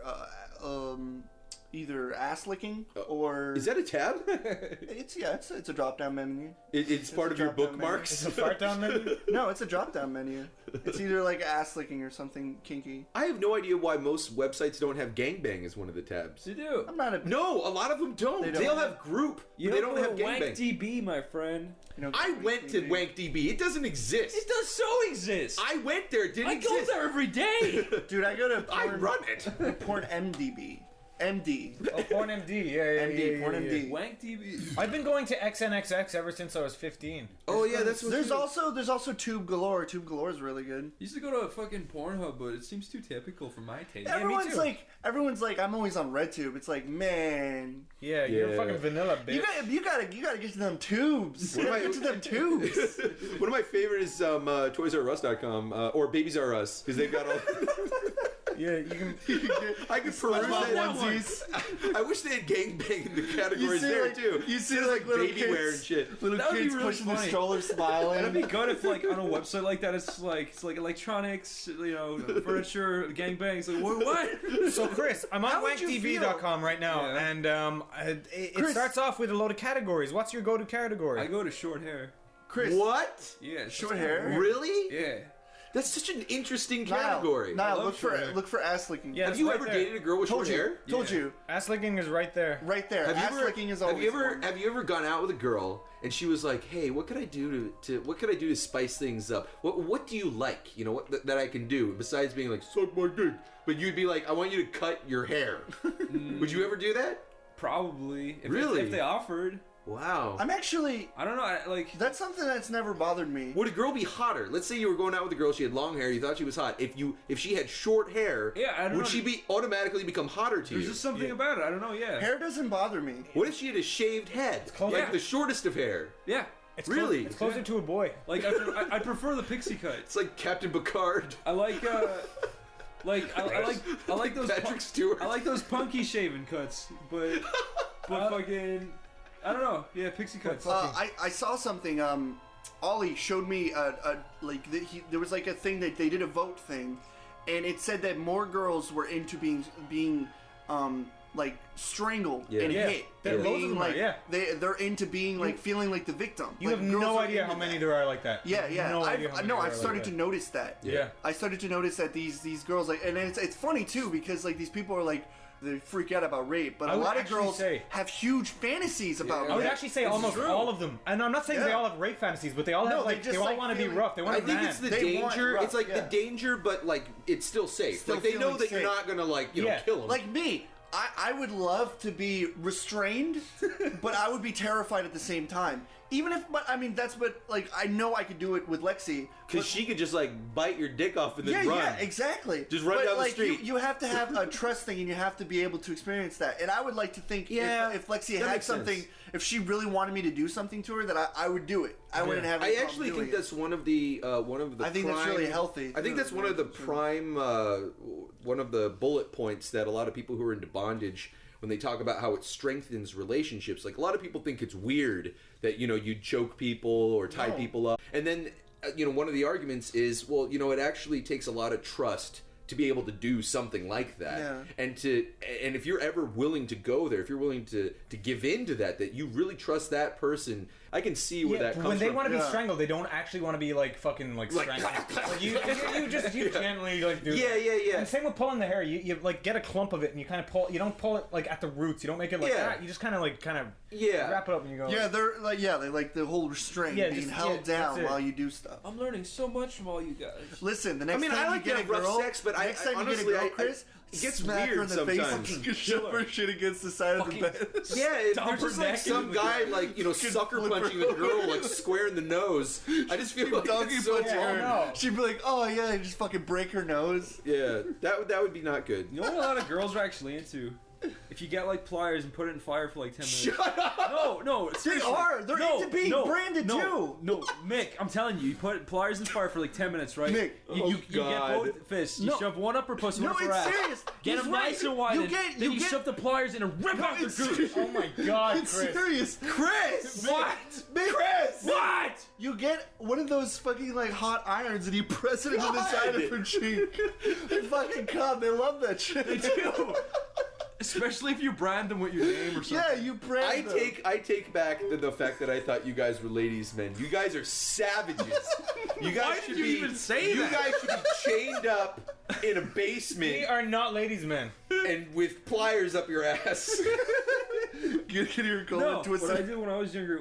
Okay, so I was in elementary school. I was 11 at the time. There was a girl in my class called Carolyn, right? I had a big crush on her. And I remember one time I sent her a note in class. She'd be like, "Pass that on." And it was like, "Will you go out with me?" And she sent one back. It was like, "Yes." And I was like, "Here." No. Right. Anyways, I was like, "Yes." And then I didn't ever talk to her, right? Like ever. Like I never said a fucking word to her. She never said a word to me, right? Yeah. And then like a few months later, I got a note in class that was like, "I'm sorry, there's someone else." And I sent back a note. It was like the most gory stickman, right? It was like the words "I hate you" with the Y like piercing through her head. Oh my God! Oh my! How old were you? I was 11. And she was just like, look back like, You do know that when you become a mass murderer, they're going to go all the way back.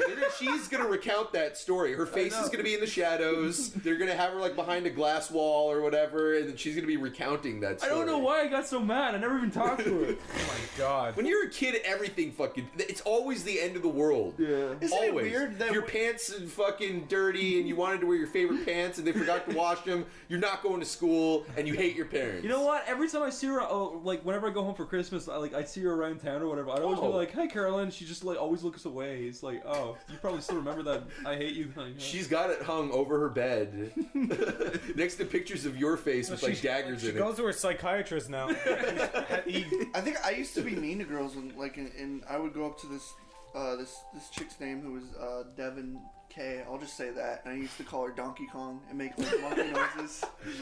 When I was in elementary school, there were these two girls, Elisa and Nell, and I had a crush on both of them actually. And at one point, I remember, I don't know why I thought it would be good, but I walked up behind them while they were talking, and I slammed their heads together. Oh my god! I don't know why. I thought it was died instantly. I think it was just like, like give me attention or something. Yeah. Oh man! I forgot. When I was 11, I was in school and. This girl who was heavy was in my class, and she was out sick or something, and the teacher was like, "Oh, where is Nicole?" We'll just say Nicole.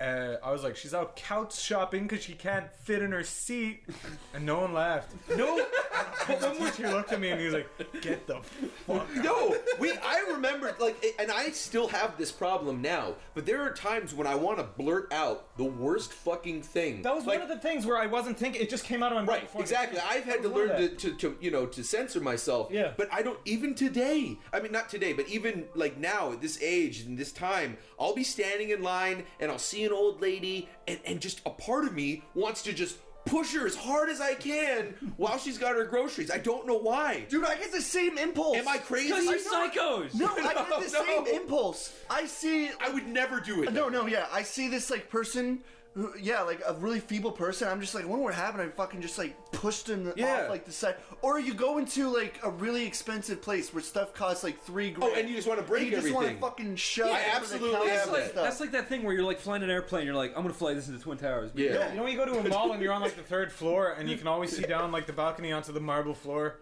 You always think like you could just easily just jump off. I have been like, if I jumped off, I could probably live, but then just not function again. All your I was like, I could be dead in 5 seconds if I want to. I don't want to, but I'm just like, if I want to. You think that if you jump off, you think how many people would crowd around to like see. That's what I was saying, because as I was thinking of it, like two kids, like two like 5-year-olds and their parents were just walking right towards us. Like I could make that kid never forget next to them and fucking give them like post-traumatic stress. At the same time, if I saw you shove a lady as hard as you could, like an old lady, you would fucking laugh. I wouldn't. I might laugh, but then I would beat the shit out of you. Yeah, I absolutely would.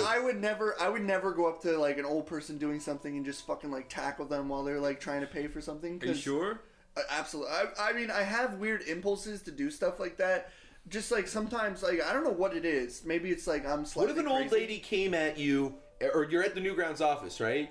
And you just finished jacking off in the bathroom. You're totally like you're in this nice calm state. And it's quiet and it's dark, and then all of a sudden, out of the shadows, this crazy old lady comes after you with a knife. She's running at you full speed. She's like, ah! She has no teeth and her tongue's sticking out. What do you do? What do you do? You fucking fuck her. Right, would you punch her square in the face? Yeah. Would you kick her? You drop kick that bitch. Would you drop kick her? Yes. Yeah, you wouldn't feel bad. You wouldn't be hesitant because she was an old lady. This crazy bitch is coming at me with a knife. All right, she hits the ground. The knife slides across the floor. She crawls at it like fast forward speed. Oh my god! Like a crazy horror not film. A real old lady. She is. No, she is. But she's like absolutely like jacked up. She crawls at it like a fucking crazy spider. Grabs it, comes right back at you. What do you do now? What do you do? I Jackie Chan hit the femoral artery. No. I Jackie Chan hit the fucking pool table so it slides in and crushes her. All right, crushes her. It crushes her. Half of her body's crushed. She pushes her other half with her arms, and her legs are still under there. She literally ripped herself in half. The knife is by you now, though. What are you gonna do? Zombie. And she crawled at you with her hands. She's crawling at you with her hands. She's like, I go back into the bathroom. Crawling at you. I go back into the bathroom and lock the door. Corey, you what? She kisses both of her hands. She's like, "Go," and they attach like spiders. They crawl under the door. They crawl around. She crawls over to you. She reaches in her purse and brings out little chocolates, and she goes, "These are for you." You know what? You are a gentleman. You are a true gentleman. Yeah. I thought you were gonna like stomp on her head or something. Yeah. What would you do if you were being chased by a horde of grandmas wanting to give you a kiss on the cheek? But that's all they're trying to do. They just want to go. They're like, come here, you're so cute. And I'd stop and stick my tongue out. We all know what you do. You run into a telephone booth and act like you're making a phone call while they all run by and then you come out. A mob of old ladies coming to kiss me? Yeah, all they want to do is kiss you on the cheek because they think give me the sugar. Really? Yeah. But there's loads of them. They're going to crowd you. You're a good boy, Corey. They're going to crowd you. I'm just getting some old lady kisses. Yeah, I might smell like cats and like mothballs, but that's a small price to pay. Mothballs? When I was younger, I genuinely had an auntie who had like a beard, and she used to always be like, oh, everyone had a bearded auntie. No, I know. It's such a cliche. I don't know why, but it's like, oh, come give me a kiss. You're like, oh, fuck. I was browsing like through porn because I was like really horny one day, and Is there beard porn? No, I came across like it's like you get these like weird obscure like things like when you go to tubes you have like these like choices like you scroll through like subgenres. Yeah, subgenres that you don't click and stuff. Yeah. And then there's this one genre which was like cum facials and stuff. Yeah. And it was this like old lady with a black like mustache. I thought it was like the lighting on it, so I got really curious. And I clicked it, and this black dude was jerking out, and she had a milk mustache. Milk mustache. He was spraying her in the face. That's what my auntie was like. She had white hair. She was like fucking a million years old, but she had a black mustache. No, guys, that imagery. I'll never fucking mustache cum facial. No. She was a great aunt, by the way. Is she still alive? No, she fucking died. Wait, did you say she's a great aunt or a great? Oh, she was a great aunt. Like she was my granddad. Yeah, you know, I just got this imagery of like this really, really old lady with that black mustache, and there's this big black dude coming all over her face, and then she's like licking it with her like little tongue. She's like, yeah. It's very visible. I thought it was just a lighting. Like I thought it was just weird lighting in the porn video. You ruined my life. I'm gonna go home and drink a bottle of bleach now. And jerk off until I die. In my opinion, I understand that sex is like one of those things where people do weird things, but there are just so many like puke shit or I just cannot or shit. I don't like vomit. Just can't. Vomit is one of those things where it's like I see it and I'm just like because I'm an empathetic vomiter. If I see people vomiting, I want to vomit. Yeah, me too. It's not like I'm gonna watch some. I have no gag reflexes, or I have gag reflexes. I think is what you say. Yeah. I have gag reflexes. Well, so here, open your mouth. We'll find out. If I put my finger in my mouth, I will puke, no matter what. Like I have low tolerance for that kind of stuff, and when I see someone puke, it makes me sick. Yeah. Check this out. Oh, stop! Just stop. I can't do it. I thought you were gonna. I don't have a gag reflex. I wasn't doing his pants. I was like almost puke every time. Hey boys, Niall doesn't have a gag reflex. I don't think he accidentally told the world about that. No, I just see like, guys, check it out. You just try to stick your whole fist in your mouth. Because I want to show you that I don't have a gag reflex. Because when I was younger, I felt really sick, but I couldn't vomit. When I was younger, everyone would fuck my mouth. No, it was way more innocent than that. I couldn't vomit, and I was really sick, and I really needed to. So fucking So I was trying to do it because I saw on TV that people do that, and it just didn't work. Yeah. Yeah, it sucks if you want to puke and you can't. Let's talk about sex, baby. Let's talk about you we've been and talking me about sex and poop poopy again. butts and torpedo tits. People and don't tune in to puking. fucking figure out the equation for the nuclear hadron collider. What? They tune in for shit and sex talk. What? Oh, he's just saying that, like, you know, we're a bunch of immature assholes who sit around talking about poopy, farty, sex. We got the wiener farts. shit. We got the poops. We got the poops and the farts. We got the stories. We got the poopy farts. We got the farty poops. Step right up. Step right up. For some reason, I kept finding the word beehole funny. Oh, that's right. You kept saying beehole. Juicy beehole. Juicy beehole. Juicy beehole. And it was like, now it's kind of grating, but before it was really funny. And I was just like, standing a girl with a big juicy beehole sticking out. That's right. He would lose his shit, and he wouldn't help the cause because he was also like. No, we were walking. I remember we were walking. He's like, "Yo, Corey." And you're like, "Yeah." He's like, "Beehole." And you were like, "Ah!" Yeah, it was funny. remember. Yeah. So it's like I don't think I'm ever gonna grow up. Like, and it's like it's. You're a Toys R Us kid. Yeah. I'm the Toys R Us kid. There's a million beeholes fucking toys that I can stick my dick in. Games and video games. All right. It's the coolest toy. Shut up. We all know the song. I don't know it. Wait, you talking about Toys R Us? Yeah. This is the theme Everyone song. went, Toys R Us, Toys R Us, Toys R Us. Did it? No, it didn't. Did. It did. No, it didn't. It did. That was the song? It was like... Toys R Us, Toys R Us. Yeah. Oh my god, that fucking sucks. I was living in America at the time, so I got the good one. Toys R Us, Toys R Us. It was good. It was just that's how it ended. It was like do do do do do do do, and it goes Toys R Us, Toys R Us, Toys R Us. Why would they change that? Yeah, they changed everything. I don't want to grow up. That one is iconic. Didn't you say that? Well, it's like Oscar Myers. Nobody sings Yeah. the fucking Oscar Myers song anymore. Like, I wish I You was got- an Oscar Myers. Yeah. No when one I was says a it kid, anymore. when I was a kid, we loved seeing it because you were saying wiener. Yeah. Yeah. I'm a Toys but then you R were Us saying kid. you were a There's wiener, a right? million fucking toys Yeah. that I can play with. From bikes to trains to video games. It's the coolest toy store there is. I don't wanna grow up, 'cause baby, stick in my butt. I wanna be a Toys R Us kid. More Toys, more Toys, more Toys R Us kid. If I didn't grow up, I'd be a piece of shit called Qatar. Fuck you!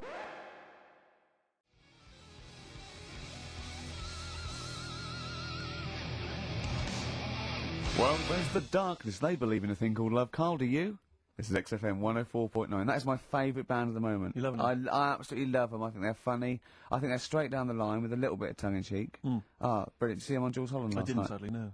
Brilliant. Were they good? Yeah, absolutely jumped. Oh, I mean, Jules didn't know what to do. was he playing some Boogie Woogie? They wouldn't let him play Boogie Woogie over their Blimey. song. That's what I mean. That's why he stayed back. But I can't imagine it was very good then. he shook the. I'm surprised you say they were good. It was Jules no, wasn't thinking I mean, the old Irish. I thought, hold on, this is missing something. Yeah. This is missing someone from Squeeze vamping over them. Exactly. But yeah. they did well without him. Extraordinary. Yeah. Well, Here we are good then. luck to We're them. back. XFM 104.9. Carl had to leave early last week, but you stay to the end this week, mate. Or Yeah. yeah. You don't need another holiday. Oh, he's started already. I mean, you Steve's know. made you look like a bit of a twat already, and it's Well. only 1:05. But the only reason you don't go on holiday is because you have to spend money. Oh, and he's gone straight back. Well. He's gone straight back. I can't come back to that. Oh, it's just dynamite. It's just absolute. That was. Although searing. the last It cut to holiday, the chase. last holiday Steve had, he sort of found a third world country so he could live like a king for a week. It was Cuba, wasn't it? Going to Cuba, amazing. You can almost rule the place. If it weren't for Castro, I'd have been in charge. Kind of cash I was flashing around.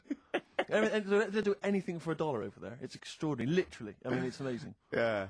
Oh. Definitely, and I went to Kenya before that. So he thought to the prostitute said no. You were going. Yeah, well, it was $2. I mean, I'm not made of money.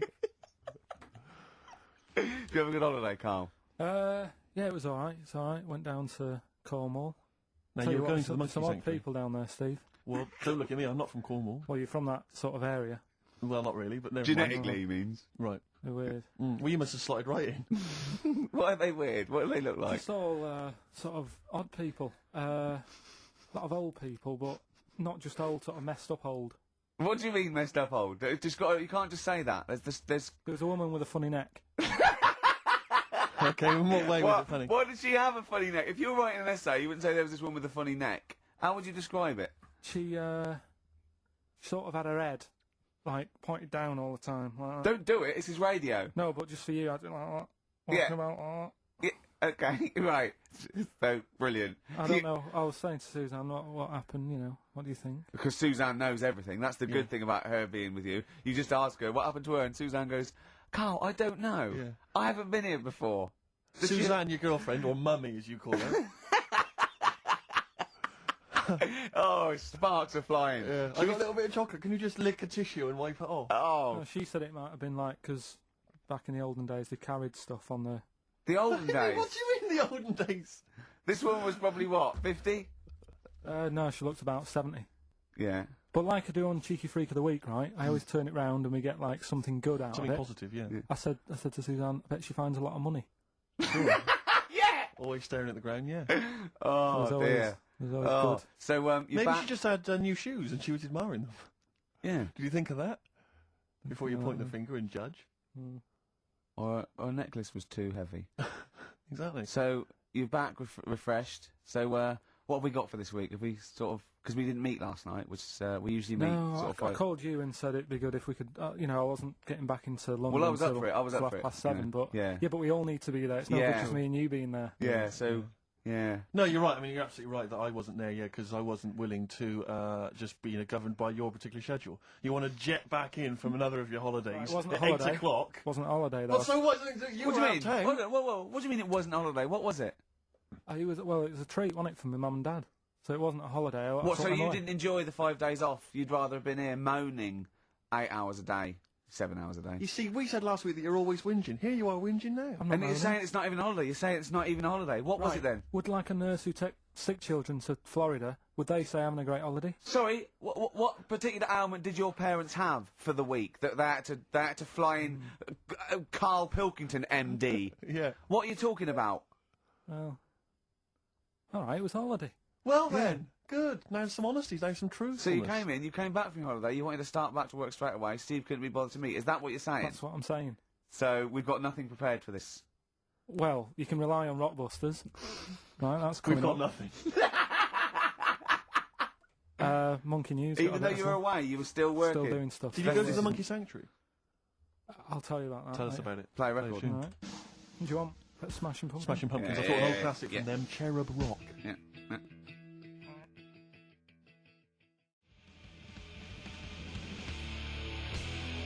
Smashing Pumpkins, Cherub Rock. That, of course, Rick, is available on their greatest hits. Brilliant. If you want. I mean, that's how I rock. So I know they. I'm very much the shape of a cherub as well. Well, indeed. Naked with a couple of and a rosy big arse and a trumpet. Yeah. Do they have trumpets? I don't know. I've just had an email here. Monkey News. Yeah. From a listener. Yeah. Monkey spotted holidaying in Cornwall. A chimp was spotted holidaying in Cornwall last week after befriending a family of 3. One onlooker said, "It was incredible. He dressed and behaved exactly like a human being. He even settled the hotel bill at the end of their stay. The only telltale sign was his lack of table manners and the incoherent babble when he opened his mouth." There we are. So, well, what do you think of that, Carl? That's the listeners, Carl. That's Joanne. Amusing, articulate, accurate. She remembered exactly who's there and everything, setting in the bill. It's all there. So, I mean, even though people think that you're slightly simian, slightly less than human on the evolutionary ladder, they do listen to you. So, I mean, I don't know who's more stupid in the end, you or the listeners. Well, you may recall, Rick, at the end of last week when Carl had to shoot off early, we issued a little request for listeners just to bombard Carl's email with just pointless emails that really weren't about anything, just to clog up his email for when he returned. Yeah. Rick, they sent them all to us. Brilliant. I mean, that's the kind of listeners that we've got. We've got reams here on our email of just junk. I mean, it's like a Marx Brothers plot, isn't it? I mean, just listen. Listen to what we say. I got one about a shaved cat. Well, that's not pointless. I'll be reading that later. Oh, you're loving it, yeah. I'm happy. That'll keep you going for a couple of weeks. I'll be reading that later. Did you get to the Monkey Sanctuary? Because this was the big thing. You were going down to Cornwall, you were going to visit the Monkey Sanctuary. I've never seen someone more excited. You had 2 days put aside for the Monkey Sanctuary. I know. How did it go, Monkey World? We were on our way, right? I found like a little, in a little cottage that we had, right? It's like a little folder, with little leaflets in saying if you're into mountains, you want to go here. Yep. If you're into castles and that. Little monkey on the leaflet, right? So I thought I'll be needing that. Took that out, made sure that's safe and that, right? We get in the car, getting ready to go. My dad says, "Where is it?" I look on the back. It's in a place called Low or something like that, right? Yeah. So we're on our way. Can't believe me luck. It's going to be a great day and all that. Yeah. And then start looking at the leaflet, right? And noticed didn't have any chimps there. Yeah, it's not Monkey World. It wasn't a Monkey World. Well, what was it called then? Something like Monkey Town. Yeah, it had like woolly monkeys in it.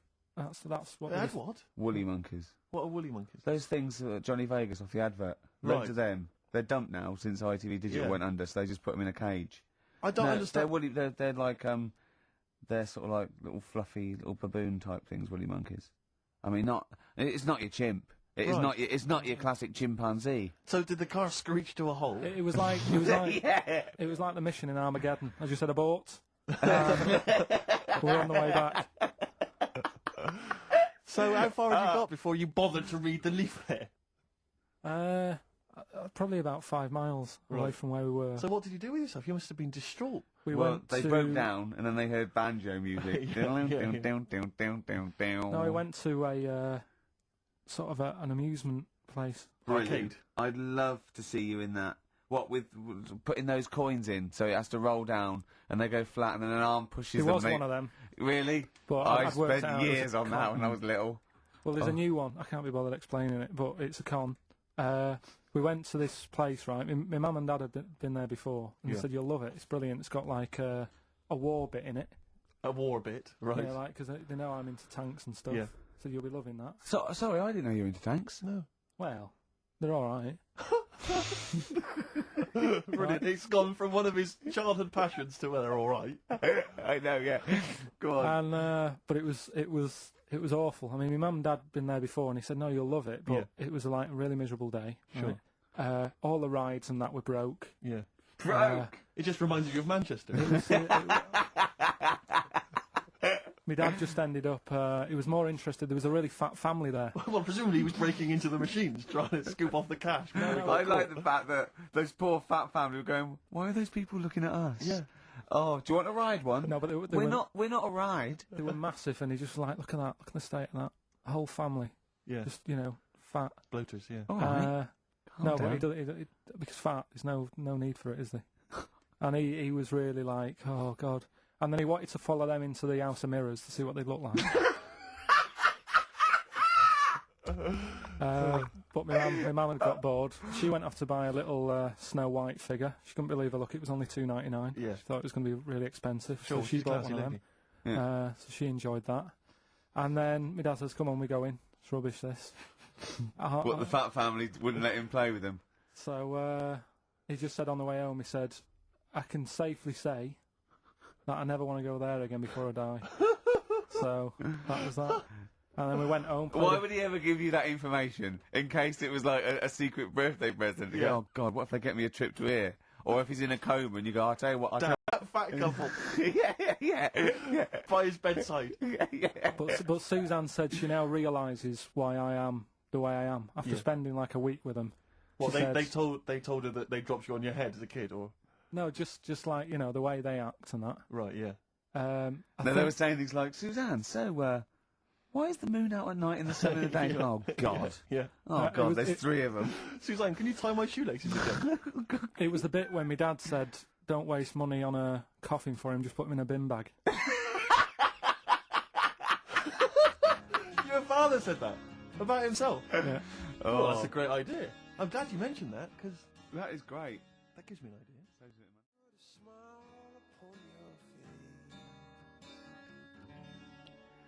Coldplay, God Put a Smile Upon Your Face on XFM 104.9. Ricky Gervais, Steve Merchant, Carl Pilkington. Reading the paper yesterday, they were talking about the fact that Blair has been, I think he's been in Greece discussing EU matters. Oh, yeah. And they used the old Trojan horse analogy to say, here's a particular policy and it seems like they're trying to sneak in some kind of dubious idea. Disguised as something else. Exactly. And it's always struck me, ever since I was first introduced to the Trojan horse theory, I never understood how it had come about. Do you know what I mean? So, Carl has got a frown on him, like a thing I haven't seen. Yeah. Carl, not Tony Blair is the Prime Minister. You know what the Trojan horse was? Go on. Have you come across this before? Have you heard of it before? Wasn't that Ascot or anything? Go on. Well, the Trojan horse, what happened was, it's a famous kind of Greek story about the fact that the Greeks... In olden times, Carl, olden times, specifically. Yeah. The Greeks laid siege to Troy for 6 years. Basically, things had got out of hand. I think the Trojans had done something with Helen, and someone else was annoyed. Anyway, it all got very complicated. It got out of hand, and the the Helen, the one with the mashed up face, because they used to use it to launch ships. Anyway, the Greeks laid siege to Troy for 6 years, right? And they weren't getting anywhere. They were outside the gates. They were saying, "Let us in." They weren't. They were. Blah, blah, blah. So what they did was they all disappeared. They wanted to get in and kill everyone. Yeah, that's why they wouldn't be letting in. But they couldn't get inside the city walls. So what they did was they left as a gift for the Trojans. They left an enormous wooden horse, okay, as a gift, and then they all buggered off. Like 40 foot high, 50 foot long. I mean, a big, big wooden horse. An arc of a horse. And the Trojans wheeled it into the city. So that's nice. Thought, what a lovely gift. Yeah. And lo and behold, who was hiding inside? But the entire Greek army. They leapt out, killed everyone in their sleep. Yeah. All right, and that's where that famous idea of a Trojan horse has come from. Sneaking something in, disguised as something else. All right. Okay. So if you ever... Yeah. He doesn't really understand, does he? No, but to be honest, nor do I. Well, this is the problem I've always had with this. Because I don't understand who comes up with the idea. I mean, But I can't think that was the best idea. Well, no. There must be other ways. If they come up with that, how long did it take them to go? When they said, one fellow said, whoa, can I have a word? Go on, General. yeah. I've got an idea. Yeah. Build a big horse, right? Hide inside it, and then, I know what you're thinking. They won't let us in even in the horse. Yeah. Leave it as a gift. Brilliant. Right. Who are you? That's the best idea. Are you the guy that came up with, why don't we get a giant bra and twing everyone over the walls? Yeah. Let's get a 100-foot ruler. And you know, like at school, we used to like flick the teacher's ass with like, right, I could flick you over one at a time. Right. On this giant ruler. Thanks for your idea. It's on the table. Yeah. We've got a couple of our suggestions on the way. What about 1 million elastic bands tied together? Yeah, and you all hold it down, and then I just let you go. Right. And you all ping over, and then you kill him in their sleep. You're the best tactician we've got, are you? What? The other thing is, right, these people for some reason open the door. Well, I don't understand. Firstly, there's suddenly the army that's laid siege to them for 6 years has disappeared. In their place, an enormous gift of a giant wooden horse. Oh, they probably don't want to kill us now, but what they've done is they've built us a they've built horse. us a great gift. Presumably there was a giant kind of card or something. Yeah. You know, something for you. You know, sorry about the laying siege and everything. Forgive you. Yeah. Here's an enormous gift. Here's an enormous Trojan horse. We know it's what you've always wanted. We're not inside it. Exactly. Why did they write that? Yeah. That's suspicious. But well, wheel it in anyway. But in terms of it as an idea initially, I mean, we're going to give them a gift. Well, what should we do? We could bake an enormous quiche, be inside that. We could have an enormous soap on a rope as a gift. It's the fact that it's an enormous horse, an enormous wooden horse as a gift anyway. I don't know if this was a popular gift at the time, but it's also the stupidity of the Trojans saying, brilliant. I've always wanted an enormous wooden horse. Well, what are we going to do with it? Yeah, Where are we going to wheel put it in anyway. Leave Just it. wheel it in Wheel anyway. it in. Let's go to sleep. Let's worry about it tomorrow. Exactly. Yeah.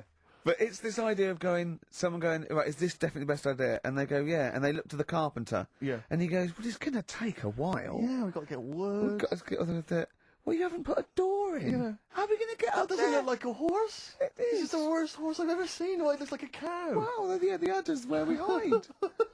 There's a horse It's got no tail. Well, that's the rope that you climb up. But I don't know if it's one of those things where, again, because we kind of learn these things at school, that somewhere along the line, the truth of it has disappeared, and we are... Well, I imagine it's lost a bit in translation. Yeah. Because in Eohippus in Greek means giant tank. Right, so that actually was a Sherman. Yeah. And it burst through and it shot them all. Yeah. But of course, down the years, they've tried... Look at Carl's face.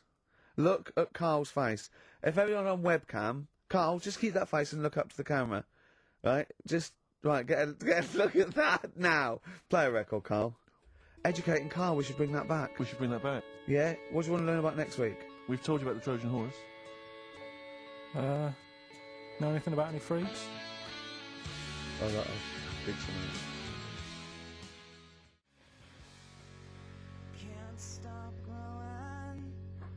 Placebo. This picture on XFM 104.9. I'm Ricky Gervais, with me Steve Merchant and Carl Pilkington. Right. So you've been educated there, haven't you? The Trojan horse. Yeah. The Trojan horse. And that's, of course, where the phrase, beware Greeks bearing gifts, comes from. Silence again. Yeah. You ever heard of that one? Go on. What's that again? Beware Greeks bearing gifts. Right. What do you think that means? I don't know. I mean, what is that? Is that used worldwide or what? Will they say that in Greece as well, or? Because I imagine Christmas Day is rubbish. No, it doesn't actually mean beware of Greeks bearing gifts. It's more to do with, like, maybe it's too good to be true, or, you know. It's the opposite to don't look a gift horse in the mouth. Probably where it came from as well. Justin from Southend emailed in. He just said, for the Trojans not to have spotted that it was a trick, they must have been the biggest bunch of moronic, ever to have walked the earth. Does Carl have any Trojan in him by any chance? Cheeky, innit? Eh? What? Never mind. I think that probably proves it. I thought of another one I like as well. I was saying, you may as well be hung for a sheep as a lamb. I've never heard. I don't think I've heard that. I have heard, but I don't think I've ever used it in common parlance. Well, it's like if you're going to do something, you know, you might as well go the whole hog, depending on the outcome, because it's based on reality. That's why I like it, because obviously the poor people used to poach, and if they were caught stealing you know, a sheep or anything, they would be hung. So if you're going to get caught, don't steal a lamb. You know, at least feed your family for a few weeks. Right, sure. Kill a sheep. Yeah. Actually hung for killing a sheep. Harsh. Your dad would be in trouble down in Wales, stealing stuff from that from that phone box. Well, he has a couple of sayings, right? Your father? Yeah, I've never asked him what they mean. Why would you? Ask Suzanne. One is, don't try and teach your granny to suck eggs. Yeah. What does that mean? That means it's patronising. Of course I know that. You're talking to someone who knows more about this subject than you. But how did that happen then? How did that saying come about? Well, it's not. It's a totally made up thing. It's like your granny sucks eggs, doesn't she? Because she's older than you, and it's probably a lost art or something. Right. And the other one, sucks eggs. Sucks eggs. Yeah. Sucks eggs. Sorry, I thought you said something else. Don't nudge your granny when she's shaving. What? Sorry. Don't nudge your granny while she's shaving. Don't nudge. Sorry. Say that slower. I can't. Don't nudge your granny when she's having a shave. Well, what is that in context? Because I can't work out what the analogy is there, because that might just be you when you were little, you used to run up to your granny while she was shaving or something.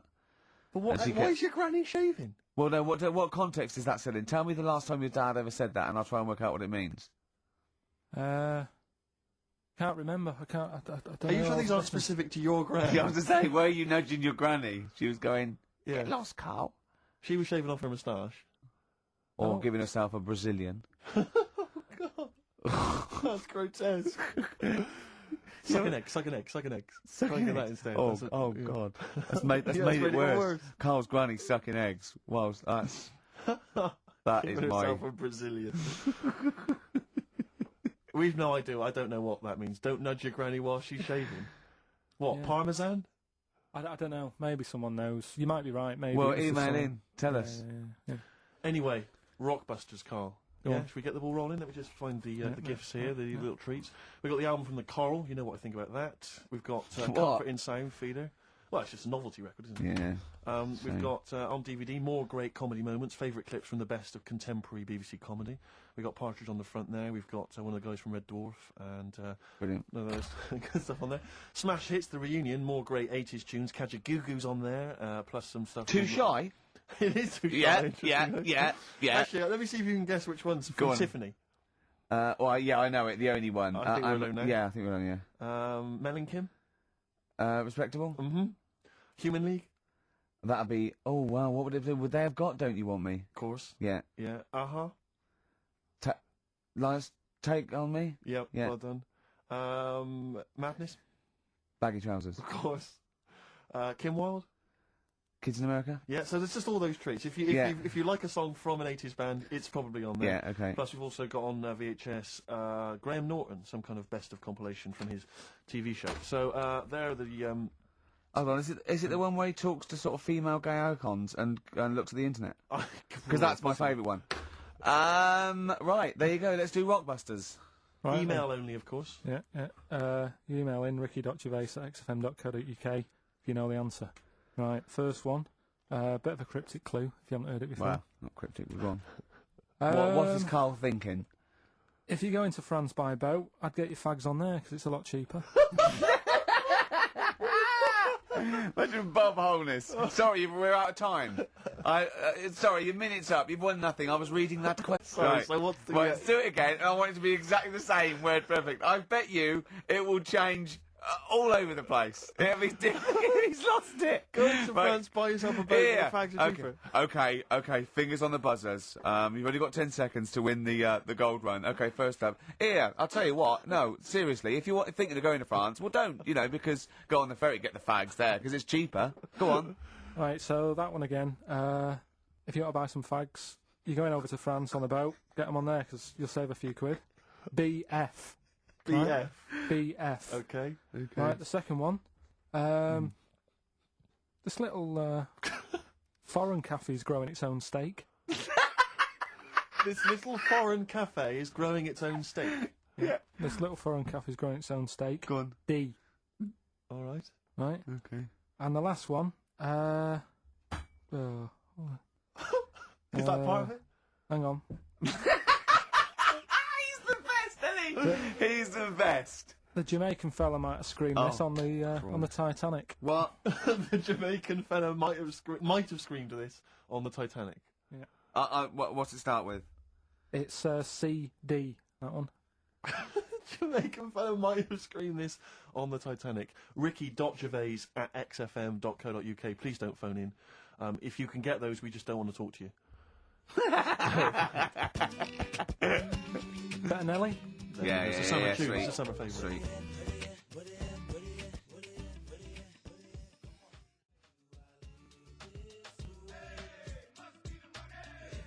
Nelly, Ride With Me.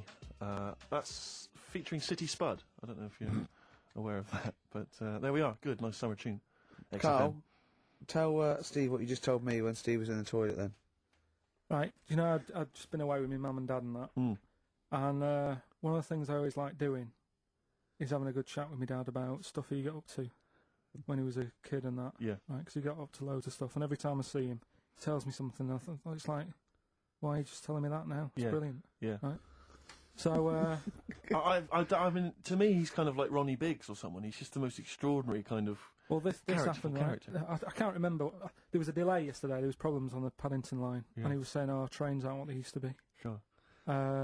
He said, I was looking. They used to be horses, didn't they? Well, he was looking in the booklet, and it was saying, "Oh, you can have your bags collected if you want, but it costs you £5." Yeah. So that's outrageous. Sure, of course. Right. So he said that's the problem with this country. We've got good with computers and that, but when it comes to like getting service, it's gone out the window. Yeah. Right. So he said, when I worked on the trains, and he was going on like this, that and the other. So I said, I didn't know you worked on the trains. He said, yeah, when I was 18, right, it was his job to get the coal, right, and chuck it in the engine. Right. And one day he's in Grand Central Station in Manchester, which is now the GMEX Centre. Right. Right. And that was like the main station. And he was in there. The fella who should have been sort of driving the train, right, he said, I'm just nipping to the pub. Sure. So you just stay here, keep the engine topped up and stuff. Yeah. So he's like, yeah. For a quick getaway. Yeah. Right? So the fella goes in the pub, and my dad's in there, putting the coal on. He did his bacon and eggs on a little shovel. Yeah, yeah. And anyway, fella comes up. He says, right, can you move the train forward now? Oh, blimey. So he was like, oh. So he didn't want to say, the fella's in the pub, because he'd know he'd say, what's he doing in the pub? He should be working, right? So he said, yeah, no problem, I'll sort it out. Right, so he puts it into gear, or whatever you do on them trains. Sure, right? puts it into first, yeah. Starts going forward. Now, people who don't know about trains, something that I learnt, is if you're carrying a load of coal or whatever on the back of it, they don't have brakes on each carriage, right? It's only the engine that has brakes on it. So when you pull the brakes on the engine, the whole weight of what it's pulling is pushing you forward. Sure. Right? Yeah. So he doesn't realise this, though, because he's just used to cooking bacon and eggs and chucking coal in. Of course, yeah. Right? So you've got to slam the brakes on sooner than you would normally. Well, you have to anticipate it, I suppose, yeah. But he didn't know that, so he's pulling in, he's thinking, right, I'll put the brakes on now. Yeah. Right? Puts the brakes on, the train just keeps going, he's going, oh, God, it's not stopping. Sure. It ploughs right through the signal box. Right? The baboon pulling the signals don't know what to do. Yeah. Loads of damage done. Apparently, if it was today's money, it'd be about £3 to £4 million worth of damage. It shut the station off for 4 weeks. But he didn't lose his job. The fella had lost his job, the one who was in the pub. Yeah. He said the funny thing was, he said like £4 million worth of damage. He did his ankle, his wrist in. He had 3 weeks off sick and got paid. So it's brilliant. So I love your family. It's extraordinary. The Pilkington gene. Weird, isn't it? I'd like to see a documentary following you and your family. You'd have to get the family involved. No, the sort of stuff my dad goes on about. They'd never put it on telly.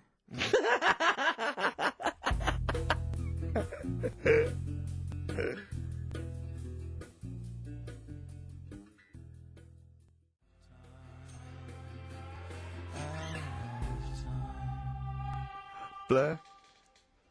Out of Time on XFM 104.9. We ought to give those Rockbusters clues again. Yeah, go on.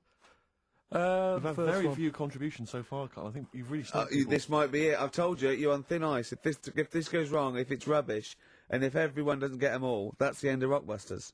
Right, well, the first one again, right? Yeah. If you go out to France, right, by boat, you might as well get your fags whilst you're on that, because you'll save a few quid. Right? Different every time. BF is the initials of the artist that little cryptic clue makes up. The second one, Little Foreign Cafe, it's growing its own steak. Right? That's D. Little Foreign Cafe, it's growing its own steak. D. And the last one, if there was a Jamaican fella on the Titanic when it went down, he'd probably scream this. CD. Right? So email in ricky.gervais@xfm.co.uk. Yeah, right? they're not flooding in, but yeah. Well, we'll see how we do. Carl, have we still got monkey news?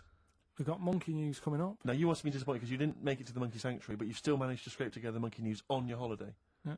That's so impressive. I've found some of that. We've got... How do you get so many breaks and holidays? Because you went away with Suzanne's parents. You've just been away with your parents. That's a couple of weeks, 10 days. So that's probably about 3 weeks in all. You had that. You went to Manchester. You had that day off because your trousers were wet. I mean, and I suppose because you've only got one job, and I've got a lot more. This is just one of my jobs. But I mean, don't you ever count your blessings? Go, God, thank God, I can have time off. I don't work too hard. I'm not stressed too much. No.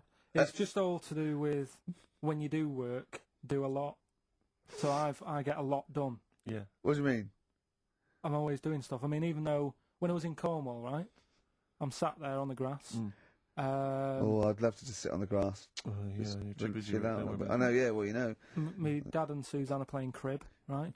I'd sort of fallen out with him at Your that dad point. and Suzanne are playing crib. Why did you fallen out Because you do with live who? in the 1940s. Yeah, why did you fallen out? Because with crib, have you ever played crib? Yeah.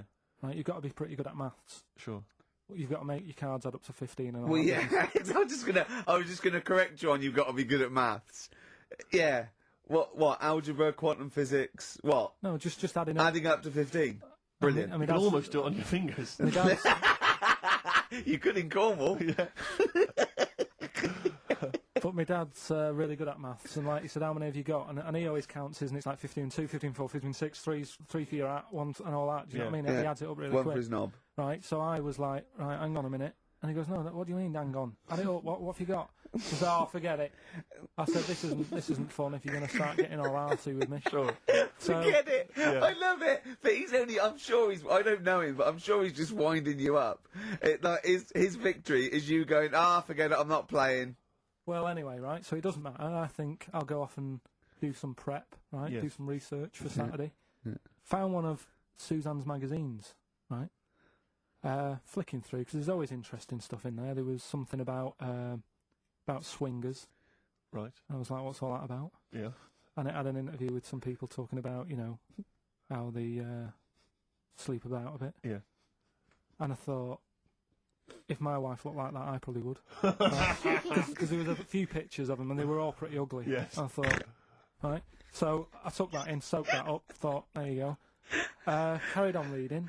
There was a bit in there about how women still have crushes, right? Yes. And the woman was going on about how she's 38, right? But she still fancies Chris Martin from Coldplay. Uh-huh. And, even though it'll never happen, she's still got that little bit in her head that thinks one day she'll leave Gwyneth, right? And end up with her, right? Right. Anyway, so I'm thinking this is a bit boring, but I'm flicking through it all. And, Is this a Rockbusters clue? No. Right. And I read further on, right? And she said, I like to go out with my mates, and we come up with lists in pubs of people who they'd be nice to go out with. She also came up with a list of unlikely lust objects, I think she called them. Yeah. Guess who was in that list? Ricky Gervais. Think again. Carl Pilkington. Right. Next one. Johnny Vegas. Said lanky co-writer. Rubbish. Lanky co-writer. What do you mean lanky co-writer? Well, do I need to say any more? He said... Hang on, wait a minute. Let's not talk about... I don't know why you're laughing at my expense. I'm an unlikely lust object. Yeah, but you... Yeah, what was it called? The list? The unlikely lost object Yeah. list. You were in there, right? Who else was? Well, you weren't in there. Richard Madeley. Fine. Yeah. He's a good-looking guy. Alistair Campbell. Brilliant. Another handsome dude. Hmm. What you talking about? You think I'm ashamed or embarrassed about that? I'm proud of it. What magazine was it? I need to buy a couple of copies. Yeah, it was. Need to get a T-shirt made. Yeah, and did she leave her number? Yeah. What magazine was it? Just out of interest. I think it's called Red. Yeah, sure. Yeah. But now you've dissed those people that have put themselves in their swingers because you've said they're ugly. So now we know what magazine it is. People are going to look at that. People are going to look at that poor woman, and they're going to know you think she's a hog. No, but I think they even know. Was there a picture of the woman who's drawn up the list of unlikely lust objects? Mm-hmm. What was she like? I wouldn't waste my time. Thanks, mate. I know you're on my side.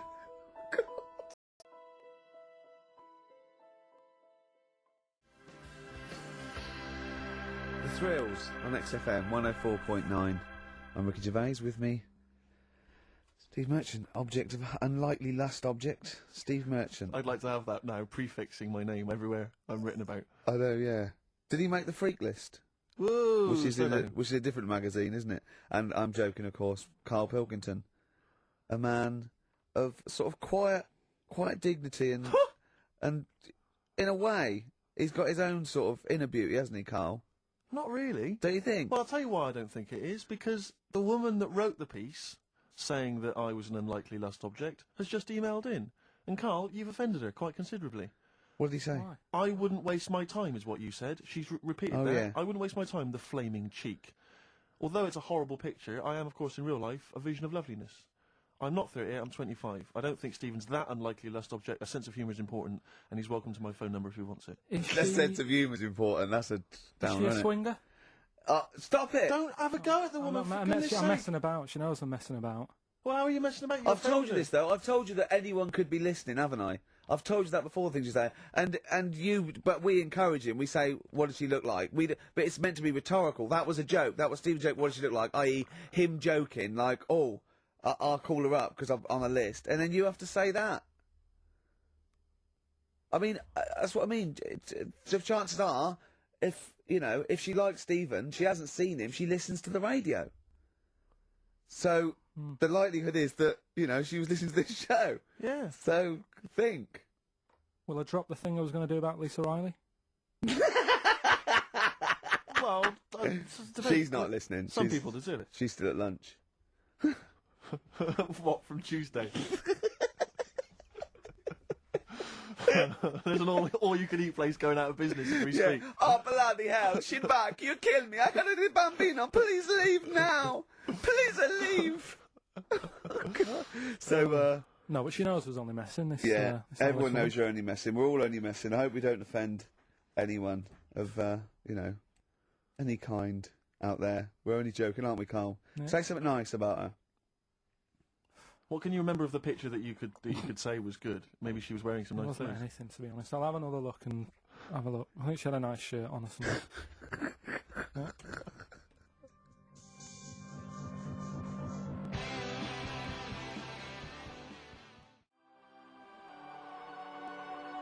Forthcoming single from British Sea Power, that's called Carry On. I love it. It's great. It's fantastic. On XFM 104.9. What do you make, Carl, of these people? I was reading a paper today. They've been queuing up for 12 hours last night for the new Harry Potter book. Oh, God. Oh, God, it really annoys me. Everything. Oh, God, it really annoys me. But who has to... I mean, I know it's just a kind of willful sort of stubbornness. I see adults reading it, Well, I was up in Hampstead last night, and there's a Waterstones branch of that, and there were a couple of people outside queuing, waiting for it to open. What do they look like? Well, I mean... Things they're like the ones that come out of Forbidden Planet on a Thursday. Yeah, I mean, what do you expect? There was one guy, I mean, I don't mean to disrespect him, but he was a big bloater, wearing shorts. I don't want to see his big fleshy legs. He looked like John O'Coleman, if I'm not... There's nothing wrong with John O'Coleman. He wore a knapsack. They always seem to have knapsacks for some reason. Well, they got old papers in there, haven't they? Exactly. Got a 9 years supply of there was Mirror. about 4 of them. There was a couple of women, a couple of guys, all looked basically the same. They were interchangeable. And, they were there from him in a minute. Yeah, I am the fat bloater with fleshy legs. Yeah. I recognise your description. I like to read these books whilst listening to XFM of a Saturday. Yeah. I was sort of watching them from where I was, and they must have been there for about an hour and a half. They were obviously strangers. Their common interest was Harry Potter. They were sort of chatting to each other for about an hour and a half. So as I'm leaving, I wander past them. An hour and a half in to them having met each other, the conversation is, all I heard was, well, of course, apparently she cried when she finished the last one. And I thought, they've not moved on. The conversation had not moved on. No, they might have been talking about Dawn French, chocolate orange by then. Yeah. I know she cried when she finished the last one once. Yeah. But I got no time for them. Pop into Woolworths now. Yeah, I'll tell you what, get it tomorrow, read it then. You're going to get home at 1:30 and start reading it. Exactly. Brilliant. So you can put it on the internet. Oh, God. Your opinions. Oh, it annoys me. It is extraordinary. The whole kind of Harry Potter phenomenon has passed me by. I know. Well, good luck to her, But you meet adults who are, you say, what are you doing? They go, I'm just rereading Harry Potter. What, you couldn't follow it the first time? Yeah. I mean, it's not her fault. She made £300 million by writing a few books for her kids. Well done. But I'm sure. I'm not sure they're very good. But I haven't read them. I'm sure they're not. But no, I don't know. No, I'm joking. I've no idea. A book about a little wizard. With glasses. Yeah, and make millions. It's so easy. If you think it's so easy, you do it. You like him because you look a bit like him. Well. I wonder if he's on that wish list. That woman who emailed in. Why was she making a list of unlikely? Can we leave this now? No, but I mean, what was it? What was context? Was it? It was like, here's my top 10 weird-looking fellas that I do. What was it? No, but what was? She was talking about what? She'd started talking about what? Body waxing. And went. And by the way, while I'm here, here's 10 blokes that I would if I had to, and they're a bit weird. You'll be surprised. What was the context? I forgot. He's scared to say anything now. He's scared to say anything. Oh, bless him. I just was looking at a picture because I was attracted to it because she was good looking and that didn't read on. Is that alright? Well done. That's got you out of that little mess. Yeah. Well done. Harry Potter. Yeah. You can't be honest with it. Have you read them? No, because the first time it came out, I was a bit confused, wasn't I? Because I thought it was about Of course you were. Yeah. Of course what? What? This is a what? It's a book. No, I got confused with the little rabbit. I thought it was her, didn't I? You talked about it when Beatrix Potter. Yeah, I got mixed up with that, so I sort of missed out on the first one anyway. You were just running around confused. So it was it was sort of too late to get into it, I think, after... Yeah, it's too late now, yeah. It's impossible. Same with Shakespeare. If you weren't around, the day he wrote the first ones, there's no point in going back. But it's all the fuss that she's getting as well, like... Well, I think it's because she's a British industry now, isn't she? I mean, it must have made... What, billions? Well, it's the perfect success story. She writes a story for her children, and it becomes a worldwide phenomenon. It's not cynical. It's just a great story. Didn't your dad ever pop anything down in writing? I'll tell you what, my mum wanted to do it. Yeah. There's been loads of things, little inventions she's come up with and that, but she's been too busy doing other stuff. But she used to come up with stories for me as a kid that I'm sure, if they came out, they'd be a success. Yeah. Go on. Do you remember any of them? There was one about a little red car. I can't remember how that ended. But the one that was really good was about a kid who gets a dog, right? But it's quite an old dog. This is going to be an episode of the Waltons, isn't it? Right. Go on. And he's playing with the dog and that, but it starts getting a bit old. It's about 15 or whatever. Yeah. And he goes, "Oh, it's rubbish, this dog." So, I would love that book for kids. I would love that. Tommy went, "Oh, Mummy, my dad's... Oh, no, kill it then. Kill it then." She's like, "Yeah, just throw it in the lake. I'll get you another one. Do you want a Nintendo? Yeah. Kick the rabbit to death then. Or no food for you." Oh, brilliant. No, come on.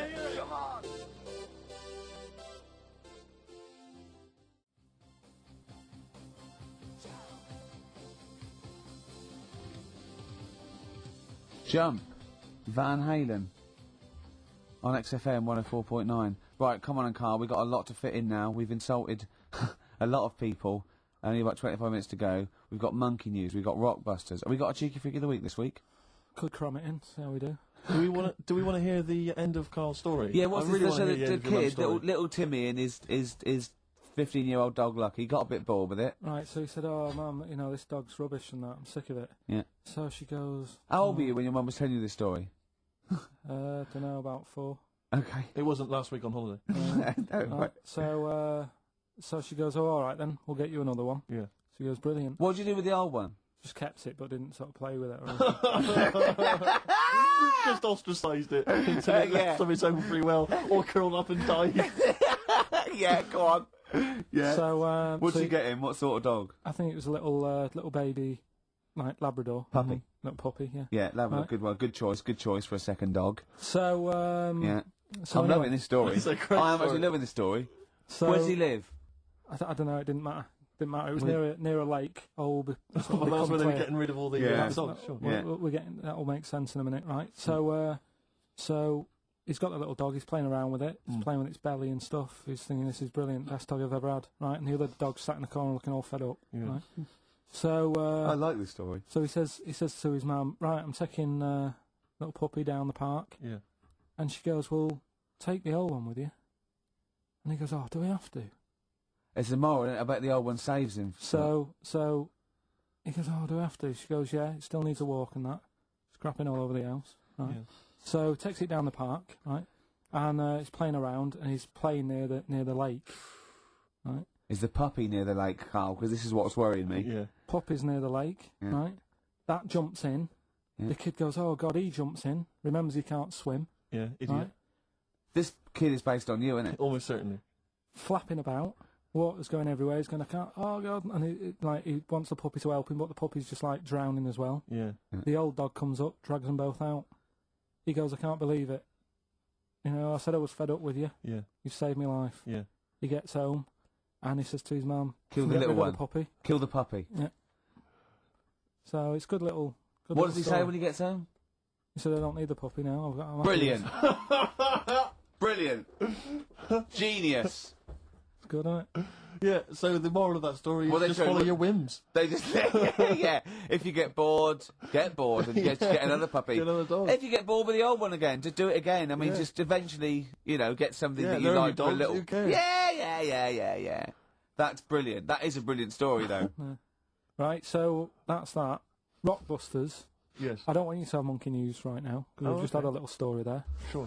You don't want to, don't want to go too far. Yeah, go on. So we'll get Rockbusters out of the way. Have we got a winner? Yeah, come on then. See, it worries me that we've had very few entries. I think that even your mental fans aren't getting these, which is really worrying. They must be terrible clues this week. All right, well... Has anyone got them right, Steve? I think there's just one guy. So what? Right, the first one. If you go out of France by boat, you might as well buy your fags when you're on that, because you'll get them a lot cheaper. Brilliant. Right? Yeah. BF. Yeah. Buy it ferry. Right? That's like... What? Buy on ferry. What? Buy on What's Brian Ferry? What's that? Is that a band? What? What is it? I don't know what it is. Brian Ferry. Brian Ferry? What's that got to do with buying on a ferry, though? Just because it's quite close to it. Buy on ferry. What? Buy on ferry. Sorry, what's your first language? The second one. That's rubbish. That doesn't count. No, Brian Ferry. Brian Ferry, buy on ferry. There's this little foreign cafe. It's growing its own steak. That's Delamitri. The third one. What? Sorry, what? What is that? What is that? Delamitri. Delhi is a little foreign cafe. Yeah. A meat tree and that. A meat tree? A meat tree? What were the initials for that? Just D for that. Just D for that? Yeah. So not DA? So you didn't even give him a chance to get the group? Oh, they got it. Well, no. No, they didn't. Right, it's the end. Go on, right. Go on. Delhi meat tree? Delhi meat tree. One word. D. Or any letter. They're growing their own meat. M's in it. Go on. Okay, so Bayern, I love Bayern Ferry. And Oxymusic was brilliant. I love Oxymusic. Go on. Can I just point out, Rick, that we've David Bowie? Delhi meat tree. Yeah. I don't see why necessarily Aidan, who emailed in, why he doesn't get to win, because he emailed in dire steaks. Seems to me just as valid, as far as I can tell, but Delimitri it is. And the last one, if there was a Jamaican fella on the Titanic... I'm looking forward to this. With a little bit of fear. Jamaican fella, if he was on the Titanic, he probably would have screamed this. Yeah. That's Christ de Burgh.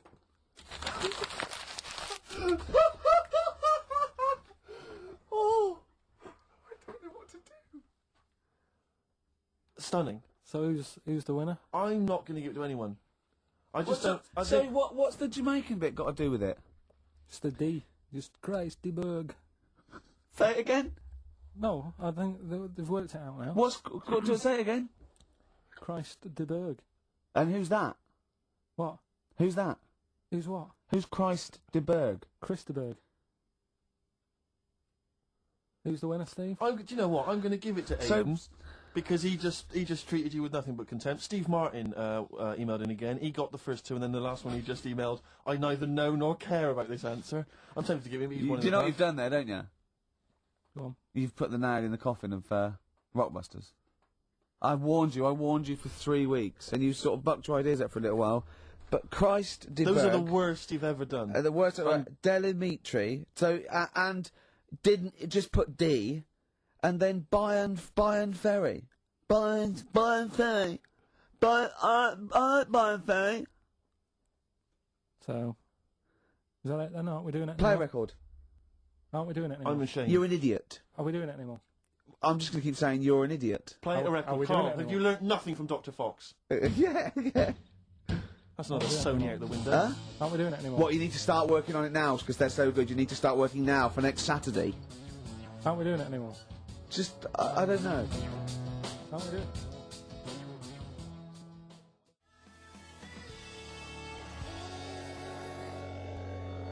Cardigans. You're the Storm on XFM 104.9. Well, nearly the end of the show, but we wouldn't let them down, would we? You know what it is now, don't you?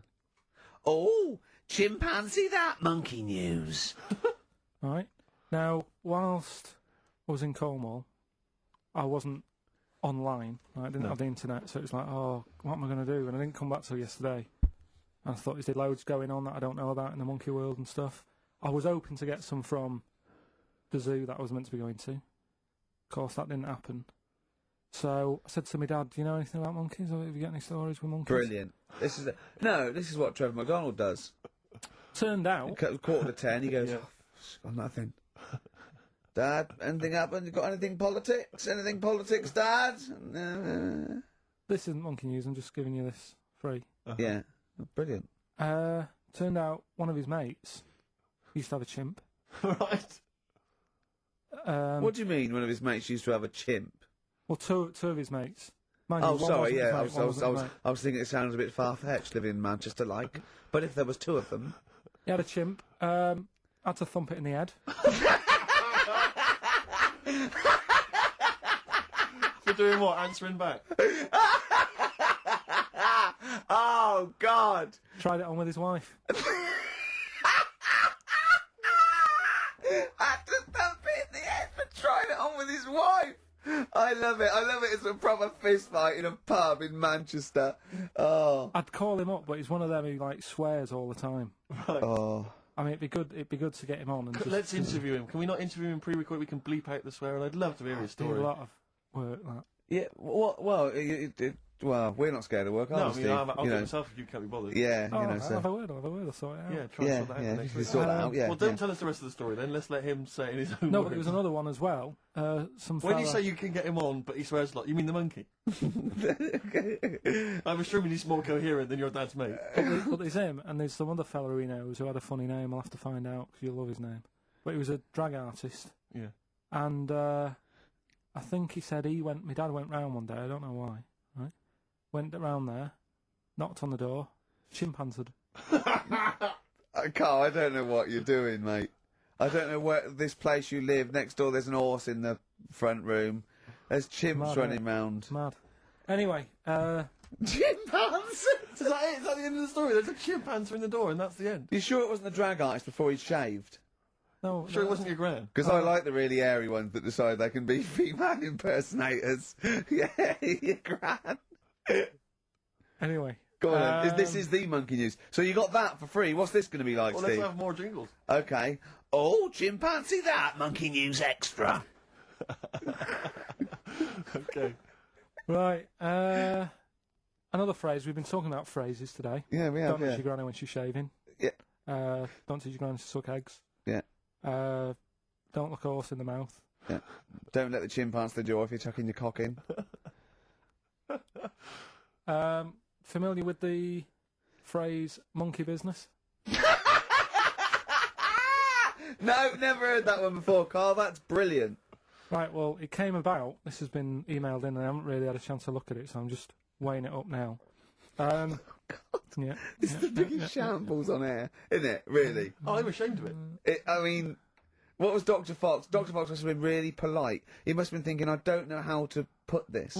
He must have wanted to scream and go, you shouldn't be in the radio authority. My parents listen online. I can't look them in the eye. Right, I think I've weighed it up. Long time ago, right? Yeah. In the olden days, yeah. In Go the Amazon jungle. Yeah. Right. Yeah. Little family of monkeys in there. Mm-hmm. Right. Having a good life. Right. Didn't have any predators in there. Right. So they were loving it. Yeah. They had a load of food around them. They had loads of banana trees. Yeah. Right. No, I don't think so. No, they did. Sorry. Yeah. Everything's going great. So they're happy in that. They go to bed. Okay. Wake up in the morning. Load of bananas gone. Ooh, hang on. Interesting. Hold on, wait a minute. So either your dad's been around or this isn't the great Amazon banana robbery, is it? So anyway, turns out it was another load of monkeys from another part of the island, from the rough bit. From the rough bit! I love it! They went into a middle class area. they're the ones with the earrings and the leather jackets. Oh, that is brilliant! From a rough part of the island. So the monkeys thought, well, there's no point getting into a fight with them because they're harder than we are. Yeah. Yeah. Of course, and they carry chains. So I love all this conjecture. They got flip knives and tattoos. Yeah, go on. So basically, they said, let's do some business with the bananas. Let's do some business with the bananas. This is shit! This is... What are you talking about? Oh, for Christ's sake! Right, calm down. We haven't got much time left. Oh, God! What do you mean this is... Forget it. No! Don't forget it! Carl, do not press that! Switch the record off. Switch the record off. Christ. Switch the record off, Carl. What are you talking about? What did they do? Oh. Let's do business with the bananas. Yeah. So they said, well, rather than them coming robbing them, we'll flog them. So that put a stop to it then. The monkeys came. They didn't have money. They said, give us some bananas. And it says so what, they exchange bananas for bananas? For berries and nuts. So that's where the phrase monkey business comes from. Little business to set up. Alright, God, that's the end of that as well. So that's the end. That is a shame. That's the end of Rockbusters and Monkey News. Well done. You've done it in one show.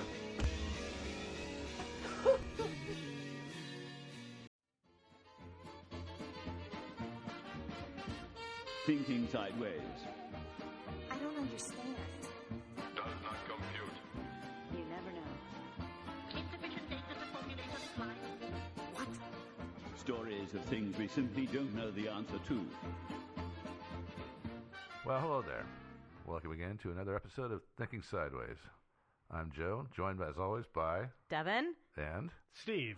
And as you know, if you've never listened to us before, what we do is we solve unsolved mysteries. We find a mystery, we pound it into the ground until it finally cries, "No mas, no mas!" And then we tell you how to find us on Stitcher and iTunes and stuff. He's lying. Yeah. That's the worst description of the show I've ever heard. In 87 episodes, we haven't solved anything. Well, we solved a few. We solved Lost Boy Larry. No. We didn't solve that one. I think we did. Well, okay. Yeah. Well, according to Joe, we've solved them all. Yeah. But yeah. that's not actually what happens. Okay, but occasionally we'll shed a little bit of ray of light on something. You know, we might add something to it. Okay, well, so let's move ahead here. Let's talk about our weekly mystery here. The mystery is the Count of Saint Germain. Woohoo! know. Some of you may have heard of this guy. I've heard of the liquor. Saint Germain. This idea was actually a listener suggestion.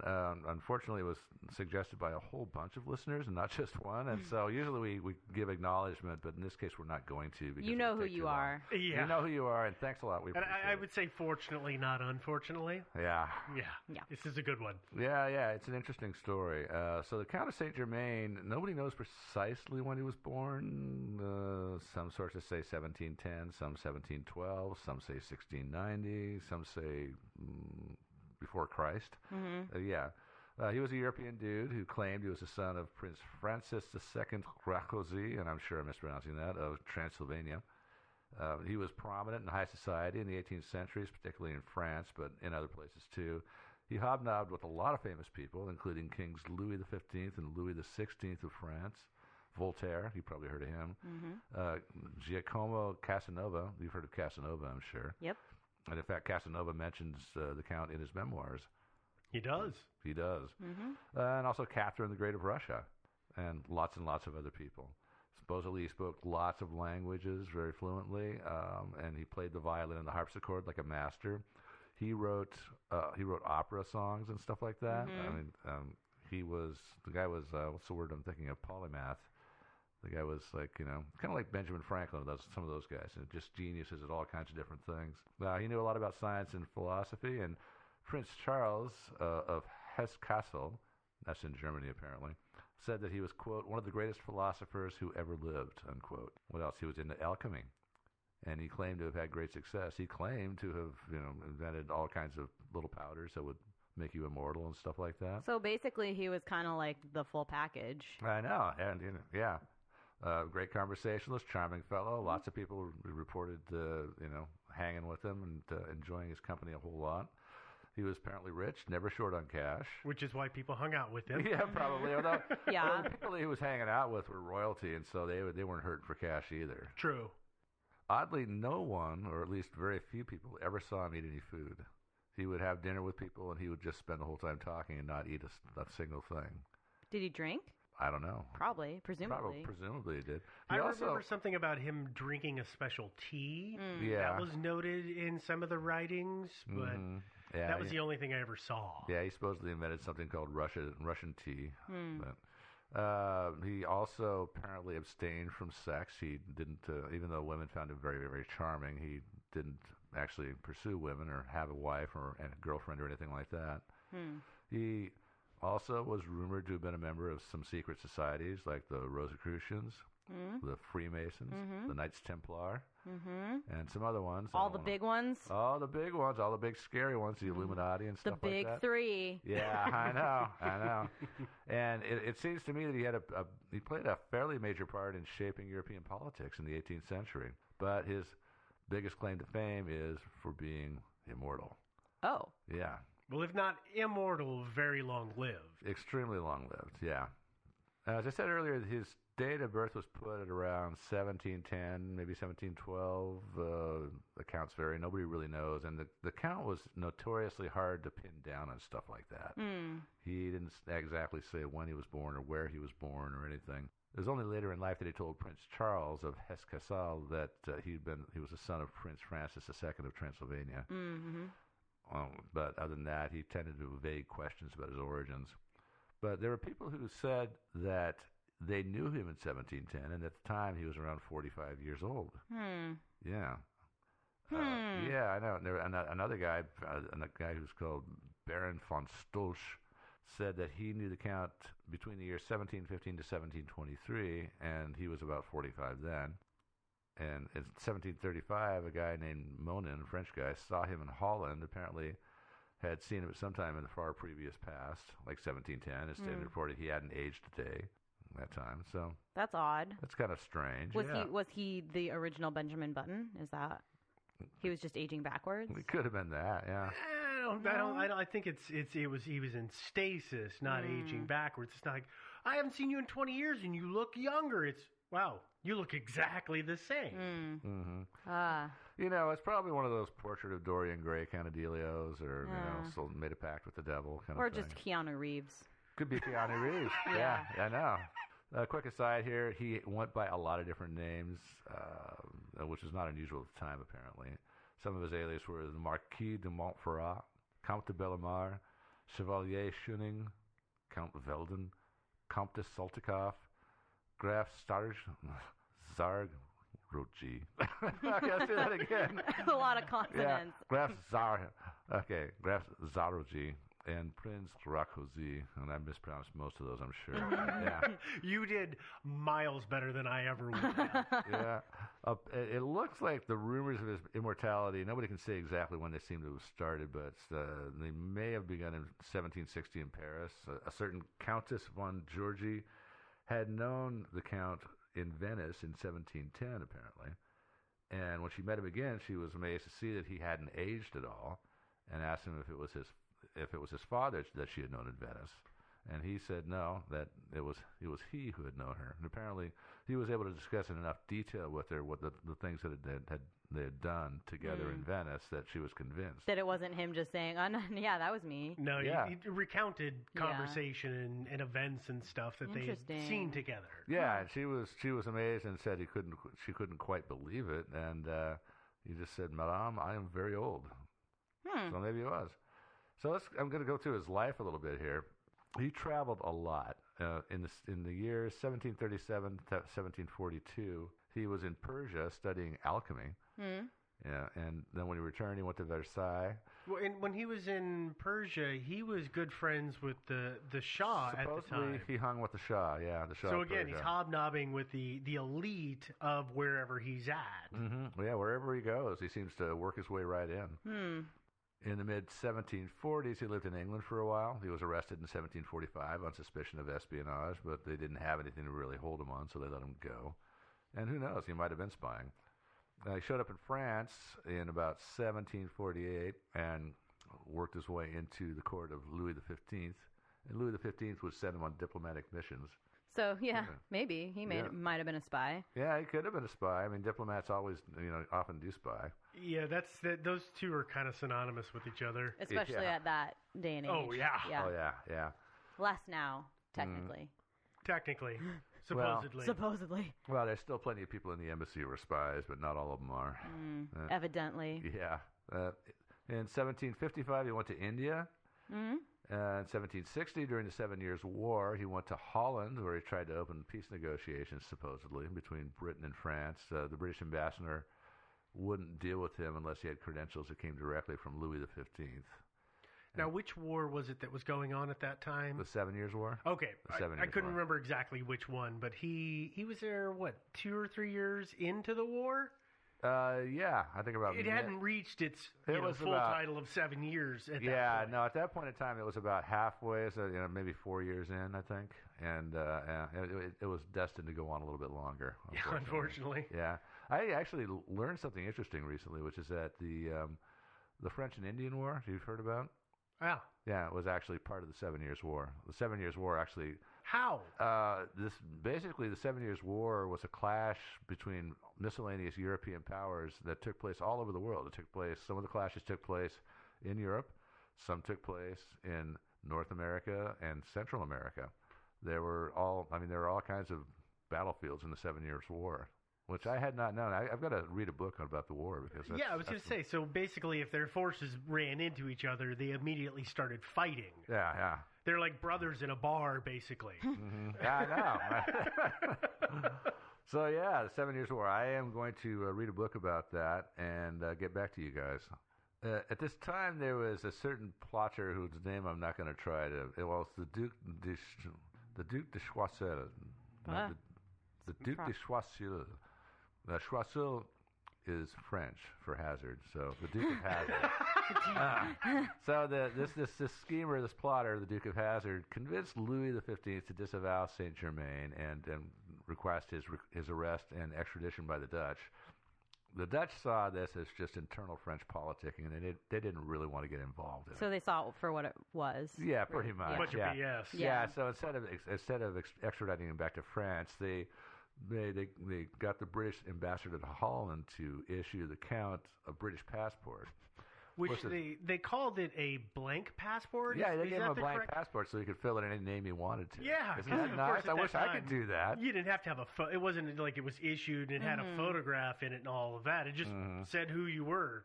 You could steal somebody's for all I know, and they would accept it. That's crazy. Yeah, it is kind of crazy. But Also crazy is, right, Britain was like, oh, hey, we're going to arrest you. Because Years later. Yeah, and then yeah, years we'll help you later, out. here's actually just a blank passport. yeah. I know. We're over it. I guess. Well, people were more relaxed back in those days. Yeah. I read, and apparently this is true. I read the books, the Master and Commander series by Patrick. What's his name? The film Master and Commander. Right. Was like, yeah, and they're very authentic recreations of that period in history during the Napoleonic Wars. And his they get captured. Our heroes and the crew get captured by the French, and the French let them go but just said, you have to promise not to take part in any more fighting in the war, and we'll let you go. We won't keep you captive. And so they said, okay. And they honored the request. They didn't take part in any more battles. They just kicked back and watched the war go on around them.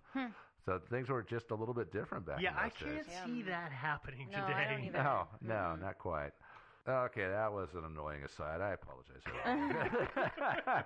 So he, on his blank passport, got to travel to Britain and escape the clutches of Louis XV and all of the court intrigues there. Great. Yeah, nice. Okay, 2 years later, he goes to Russia, where supposedly he knew Catherine the Great, and he was involved in a conspiracy to overthrow Tsar Peter III and place Catherine the Great on the throne. And apparently that did happen. It did happen. It he worked. was involved.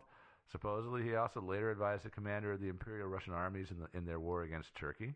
So among everything else, he's a great strategist. Apparently. I mean, because he's figuring out how to maneuver political stuff around, as well as armies and forces on the field. To a suspicious degree. Yeah. Right? That it almost seems less that he is good at strategy and more that he just knows what's going to happen. That's possible. Little prescient. Is that the correct word? That's it. He did make some predictions. He made all kinds of interesting predictions, and a lot of which came true. Yeah. But we're going to talk about that in the theories. Oh, okay. Sorry. I didn't mean to jump ahead. Okay. No worries. In 1774, he returned to France. Louis XVI was now in power, along with Marie Antoinette.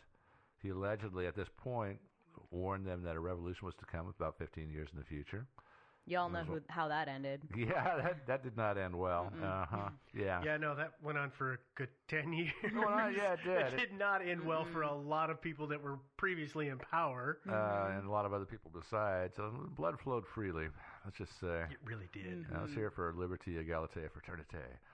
Yeah. Okay. Still happening, apparently. Yeah. In this room. In 1775, this is one source that I found, and I haven't seen this anywhere else, but this one.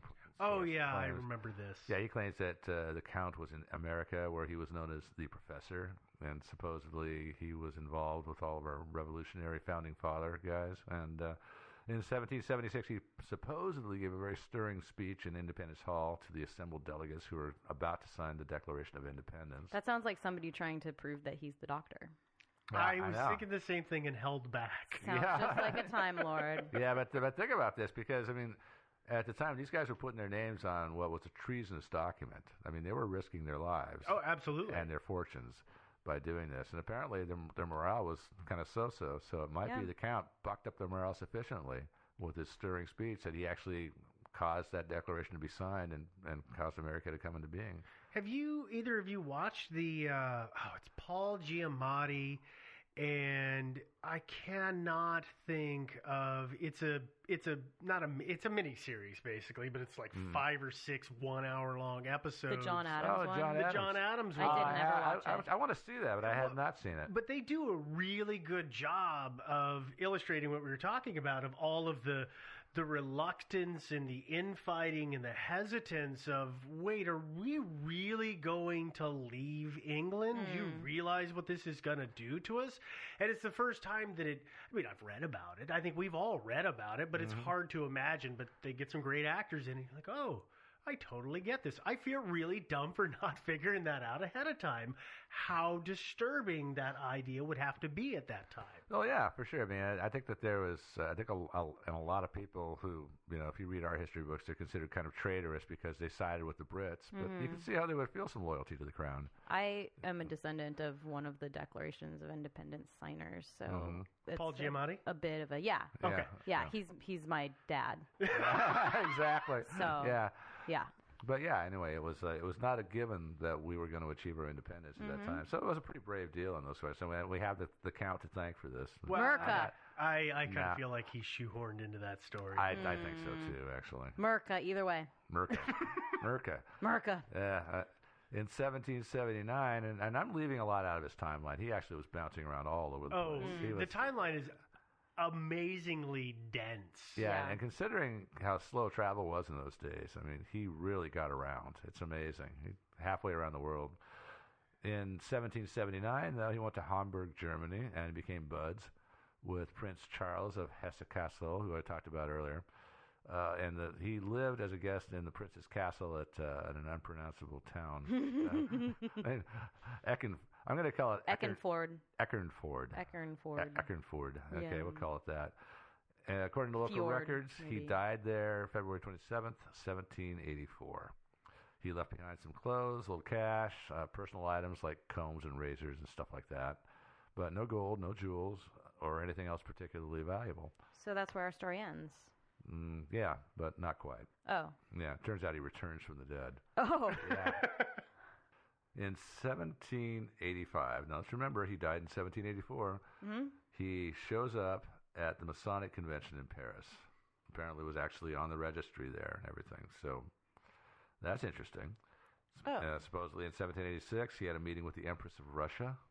Presumably that's Catherine the Great. I would presume. I don't know. Yeah.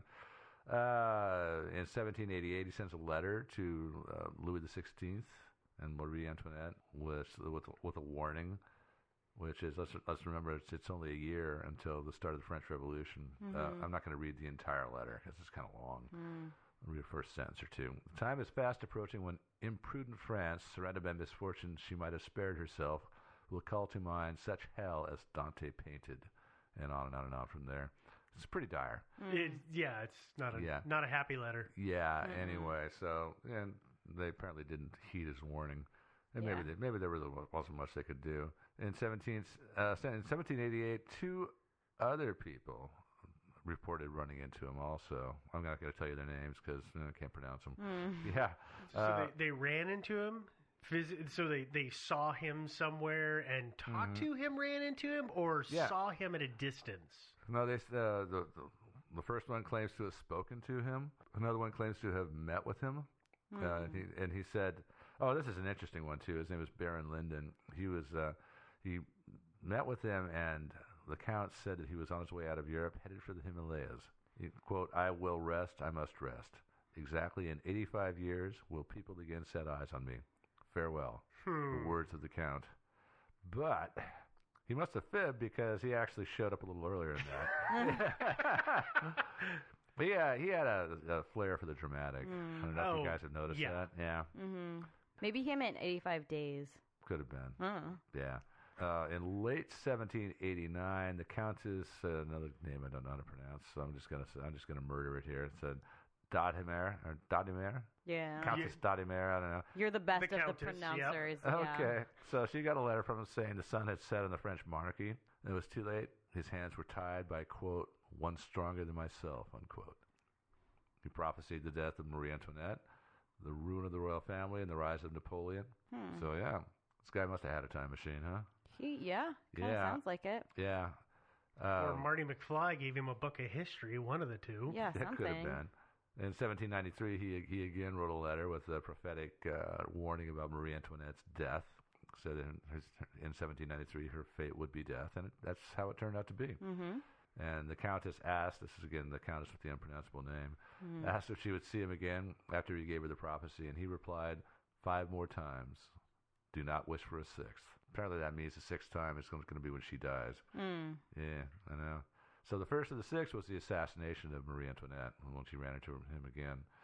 An Englishman saw him in 1798 in a prison in France. In 1799, he was seen by that same countess we just talked about at the 18th Brumaire of Louis XVI. That was a coup d'etat in which Napoleon overtook the French consulate and began his coup. So most of these are that one countess saying, "Oh, I saw him again," right? Well, it's a lot of them are her. Is it substantiated by other people at the same time? Is that there are other people who are also saying, "Oh yeah, I saw him too, and it was a weird thing"? Well, there are. Actually, I'm going to skip over some of the rest of this particular countess's things. In 1820, Albert Van Dam, who's an Englishman, wrote in his memoirs and talked about a person who bore a lot of resemblance to the Count of Saint Germain, but he called himself Major Fraser. But he just sounds a lot like him. But we'll skip that because he didn't actually say that it was Saint Germain. So no more of that. And he met with a certain Lord Lytton, whose full name is Edward George Earl Lytton Bulwer Lytton. Well, that's not a tongue twister. Yeah, not at all. I'd hate to be a kid and have to learn how to write all of that. Oh, I know. Imagine that every time you sign a check. Somehow I don't think there was much check signing happening. Probably not. But Lord Lytton was an English politician, poet, and a novelist. He was very popular, and he coined some really kind of, what's the word I'm thinking of, cliched phrases these days. Words like the great unwashed, the pen is mightier than the sword. Yeah, but apparently, so this is a guy who said that he met with the Count. He was seen in 1867 at a meeting for the Grand Lodge of Freemasons in Milan, Italy. In 1870, Napoleon III became so interested in this undying Count that he had a special commission put together to gather information. They were stationed at the Hotel de Ville. In 1871, the Hotel de Ville burned down, destroying all the records. So the Count is apparently an arsonist. Or just trying to hide his trail. I know. In 1877, he was seen in Milan, Italy, again at a Freemason meeting. In 1896, somebody named Annie Besant claimed to have met the Count. In 1896, also somebody named Manton Blavatsky claimed to have met the Count and said that she was in frequent contact with him. So hang on just a second. I just want to clarify. So we've got and these are a couple of things. So is he identifying himself as the Count, or just people say, no, that looks like the Count? Well, that is the deal. Now, I think in these cases, these are people who say they met with him. In other words, they didn't just run into him or see him in the street. They actually met with him. And apparently, Wait. When was the last one that you just said? What was the date on that? That was 1896, I think. He would have been in his 90s. No, he would have been... late 80s. No, he would have been... 1896, he would have been 186 Yeah, he'd been 200 years old at that point. So that's where I'm saying is like, well, these people couldn't have met him before. There's no possible way that these regular human people could have met him before. So I'm just trying to figure out if they're saying that it's the Count because A, he said he's the Count. B, they've seen a painting of him and the likeness is striking. Or if it's just anecdotal, I'm trying to understand because I could never get a good handle on why I said, oh yeah, he was the Count. What drove that? Well, I kind of suspect that, and I'm half serious here, I kind of suspect that there was probably a standing joke among the nobility and the higher classes in Europe about the Count. I think he became kind of famous, and I think that maybe it was just a joke. Then you run into somebody and say, hey, you seen the Count? And they say, oh yeah, I saw the Count at a Rosicrucian convention in Baden-Baden. And it's all just a joke, Right. He's become the Dos Equis guy. Yeah. I mean, maybe maybe it's as simple as that. But you're right. I mean, at a certain point, when it's like alive and there'd be people around who knew him, so that all makes sense. But then when you're getting up to the closing of the 19th century, that's a little different. Well, and that's what I could never get a clear line on was how what interaction when it was written down and then transcribed and rewritten, yada yada yada. What actually happened? And that's and I know that the records are a little sparse and inconclusive, and we're probably not going to get the answer to my question that is driving me bonkers, but I've got to ask it anyway. Yeah. But there is a ton of stuff on the internet about this guy. I mean, he's really, really excited a lot of people's interest, and so as you know, the more web pages there are, the more opportunities for what's the word I'm thinking? Embellishment? Yeah, mischievousness. Yeah, misinterpretation or mischief. Trolling. Mischief. Yeah, trolling. There's that. But here's the deal, and this is what we really need to figure out: is that if the Count truly is immortal, that means he's still alive today, and that means at least one of these websites is his website. Yeah, we need to figure out which one that is. Which one it is. It's probably that one that had the purple background with the purple text on it. The one that I love so much. Yeah, it's probably that one. Yeah. He probably made that one for himself. Yeah, I don't know. There's got to be a way to figure out which one is the Count's website. That would, and we'll deal with that in a future We'll have episode. to do a domain registry search. Yeah. Yeah. Well, I'll just spit out a couple more things here. There was a strange encounter in World War I in August 1914. 2 Bavarian soldiers captured a man in Alsace. During the interrogation, their prisoner got irritable and started to rail about the futility of the war. He told his captors, "Throw down your guns. The war will end in 1918 with defeat for the German nation and her allies."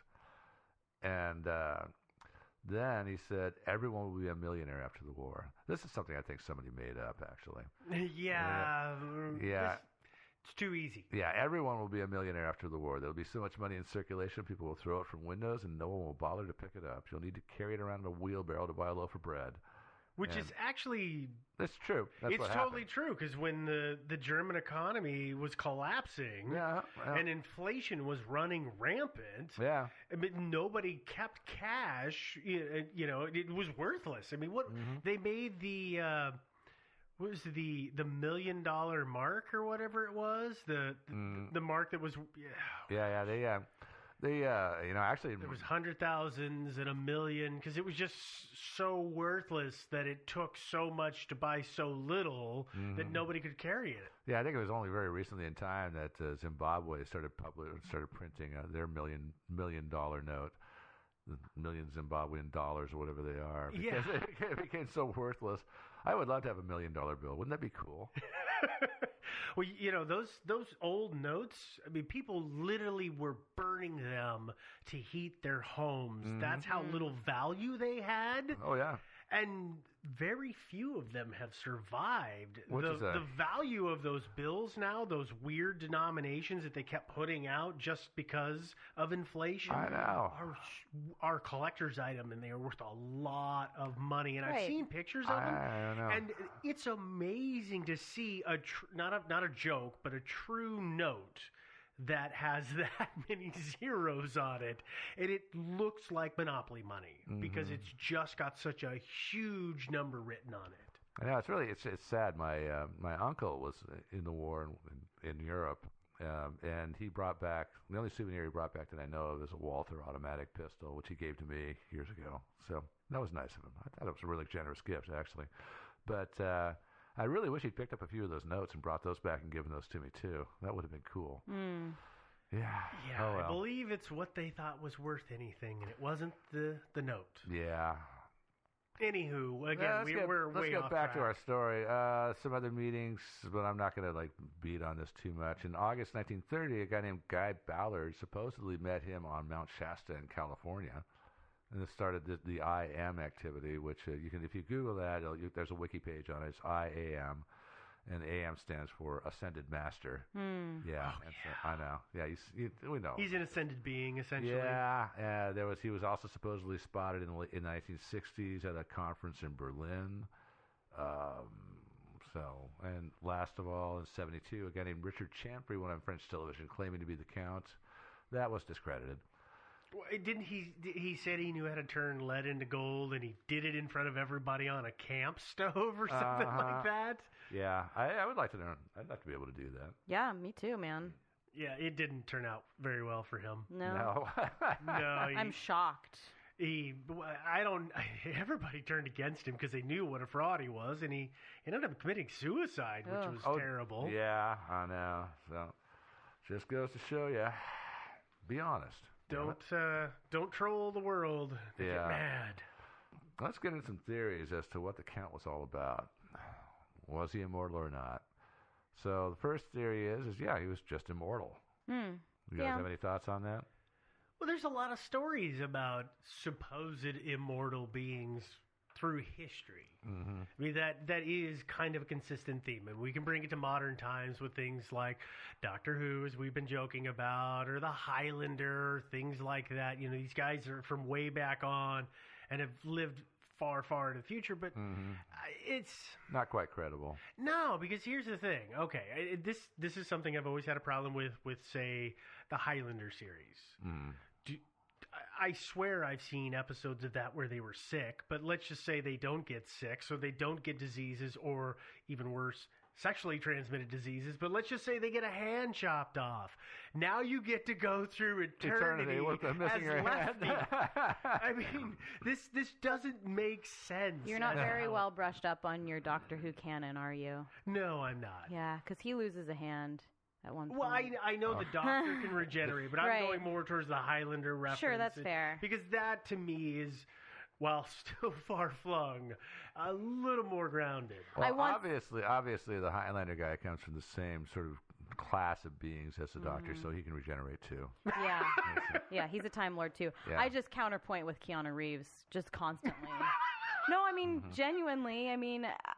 Keanu actually does look a little older than he used to. He looks a little older than he used to. That's definitely true. I guess it's not serious. I'm not serious. I don't actually think Keanu Reeves is immortal. No. He doesn't age a lot, but that's explained by a lot of different things. But I do think to 100% discount the idea of immortal beings in our world is... I'm not willing to totally discount it. I think there are a lot of weird things in our world, and I just, Yeah, but I'm kind of wondering what, because part of the aging process isn't just breakdown and cell regeneration and stuff like that, but also just gravity. Yeah. That's why you get you get kind of jowlier and saggier as you get older. It's not just because you're aging; it's because of gravity. Right. So imagine what a 20,000-year-old person would look like. That's why they have to rest. That's why they have to rest and maybe sleep upside down get for plastic 80 years. Yeah. Yeah, but the thing is, I've got an uncle who I've known for 30-some years that he's been in my family, and that guy. You see a picture of him 20 years ago and now, and he looks maybe 10 pounds heavier, but otherwise identical. So there are people who don't appear to his age as much as others. And I wonder if maybe that's part of it, where all your friends are working in the field, or all your servants are toiling and they're killing themselves and they're aging quite rapidly. And then you've got this one guy who's kind of living the life of luxury, and he kind of hits his stride of what he's going to look like at about 30, but really hasn't done any strenuous outdoor activity for 30 years, but stayed in okay shape. He's going to look the same for all intents and purposes, and people's memories are notoriously shoddy, so they won't notice the couple of bags that you have that aren't that big compared to when they saw you 20 years ago when you had none under your eyes. It's also possible the Count lied about stuff like when he was in Venice, for example, when he met that countess who had known him supposedly. Maybe it really was his father that she had known, and he just lied to her about it. Also, Portrait of Dorian Gray, we kind of mentioned before, too. Maybe you just have a painting that ages for you. Yeah. That takes care of gravity. That would be kind of cool. Magic is a thing. Yeah, who do I get to go to for one of them? I don't know. Well, let's move on to our next theory. This has actually been posted. Some people have actually suggested this, that he is the Wandering Jew. Yeah. Again, explain to everybody who the Wandering Jew is. Yeah, the Wandering Jew is apparently there was a Jewish guy who, when Jesus was heading off to his crucifixion, carrying his cross, and some Jewish guy taunted him. So Jesus threw a curse on the Wandering Jew, which is that he was to walk the earth until he returns, until the second coming of Christ. So the Wandering Jew wasn't quite immortal. He's going to die sometime when Jesus comes back. But in the meantime, he's stuck on this planet. So the Wandering Jew is who he is. So, but there's nothing ever said about him not aging. He just has to live that long, right? That's true. I mean, maybe he has to spend like the next 10,000 years in a rest home. Yeah. And that's how depressing that would be. Oh, Jesus, you're mean. That's mean. Actually, the Wandering Jew thing didn't even come into currency until I think the 13th century. Mm-hmm. It's not like that's documented or anything like that. Right. That was a story that got spun up. But this is my whole thing about immortality, and people always glamorize, oh, if I was a vampire and lived forever, or if I was immortal, or whatever way they go about becoming immortal. Mm-hmm. Nobody ever thinks about, and I've seen this dramatized in a number of places, of what a lonely frickin' existence that would have to be after about the first 150 years. That's why you find your tribe, man. Maybe, Yeah. but you're just gonna everybody have to- you know, everything you're used to, it's gone. It's Yeah, changed. you got to go make new friends. You're gotta constantly go find trying a new to keep wife. up with it. But think about this: is imagine if there was. I don't know if you ever watched that TV show Alias. No, I never watched that. That was actually kind of fun. It was created by J.J. Abrams, and there's this uber bad guy whose name I forget, and he's trying to amass all these artifacts and stuff from this one particular mad medieval genius. The idea being is that if you get all these together, and I forget, it's been a while, and wave your hands over them and say the right words, you achieve it. So in the ultimate episode, the ending episode of the show. This guy- Spoilers. Yeah. Well, I mean, everybody's going to watch that show. It's been years since the show was I'm on. just saying, spoilers. Oh, yeah, spoilers. Just in case you Spoiler suddenly alert. found Alias. Yeah, and so this guy goes into this cave, and he has shot. Our heroine's father is also a regular in the series, and so he shot him and left him for dead, but he's not quite dead. Of course. Goes into this cave and finds this little room in the cave that's got the final piece that he needs to achieve immortality. And then he achieves immortality, and then suddenly Dad pops in the doorway, and he's got like a dynamite belt that he's holding up, and blows it up, and kills him. He dies, of course, and of course the cave partially collapses, and so this guy who's now immortal has to spend eternity trapped in a cavern, pinned under a boulder. That sucks. Yeah, it was like the ultimate comeuppance. But anyway, I'm totally getting off the mark we here. are really bad about staying on topic. Yeah, today. okay. So much for the Wandering Jew. As I said in my notes here, he's got black hair, which is fair enough. But he was also described as having pale skin, and especially in the days of Jesus, the Jews did not have pale skin. No, yeah. They looked like little small Arabs. And the Arabs were small back in those days too. I mean, this is like 2,000 years ago. True. Everybody was probably 5'3". Yeah, that was a tall person. I mean, have you ever seen, like, you go to England, you see these suits of armor that are on display? And they're itsy bitsy. Yeah, it's like these were the big guys, the really big guys that got to push everybody else around, and they're about as tall as Devin. Yeah, everyone was my size. Yeah, I know. People were small back in the day. So what's next? Okay, our next theory: suspended animation. Well, So the count. Wow. Yeah, so the count would go out, meet with people, get his face out there, and then go back to wherever and jump into his suspended animation capsule and just not age for 20 years or so. Yeah, that's dumb. No, it is dumb. Sorry. I just threw it in there. Next one is time travel.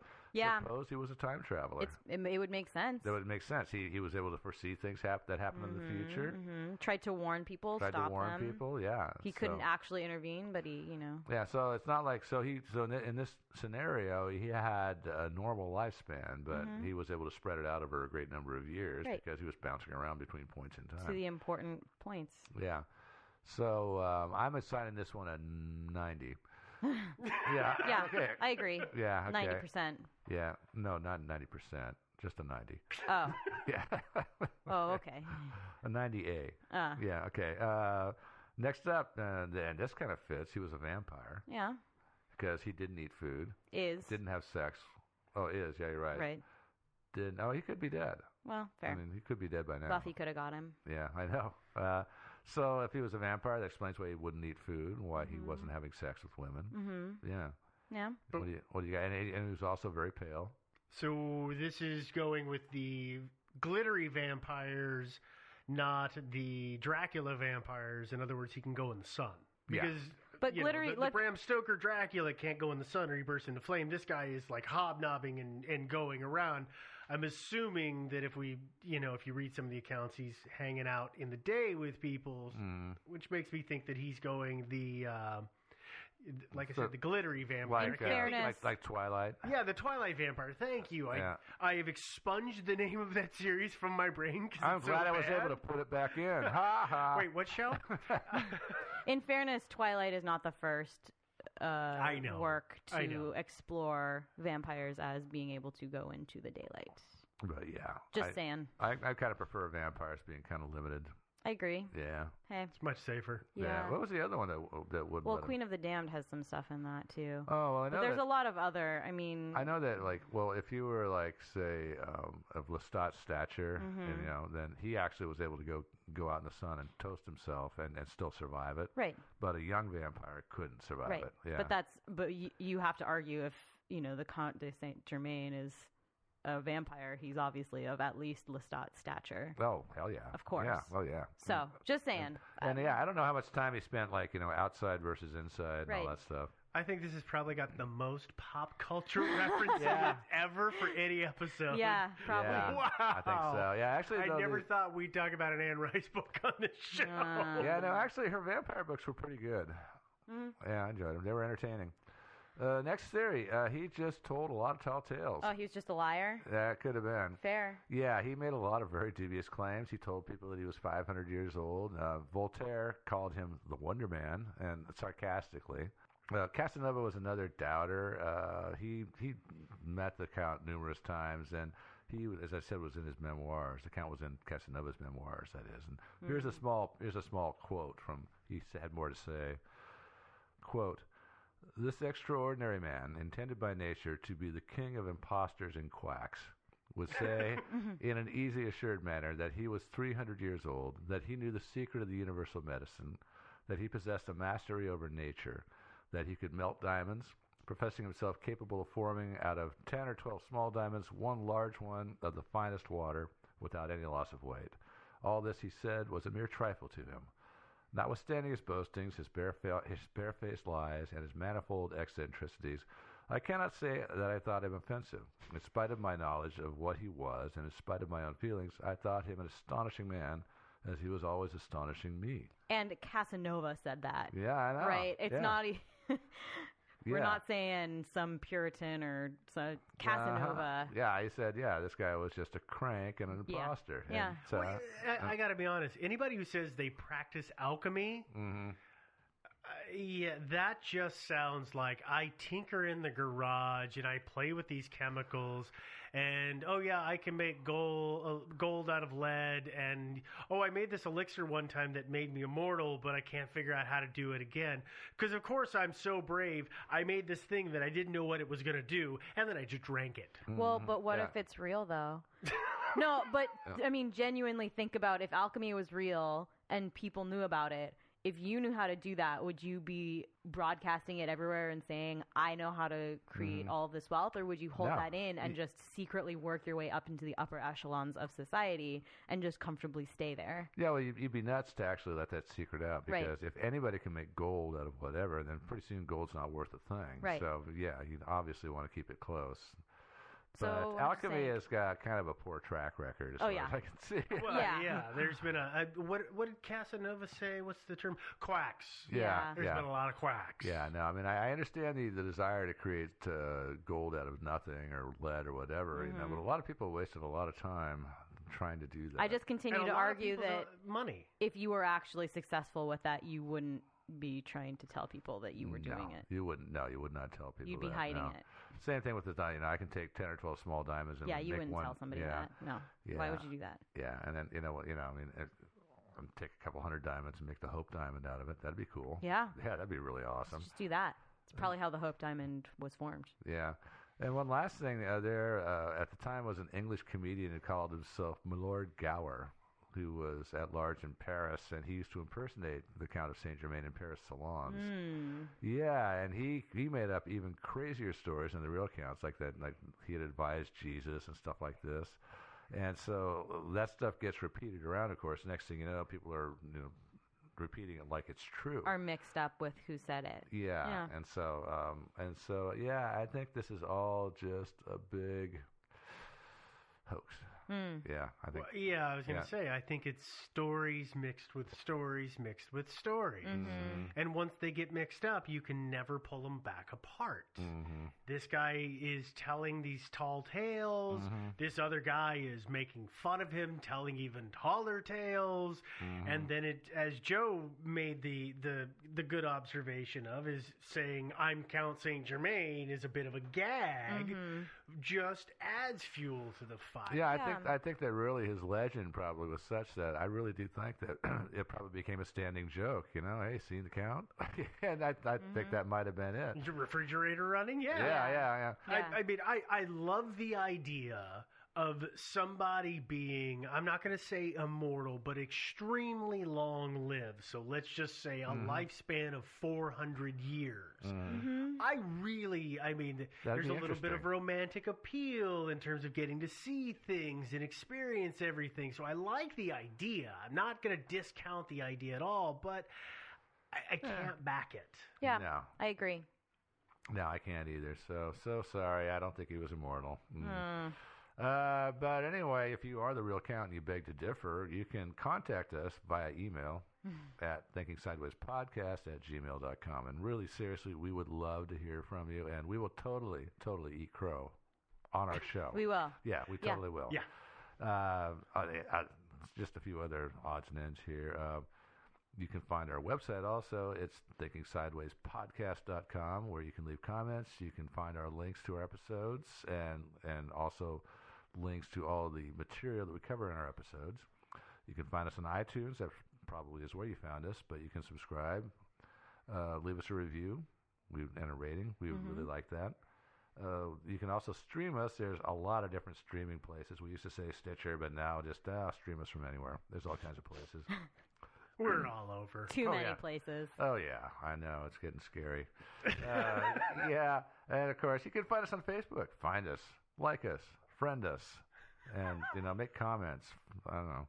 Make comments or whatever. Yeah. Whatever you do on Facebook. Whatever Facebook whatever. is. What's going on with Facebook? Joe's old. He doesn't know things. No, I do Facebook. I just don't. Joe still has a MySpace account. Yeah. He's a live journal. Yeah. Oh, my God. No, seriously, I don't. I just kind of gotten away from Facebook, I used to be really into it, and I'm kind of over it now. But it's still, it's fun to go out there and read some of the stuff that some of our listeners leave for us, so I check it more often than I check my own personal Facebook. Oh, and last of all, Twitter. Yes, we are on Twitter, but we're a little different. We are Thinking Sideways. That's thinking without the G, so Thinking Sideways on Twitter. So follow us on Twitter, and that's about it for this week. So any further thoughts? That all? No. Awesome idea. Yeah, no. Love the suggestion. Yeah. All right. Well, that's it for now. Count, please send us an email, and we'll see you all next week. Bye. Bye, everybody. Bye, guys.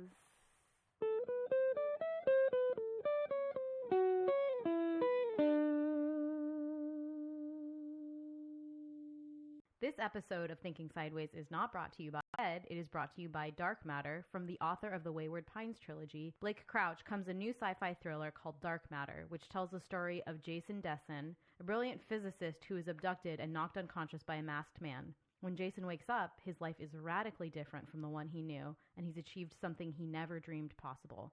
But how did he get there? What happened to his old life? Jason's search for answers leads him on a strange journey and puts him in the crosshairs of a seemingly unbeatable foe. So pick up a copy of Dark Matter by Blake Crouch, now in paperback, and available everywhere books are sold. And by CrimeCon! Indianapolis, Indiana, June 9th to the 11th. Pet dogs, meet us, get tickets. Don't forget, it's crimecon.com, and promo code is Sideways20 for 20% off your tickets. Thinking Sideways. I don't get it. Uproot the aliens. You must unlearn what you have learned. I don't know. Stories of things we simply don't know the answer to. Hi there. Welcome to another episode of Thinking Sideways. I'm Joe, joined this week, as always, by Devin and Steve. And we're here to solve another cool mystery. This is one that's bedeviled the world for almost 3 decades now. It's made me look like an idiot. Yeah, no, I've tried to break this mystery and had no luck. Not me. No, I you've try not to even admit tried? my ignorance and things like You know this. better. So, You didn't yeah, even- I you know didn't- better. Yeah. Didn't even try. Yeah, no, that's okay. By the end of the episode, we will have solved it, so don't Uh-huh. worry about that. This has been around for 26 and a half years right now, and it holds supposedly the maybe possibly a secret to a hidden treasure. Well, we really don't know. Or maybe something. Or something. Or yeah. maybe nothing. Yeah, maybe. Maybe just a note or something like that. I don't know. Mhm. We'll find out at the Yep. end. So first of all, let me say what we're talking about here. We're talking about none other than Kryptos. And you probably heard about that. That's a sculpture at the CIA in Langley, Virginia. Yep. Yeah, Kryptos. And Big thing. if you haven't heard about it, well, you've heard about it now. And also a little shout out to a few of our listeners. Actually, several have suggested this. I think Rona and Sean, Linda, Alex. And that's how far we got before we started saying. Yeah, and everybody that's else. such an old request. Yeah. So thanks, guys. We really appreciate the suggestion. And I, for my part, I've been doing a little too much murder and mayhem lately, so I thought I'd take a break and do something different. And next time I'll go back to some grisly murders. But yeah, let's do cryptography. For a little bit. Yeah. Why Can't not? fall off the wagon. Yeah. Well, let's go back to the beginning. In the late 1980s, the brass at the CIA decided the agency was missing something, like, operational security, or maybe better intel, or employees who weren't Russian moles, maybe. Oh, no, that wasn't it. No, they didn't have any publicly funded art installations. And so they decided, they commissioned one, and they hired a sculptor named Jim Sanborn to create this sculpture. And actually, I think the government in this case got pretty good bang for its buck. Oh, yeah. Oh, yeah. Definitely. Yeah. Better than DIA, for sure. Yeah, definitely. Or that one that's just a rock. Yeah. Oh, yeah. There's that one downtown outside Pioneer Place, which is several rocks in a row. It's like, well, how do I get that job? Yeah, you give me the money, the $100,000. I will give you the sculpture. Oh my God, he just Rocks. did an accent that wasn't German. No, it's the French accent. It was a German-French accent.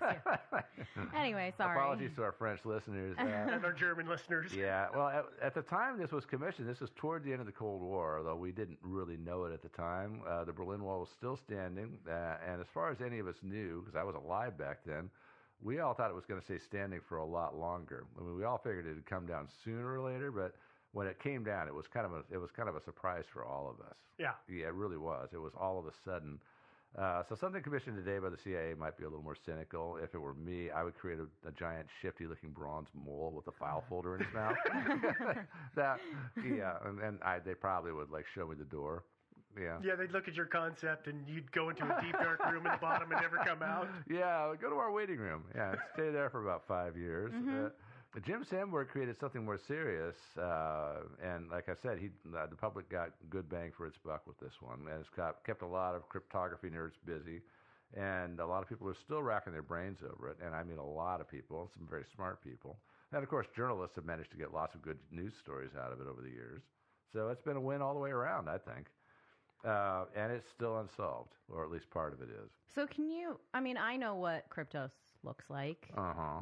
We all in this room, but I think a lot of people probably don't. So yeah, if you're not near a browser and you can't bring up a picture of it. Yeah, if you're driving. There's lots of people who drive and listen. Yeah. I do it all the time, yeah. Yeah, so if you're driving, just close your eyes and try to bring this... Don't listen to Joe. Please open your eyes immediately. Listen to Joe, but don't close your eyes. Okay. All right, yeah. If there's no rest area nearby, keep your eyes open. So let me describe it here. If you're standing, and most of the pictures that are taken from one side of it, and that's the side where you can look at the writing and it's correct. It's a bunch of Read characters. from left to right. Yeah, it's a bunch of, and so when you're looking at it from that side, there is a large petrified log standing upright on its end, on one end, on the right side. It's what, 8-10 feet tall? Something like that. Yeah. It's pretty good size. Yeah, nice log. I wouldn't mind having that log. Yeah. And then there's a tall copper plate that sort of scrolls out like a sheet of paper, as if it were like a scroll. And I want to point out, it's real copper, so it's actually green now. Exactly. Yeah. Yeah. So everybody knows. Yeah. So yeah, don't go to Google and look at the picture and say they lied to me. Yeah. No, it's green. It is really copper, and it scrolls out so if you're standing on this side, it scrolls away from you, and then it goes in a semicircle back towards you, And then it curves away around the other way, so it scrolls around and away from you again. On the one side, facing towards you, it's just marble, it's just like a marble ground there. And on the other side of it, of the semicircle loop, whatever, there's a little round pool. In the arc of the S shape that the copper makes. Yeah, in the arc of the copper, yeah. The tail end, the bottom end. Yeah, so that actually is kind of like the other end of the scroll that it's wrapping around, if you can imagine that. And it was obvious to me the first time I looked at it that the symbolism, it symbolizes, I think, the division of our world into smoking and non-smoking areas. Because, and really when you think about it, it makes sense. Because when you're standing on the right side, which is the part that doesn't have the pool in it, you can actually stand inside the sculpture. But if you go on the other side, the smoking side, you can't stand inside it. You have to stand outside, just like smokers do. Yeah, and it's a good theory, Joe. And the little pool in the center makes a great place to throw your butts. Yeah. That is not what it's intended for. Pretty sure it is. I like it. Yeah, let's get back to our more description. There are letters cut into this copper sheet, about 1,700 or so letters. Mm-hmm. Yeah, and they're actually, like some people said, stamped out. I don't know if they were cut out with a torch or stamped or what, but they go all the way through. So they're not just. They were probably knowing the time that it was made. It was probably done with like a water jet or something like that. Whereas today, some kind of computer-controlled device to be able to cut them with the precision that they are done. Yeah, and today it would probably be a laser. Mm-hmm. But, yeah. Laser. Yeah. Yeah, you're mispronouncing that word, Joe. Jeez. I'm sorry. The Z is laser. Laser. Okay. Of course, you can find drawings of the text part of the sculpture online, and I'll describe that real briefly. It's shaped like a rectangle, which is divided into 4 smaller rectangles. The 2 right rectangles show the English alphabet, that's A through Z, repeated over and over again with the word Kryptos inserted into the text, which is a big hint because that actually turns out to be one of the keys for the encryption cipher of the first 2 messages in there. Because this whole thing is one giant cipher. We haven't said that yet. No. Mm-hmm. Yeah. The whole sculpture is a giant message. Cipher. Well, yeah, the left half is the message.